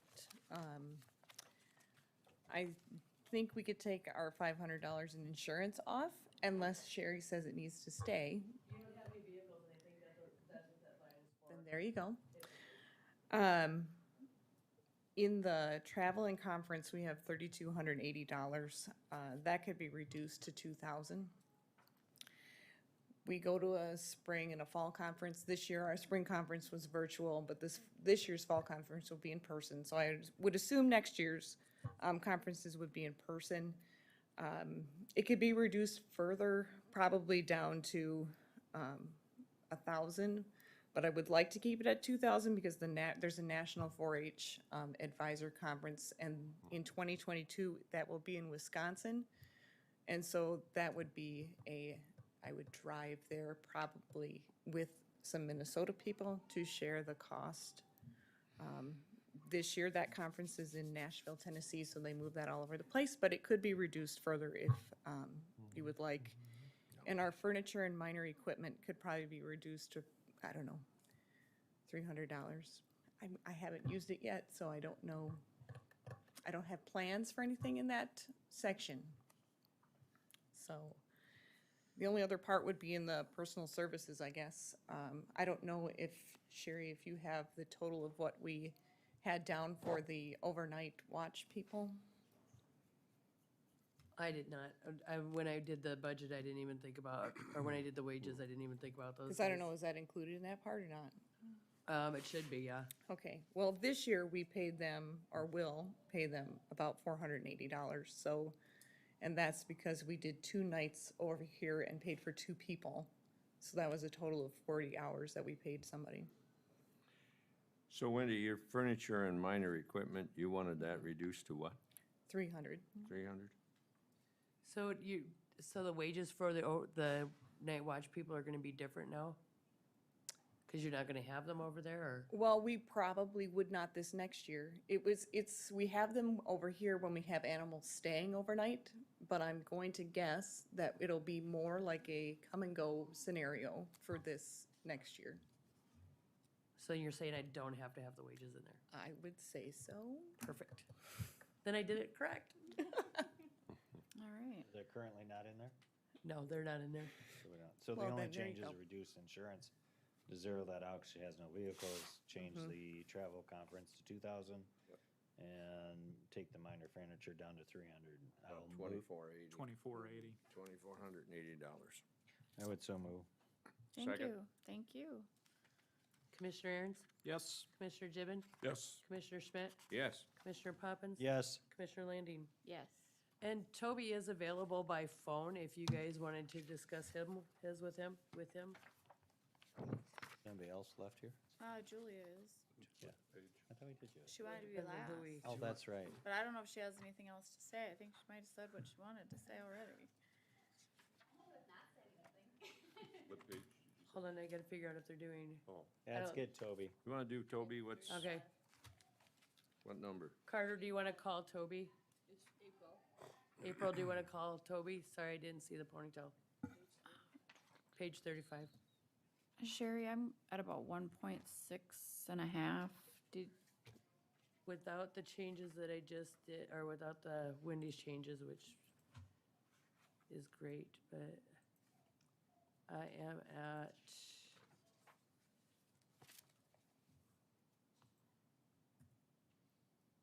we're gonna applied cash of $4,196,428. Okay. How much reduction did you have, Madam Chair? 1 million what? About 1.66. Yes. No, I'm with- 1.6, or excuse me, What- 1.647. What page is P and Z? P&Z. 35. 35. With you. 35.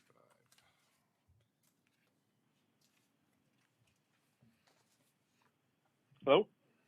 Hello. How you Hello. feeling, Toby? Not too bad. I'm getting better. Good. Good. Did you bring us some cut options to consider? Well, I didn't wake up this morning thinking that, but I've sat here and put down some pencil to some things. So I guess the first thing was that we did cut, or you did cut the halftime FTE that we requested between Jess and myself.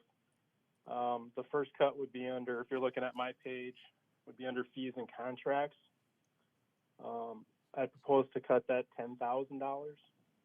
And the basis for that would be, I budgeted a portion of that for drainage ordinance permit and development, but I think we can push that off a year. So we cut that by 10,000? Yep. And then I don't know, when we made our other motion, we were voting on that other budget, so the other half of the FTE is in here, and we talked about it. That's the 45,000? We're taking 45 out of that. Yep. 45's coming out of that. Yep, so that's been cut. Toby, under publishing where it says 6,000, do we recover all of that? Yes, and typically I budget 4,000 for that, but I did increase that by 2,000 in this budget. The addition of the Argus Leader is added to the cost, as well as with 5 legal newspapers, we've been having issues with getting everything published timely. And so while the one that misses it, they allow us to, they don't charge us on the second publication. I have to pay for all the 4 publications. But if I wanted to make that status quo, I would just cut 2,000 off of that. So, And I hope that you guys would consider maybe looking at legal newspapers when you consider that. yeah, so there's been at least, what, 4 occasions now where we've had to republish? Is it 3 or I've 4? had 3. I think the auditor's office has had 4. Yep. So for a total of 7? Yeah. And it's all because of the one entity? No, Yeah. with him, because of the one entity. The auditor's office had 2 different, there's a total of 2. And the majority of them are because of the one entity? Yes, Okay, super majority? yes. Okay. Toby, do we need to look at an impact fee for developers in order to cover our cost? Well, the impact fee, like Sioux Falls charges and Harrisburg charges, goes towards development costs, so roads, bridges, drainage and those different types of things. So we don't have a CIP budget or plan, so I don't really have a way to allocate those costs. I think we should look at an application fee increase, which I'll jump down there in a second. The other cut that I have is under travel and conference. I can cut 2,000 out of that budget. What I'll do is, that's not for travel, it's essentially for building inspector certification. But I can do one every other year with our staff on that one. It's not preferable, and it leaves us in a pinch if somebody leaves or something like that. But, I do realize we need to make as many cuts as we can, so. Nothing new. And then another one that I throw out there is the planning and zoning board mileage. We do offer, or we do pay them $65 per meeting, and then in addition to that, we do pay mileage for their travel. I think it was last year or the year before, you as a board removed mileage from your budget, and so I think I don't want to do that. I wouldn't recommend it, but I would just say that might be an option. I don't think so. And then under revenue, under permits, we always, as Sherry says, we always under budget our revenues.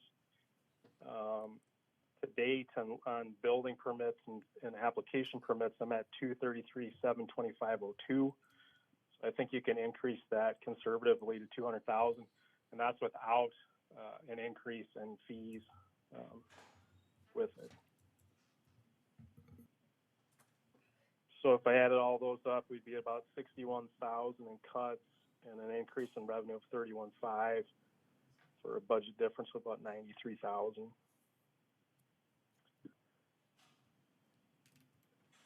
And those are, again, I cut the comp plan out of the previous cut, so that was my non-wage increase. And as well as I cut furniture and equipment completely. So I had it's a pretty operational budget right now with just staffing and really our costs. But I'm hoping that next year that we have less rezonings. And then we also need to really look at, I budgeted some money there for that fees and contracts with engineering, and I budgeted some money there to do studies for, different requests we've had over the years, the Tom Stangrams, Ernie Stratmeyer, and some of those, but we can't do those if we don't have the money. What do we charge for building permits right now? It's a variable fee, so it's based on the square footage of the building, and it's also a commercial we do the estimated cost of construction. Is that set in statute, or do we have discretion over that? Oh, well, not state statute, but it's set by the board, by you. So we've had these discussions about impact fees and increasing these other fees. Do you have any thoughts or ideas about that? I mean, I understand we don't have a CIP right now, but we do have a 5-year road and bridge master or plan that the highway department has to do. I mean, granted, your office is not linked with his, but there is an impact fee that comes along with development. Yeah, I think, there's probably the rezone applications and the platting fee, or the plat applications, and then our subdivision applications. Those are the ones that need to be increased. That's where we lose, I would say, more what I not necessarily lose, but that's where the application fees don't cover the services that we provide. And you said that was platting fees and what else? Yep. So the rezoning application fee, the platting fee application, and then the subdivision applications.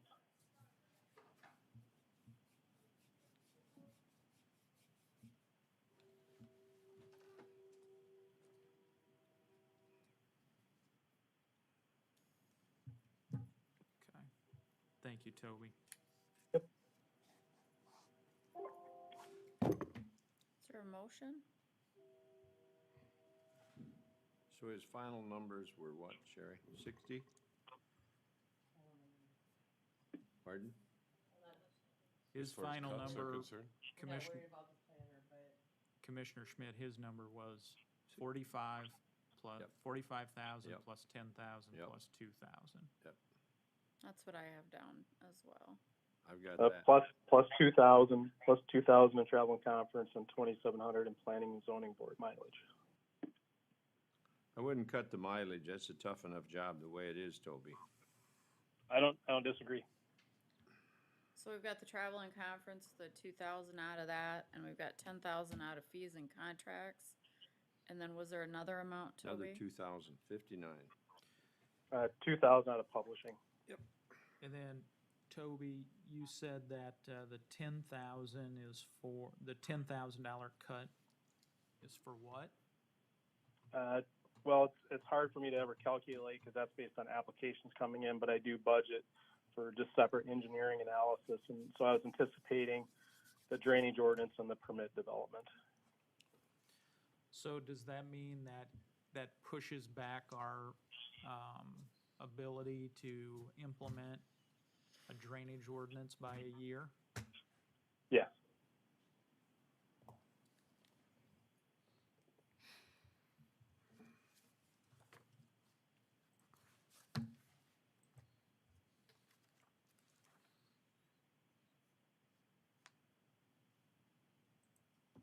I'd consider a motion.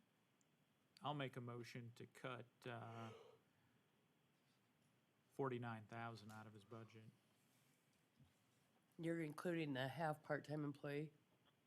Yeah, I'm taking out 45 and 2,000, then another 2,000, but I'm leaving the 10,000 in there under the fees and contracts for the drainage issue.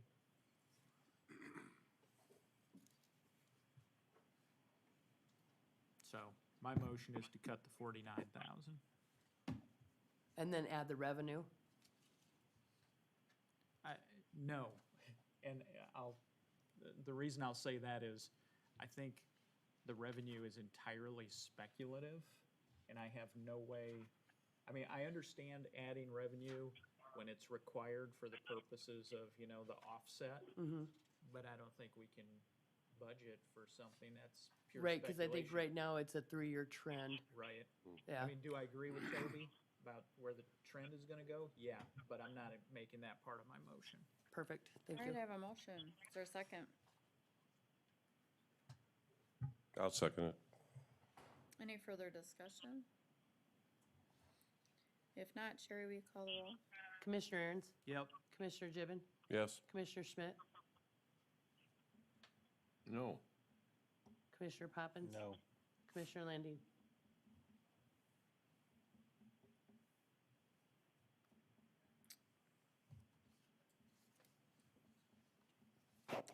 Yes. Motion carries. Thank you. All right. Thanks, Thank you, Toby. Stay well. Yep, bye. All right, Sherry, where are we at with cash applied?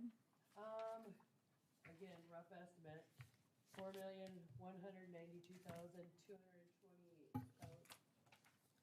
Okay. We're trying to get to, Madam Auditor, We're, 0. we're way past it. So we're under what we've had for cash applied in the last 3 years. What was that total number again? $4,192,228. And there's lots of things we're just not doing. Yep, just not doing. Because we still aren't a zero balance, and we're chewing into reserves.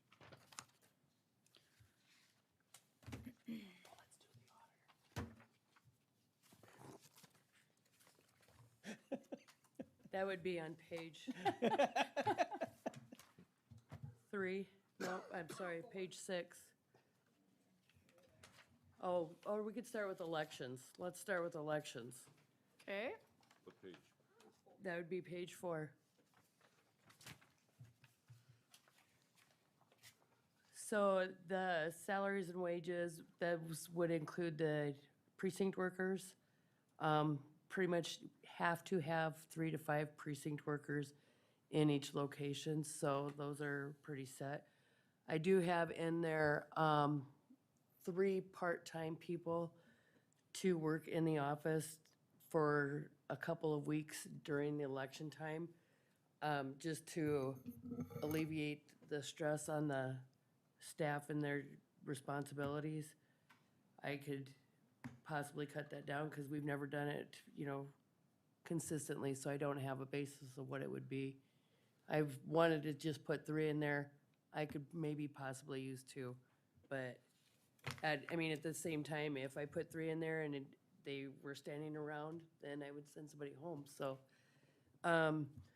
Publishing, that's printed, all my numbers have pretty much been trended over the last 3 elections.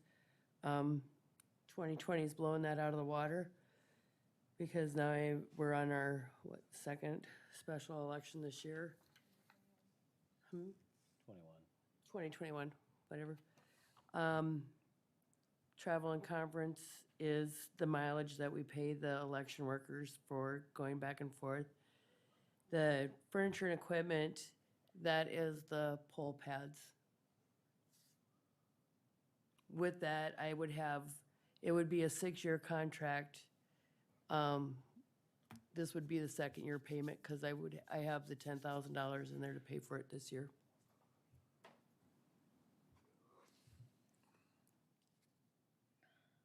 How many? 45 poll pads. Is this 4 elections? Hmm? Do you anticipate 4 elections in this budget, or how many elections in this budget? On this budget, I anticipate 2. Just 2? Primary and general. Because we'll be in timeframes where if anything gets referred, I'll be able to put them on those 2 elections. Hopefully.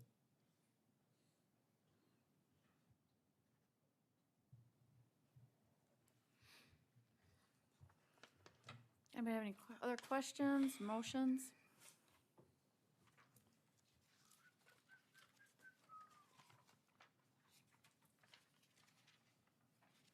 right, if not, we'll move on.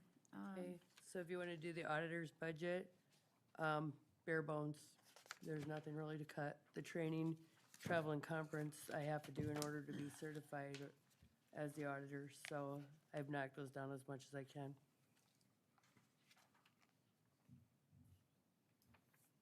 Anybody have any questions about the auditor's budget?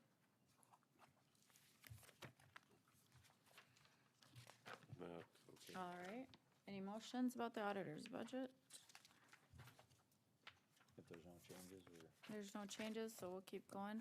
Yep. I think you are left, Julia. you know, if we do the commissioner one, then she's last and has to pick it up. We're gonna do the commissioners last. Page 17. Again, my budget's fairly straightforward. In all seriousness, I'll just quick walk through it because it's rather short. Fees and contracts, as you can remember, I absorbed all the recruitment as a cost savings to the county because then we can get a deal if we have one subscription to the different portals. Wellness is a percentage for wellness programming that the commission was supportive for 3 years. And that goes towards the employees and a reimbursement towards their premium if they complete the necessary steps. Repairs and maintenance, $500 just for maintenance, routine maintenance in the department. Supplies and materials, it's pretty straightforward, $1,500. Travel and conference, I did decrease that, I believe, last year or the year before. I'd like to keep that in simply because I have 2 HR certifications and they do need continuing ed credits to keep those certifications. Utilities is fairly consistent at $1,300 and other is for EAP services for the employees and then also employee training as the county sees fit. Oh, and a filing cabinet. What's your page number, Julia? 17. 17. Does anybody have any questions for Julia? Didn't we like dispose of a filing cabinet a couple months ago? Oh. Yeah. Trust me, I went around the county and tried to find a filing cabinet. But the trouble is they don't have locks. So in all seriousness, I'd like to keep employee information Sure. confidential. Absolutely. All right, any motions? If not, Thank you. last but not least, we have our budget to look at. And Madam Chair, are we gonna look at these other budgets as well, which there's nobody here, there's no technical representative for? Is there any one in particular you wanted to look at? Well, yeah, there's a couple different things. Okay. Like on the coroner, myself and Commissioner Gibbon met with our coroner. Do you have a page number on Yeah, that? yeah, page 19. Thank you. And what he told us was that we could cut our, I know he submitted his coroner's budget, but what he also told me, and I think he separately told Commissioner Gibbon, he can correct me if I'm wrong, is there is one institution in Lincoln County that keeps calling the coroner's office, asking them to perform services that don't need to be done. And so I think we as and we could maybe save $1,500 on it. And this one institution keeps having, whenever someone passes away, is they keep calling for the services of the coroner when they don't have to. There's no medical necessity to it. And I don't know if that requires us to write a letter to those people or to assert ourselves somehow.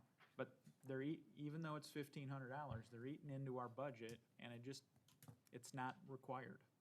So what I would do is, given the fact that I talked to the coroner and, he said it's not necessary and these people need to stop doing it, and it's one institution, and I know Commissioner Gibbon has talked to this institution, is I would cut $1,500 from the coroner's budget.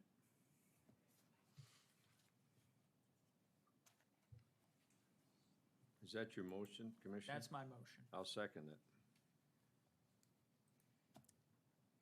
And I think the Commissioner- institution went so far as saying, well, then stop paying it. So, do we want to move forward and write them a letter and tell them we won't be paying it, or how do we want the bills? Because if we shouldn't be paying the bills, we should have them approved before they're put through the process. I agree. I mean, I don't want to be ham-fisted about it, but this institution should be told to knock this off. So do we want to draft up a letter and send it to them? We should, and then we should also drop 1,500 out of the budget. Okay. The problem with dropping it out of the budget, if we're paying the coroner for services, it's that Right. institution is submitting or asking to have the services done, I think we need to direct the coroner not to do the service. And then he can't submit the claim Right. as well, so that If they call and request it, doesn't he have to do it? this is a little more interesting than it just simply saying don't do it. Yeah, I'm not suggesting don't do it. What I'm suggesting is, I had a one-on-one meeting with the guy, and he told me, cut $1,500 out of your budget. Okay. Are there claims that we can go back for and say these weren't? I don't think so, because the coroner performed the service. And So he had a valid claim against the county. But for the I'm saying, can service. we go back to that institution and try to recoup some of these if they weren't a legitimate service that was required? I don't want to say they're not legitimate. I don't want to get into litigation with them. All I want to say is, the person who heads this institution literally told Commissioner Gibbon, stop paying the bill. That is correct. Well, the thing is, though, the bill is with the coroner, it's not with them. I mean, if they submitted to a bill to us, I could say we'd stop paying it, but. Yeah, what he meant to say was, I agree with you, it is not medically necessary.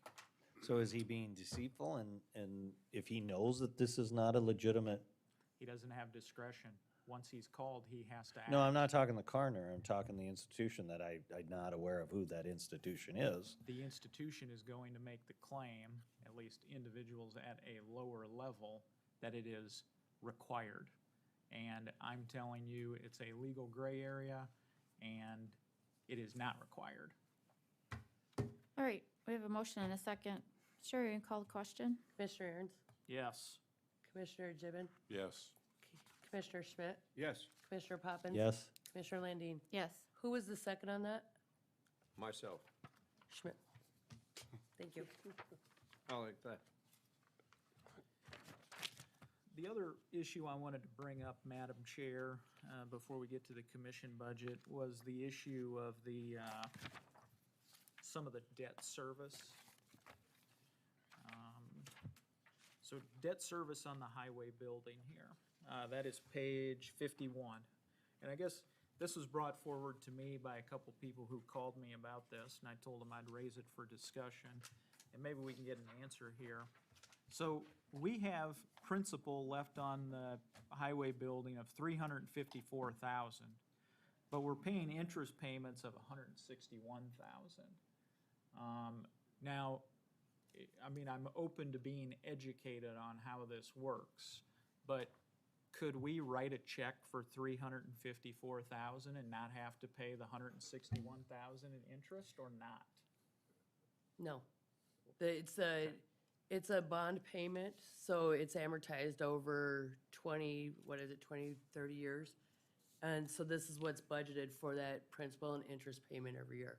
Okay, so we can't pay it, like, we can't pay it off early and save on interest payments. Okay, so what's gonna happen on the meeting on the 28th? I've been talking to Tom, Grimmin.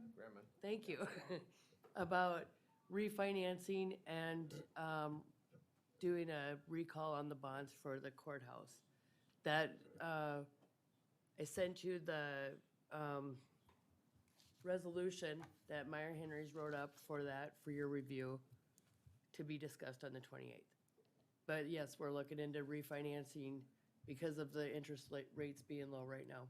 I will just say the resolution is incredibly legally dense. Very difficult material to wade through. But thank you for the refinance opportunity. I mean, I thought it was a legitimate question that these people brought forward to me as, why don't you just pay it off and stop paying 160 grand in interest? Well, because think we we got- still owe however much, I'm not I gonna got the answer. run a Yeah. number off my head, but yeah. Yeah, we don't just owe the 354,000. No. That's the annual payment that Yes. we have to make. Yep.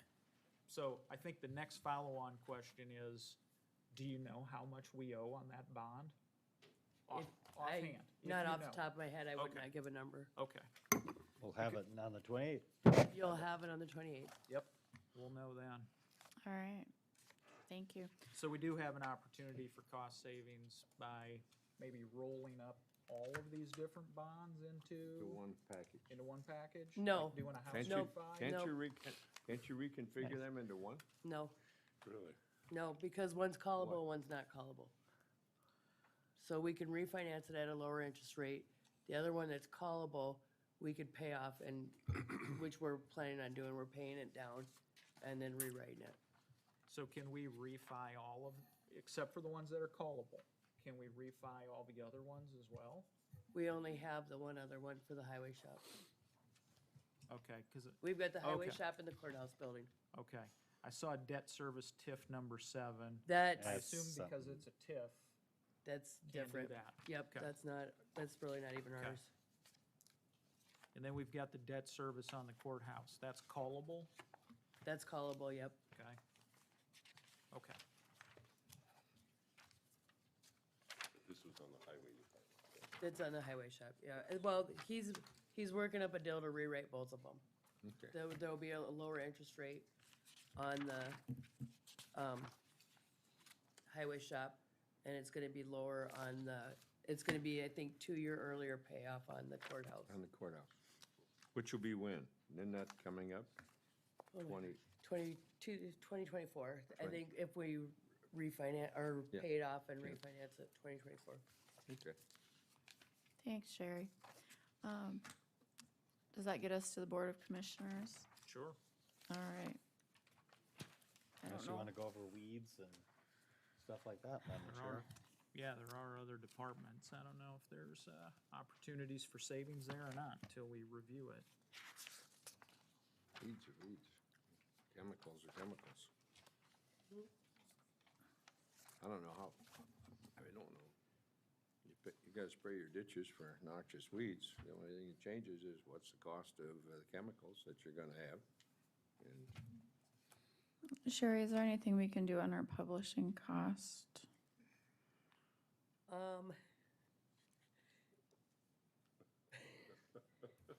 Sure. Get them to publish the first time? No, I don't know. Sorry. I That's shouldn't have all said that. No, because what we did is the 3-year trend, but then we had to have it increased a little bit because now we've added Argus Leader to it. Okay.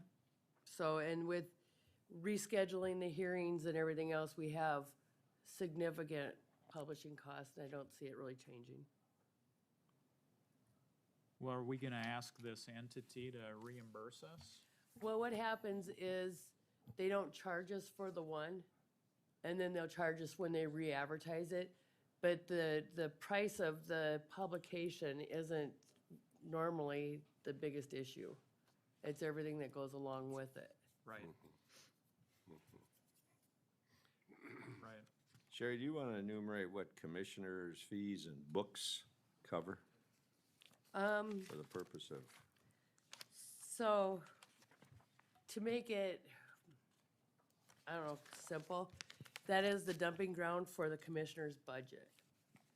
The ones that consistently come out of there are the Canton Chamber of Commerce, Sioux Falls Development Foundation, Sioux Falls Chamber of Commerce, Sedaco and NACO memberships. Commissioner fees and books, I don't know. So it's all those other things So that we pay it's, for. let's say you decide you want to do a drainage study and nobody's budgeted for it, it Yep. comes out of your budget. Or you want to do a traffic study and nobody's budgeted for it, it comes out of your budget. That's why the number's high. Whether you have that number high or you take it out and supplement as you need, it's whichever way you want to do it. This is just your spending authority in case something comes up. without taking it out of contingency. Correct, or having a hearing. Yeah. So our $100,000 publishing budget, is that really ours, or should that be at the auditor's office? No, it's yours. Why is that? Because you're the one that requests the publications. You request, it's the hearings for the commissioners. I mean, you want to move it to the auditor's office? Well, I It's mean, still gonna cost the same. yeah, no, I get that part. What I'm trying to get at is more a transparency issue here, is people look at it and they're like, well, what are you publishing? And it seems as if we actually publish through the different departments that work for us as opposed to publishing ourselves, right? Well, you publish your hearing. It's Okay. your hearing. I'm Okay. just your clerk. Yeah, I can be, So, I can be yeah. persuaded on this. I'm just trying to figure it out. Right, peop- so, the but that's public why understands. Toby's taken over some of his own publishing. Okay. You know, everybody's got their individual publishing. But what specifically comes out of your publishing is your hearings, your bids, and not your bids for your highway, it's your bids for your surplus vehicles or whatnot. So they really are yours for publications. And right now, we're essentially running at about $100,000 a year on I'm publishing gonna fees. just double check this, because I can.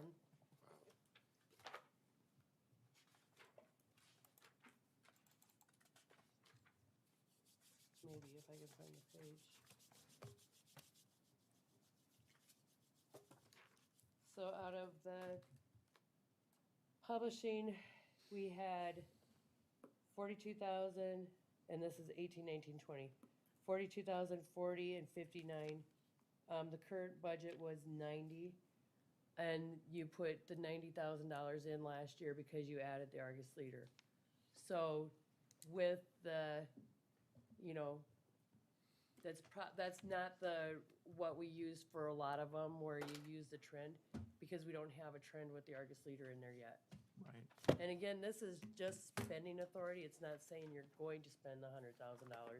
And you can back it down to 90 if you want to, and if we have to supplement it later, we can do that.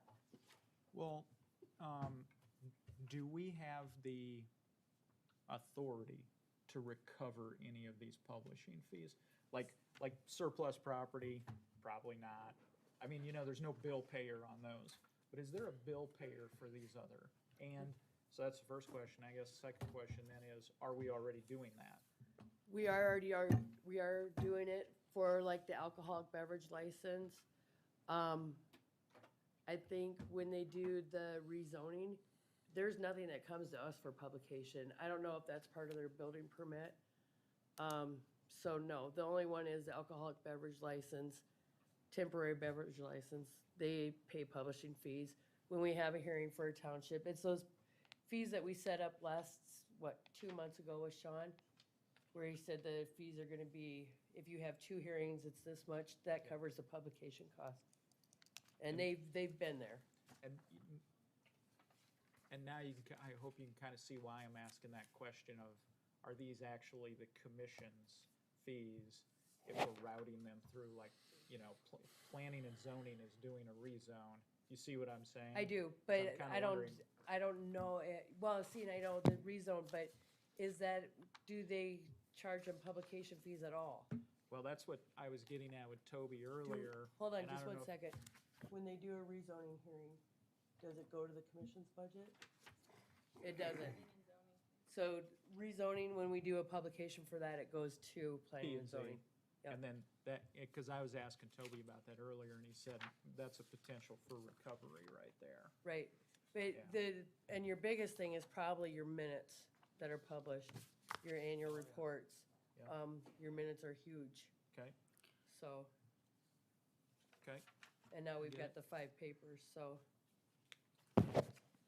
We didn't talk to our veteran service officer, and When I talked to her earlier, she said there really wasn't anything that she Well, could take out of it. there's not really anything there. No. So I don't know, commissioners, is there anything we feel like we can cut out of our budget? Well, I think we should have a discussion about what the cost of living increase is going to be. We've got a 2.5% budgeted for 2.5%. I think the state of South Dakota is something less than that. I think several of the school districts around us are less than that. I think we could save some money by not giving out as much of a 2.5% cost of living increase. Should I call Julia back down here? We also have to think about, Joel, though, is that the 2.5 isn't just for the current employees, it's also for the recruitment that we're trying to do. And the people that we've got now, the recruitment that we're trying to do, the biggest reason that they're not getting hired or taking the jobs is because of the wage. But is I that- can call Julia back down to talk on that. Yeah, I mean, is that documented? I mean, I don't Yep. see any like documentation on that. I just hear people saying, well, you know, they don't want to work here. But we don't actually do an exit interview with somebody before they even get hired here, right? Why don't Well, we call Julia down? yep, Yeah. I'm going to. I'm pretty sure Julia asked those questions of why somebody turned down a job if it's offered to them. Bill, did you have any light you'd like to shed on it, if you know? No, we've interviewed, and specifically, we have been told no because of that. I don't want to go too much into it, but that's one of the things we've run into is the difference in levels between Minnehaha County and our office. Which that's a wage starting point issue as opposed to a cost of living increase issue. Like if, I don't know how many people ever come into a job and say, well, what's my cost of living increase gonna be next year? I think they come into the job and they say to themselves, how much are you offering me? I think that is the primary motivation as opposed to the COLA increase. But that's where Right. it starts, is at step one, they adjust the, well, Julia can talk on it. Hi. All right. Yeah, my understanding is that's how those starting wages get adjusted, by adding that, so. How can I help? The debate, if I may, Madam Chair, is. Go ahead. The discussion is trying to find out why people either not applying or turning down an offer in reference to our starting salary or salaries that we're able to offer them. How many times is the amount that we're offered to pay becoming an issue? Recently? Yes. A fair amount. At least 4. Out of how many? I would have to go back, I'm sorry. It's definitely, without having data in front of me, it's definitely more of an issue than it has been in the past. In addition to that, the number of applicants has significantly decreased. The other thing working against us, to go off of what State's Attorney Woolman said, is the distance, of course, and then also our benefits is huge. Just as a point of comparison, I don't have the data with me, but I did an analysis of our benefits package, and not only is our coverage less rich than other comparable organizations, it's extremely higher.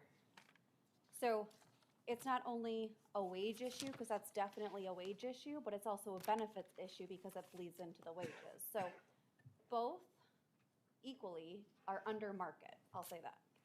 Wages and benefits alike. Is our COLA above market Compared to who? Just in general? compared to well, you just referenced under market.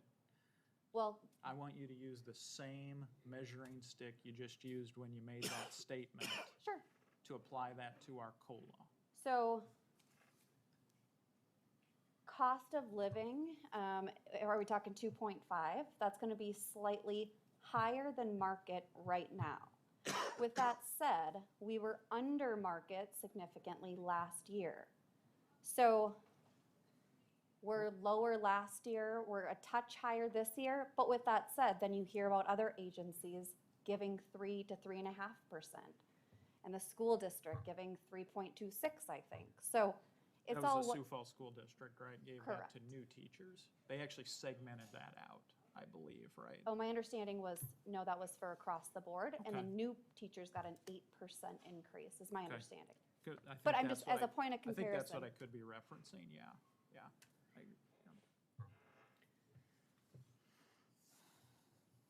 So the discussion started here, possibly not offering a 2.5 cost of living increase. So that's what has started this discussion, just so you know. Thank you.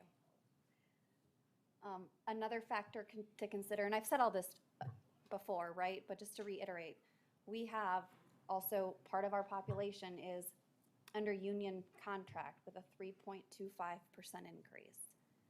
So we have some of our staff getting 3.25, and I'm not arguing they aren't deserving of the 3.25, but what I'm arguing for is the rest of our staff to get the same amount and be equal across the board. Doesn't that effectively unionize the cost of living increase then? I mean, I'm just saying it would be nice to treat all of our employees consistently. well, you know, we have a hardworking workforce. Yep. But they don't all wear bulletproof vests to their job every day, nor do they put themselves in situations where they could suffer deadly harm.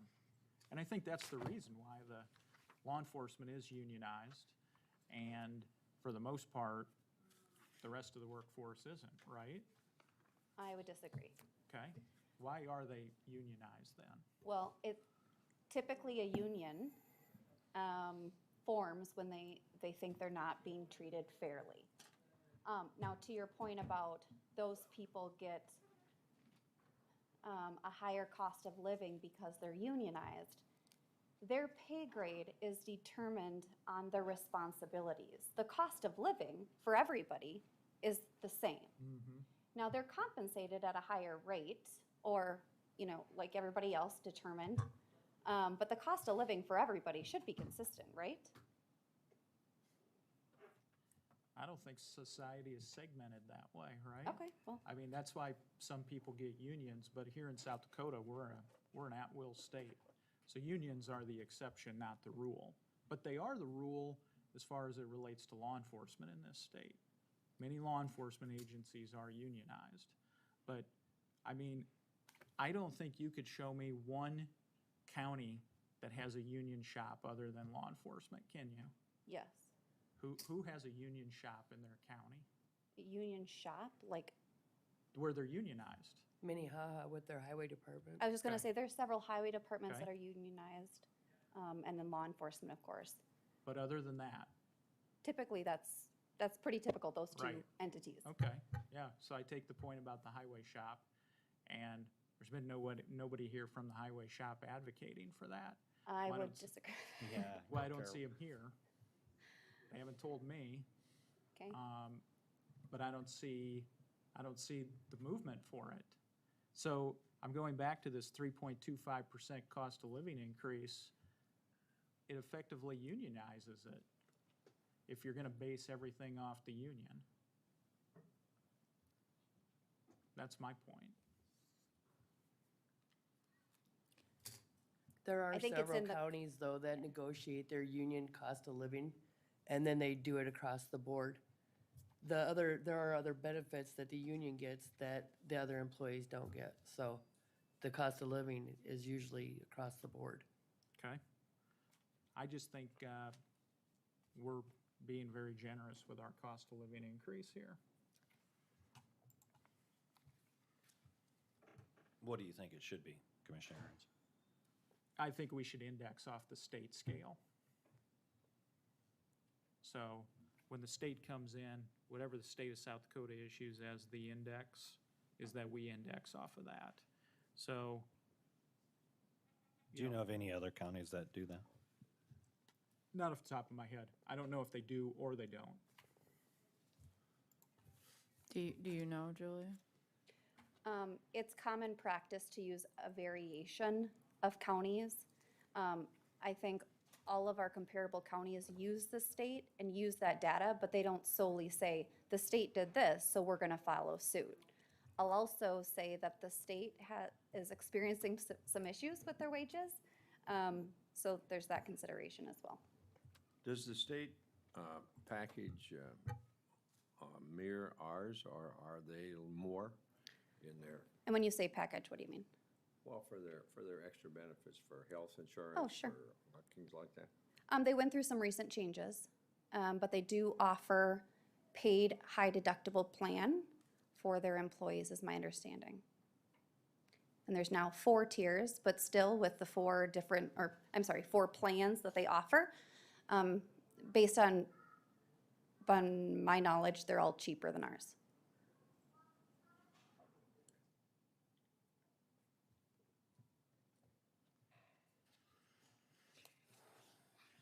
Does anybody else have any questions for staff?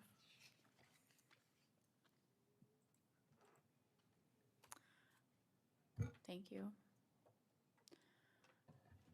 So where does everybody want to take this? I mean, we need to get something done. So Sherry, what's time-wise, what are we at? It would be nice to have the budget passed by the 28th of September. So That's would what we you mean. be, the motions we've made, if we approve this budget, then does that have to get republished again? Yes. As a provisional? Like an No, I amended think provisional? if you were to say, yep, the 4.1, I would go in and make sure that my numbers all jive. We would come in on the 28th and approve it and then have to republish it. That's what I would do. Okay. But we don't have to do it as a provisional again. Okay, but so we don't need to vote anymore on what we've already voted on today or on this budget? No. As a whole? No. But then there's no other budgets that anybody wants to go through. Right. All right, so we have went through and we've made motions and changes. It is a public hearing, so if there's anybody in the audience that would like to speak to the budget, come on up. All right, don't see anybody, so. Commissioners? I'm happy with it, I could pass it right now. As could I. So we're gonna wait, right? You wanna wait? I want to bring the numbers back to you and send them out to you again. I want to make sure that I've got everything in here. But if Okay. you want to pass it on without seeing it, that's fine too. Let's take the conservative, let's see it first. We were told the other night at the joint Sioux Falls City Council meeting by the Sioux Falls City Attorney, who was very insistent about this issue of when substantial changes are made during a public hearing, is that it has to be republished for consideration by the public. And he was insistent. And that seemed to be the main reason why everybody on this commission, or one of the reasons, why there was such a need to have to pass the medical cannabis issue. Well, I would think here today that if we're going to use that same logic, there's been substantial changes made to this. It's got to be republished and reopened for an additional hearing. Okay, we can do that on the 28th. We can do that, I just indicated that with the changes made. Mike's not on, I would be comfortable with passing it. I do think there's a significant difference between an ordinance that would become part of our ongoing statutes and a one-year budget, and with the knowledge that we were making adjustments and the public is constantly aware of that, so. Bill, do we need to, 7/21/10, amendment of correction of provisional budget by commissioners. At any meeting held to and during a consideration of a provisional budget by the board may eliminate, amend, correct, change, or alter any of the purposes, objects, items, schedules may deem necessary and proper. All such amendments, eliminations, corrections, changes, alterations, insertions, and additions shall be made before the final approval and adoption of the budget by the board before October 1st of each year. All amendments, corrections, changes, alterations, eliminations, insertions, additions made in or to the provisional budget shall be noted on the provisional budget and shall be entered in length of minutes of the board. So, and this was, See. and this was our public hearing for this, so Mhm. timing wise, I don't think there's any requirement that we redo that. I would republish the in full regardless, Right. but yeah, as far as to having another hearing, I can read over it further and talk to Bill.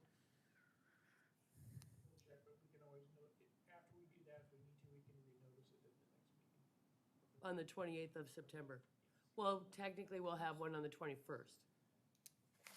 Yeah, and I don't think this should be a race to the bottom in terms of the government saying, what is the most minimum, bare minimum I can do? I think actually, we should strive to do the most we can do in terms of opening it up to the public and transparency. So we should take what we did today, put it on the internet, in this big document right here, this 60-page document.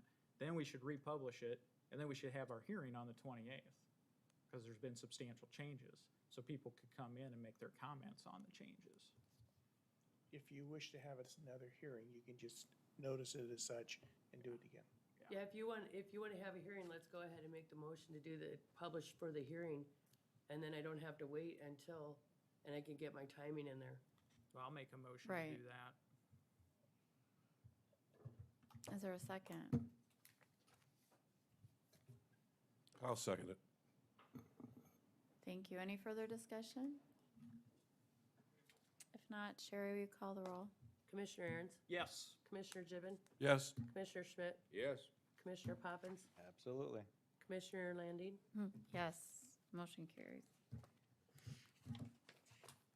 Hopefully we get triple the number of people that spoke today then. I'd consider a motion to adjourn. So moved, Madam Chair. Second? Thank you. Sherry? Commissioner Aaron's, Yes. Commissioner Gibbon, Yes. Commissioner Schmidt, Yes. Commissioner Poppins, Yes. Commissioner Landine. Yes.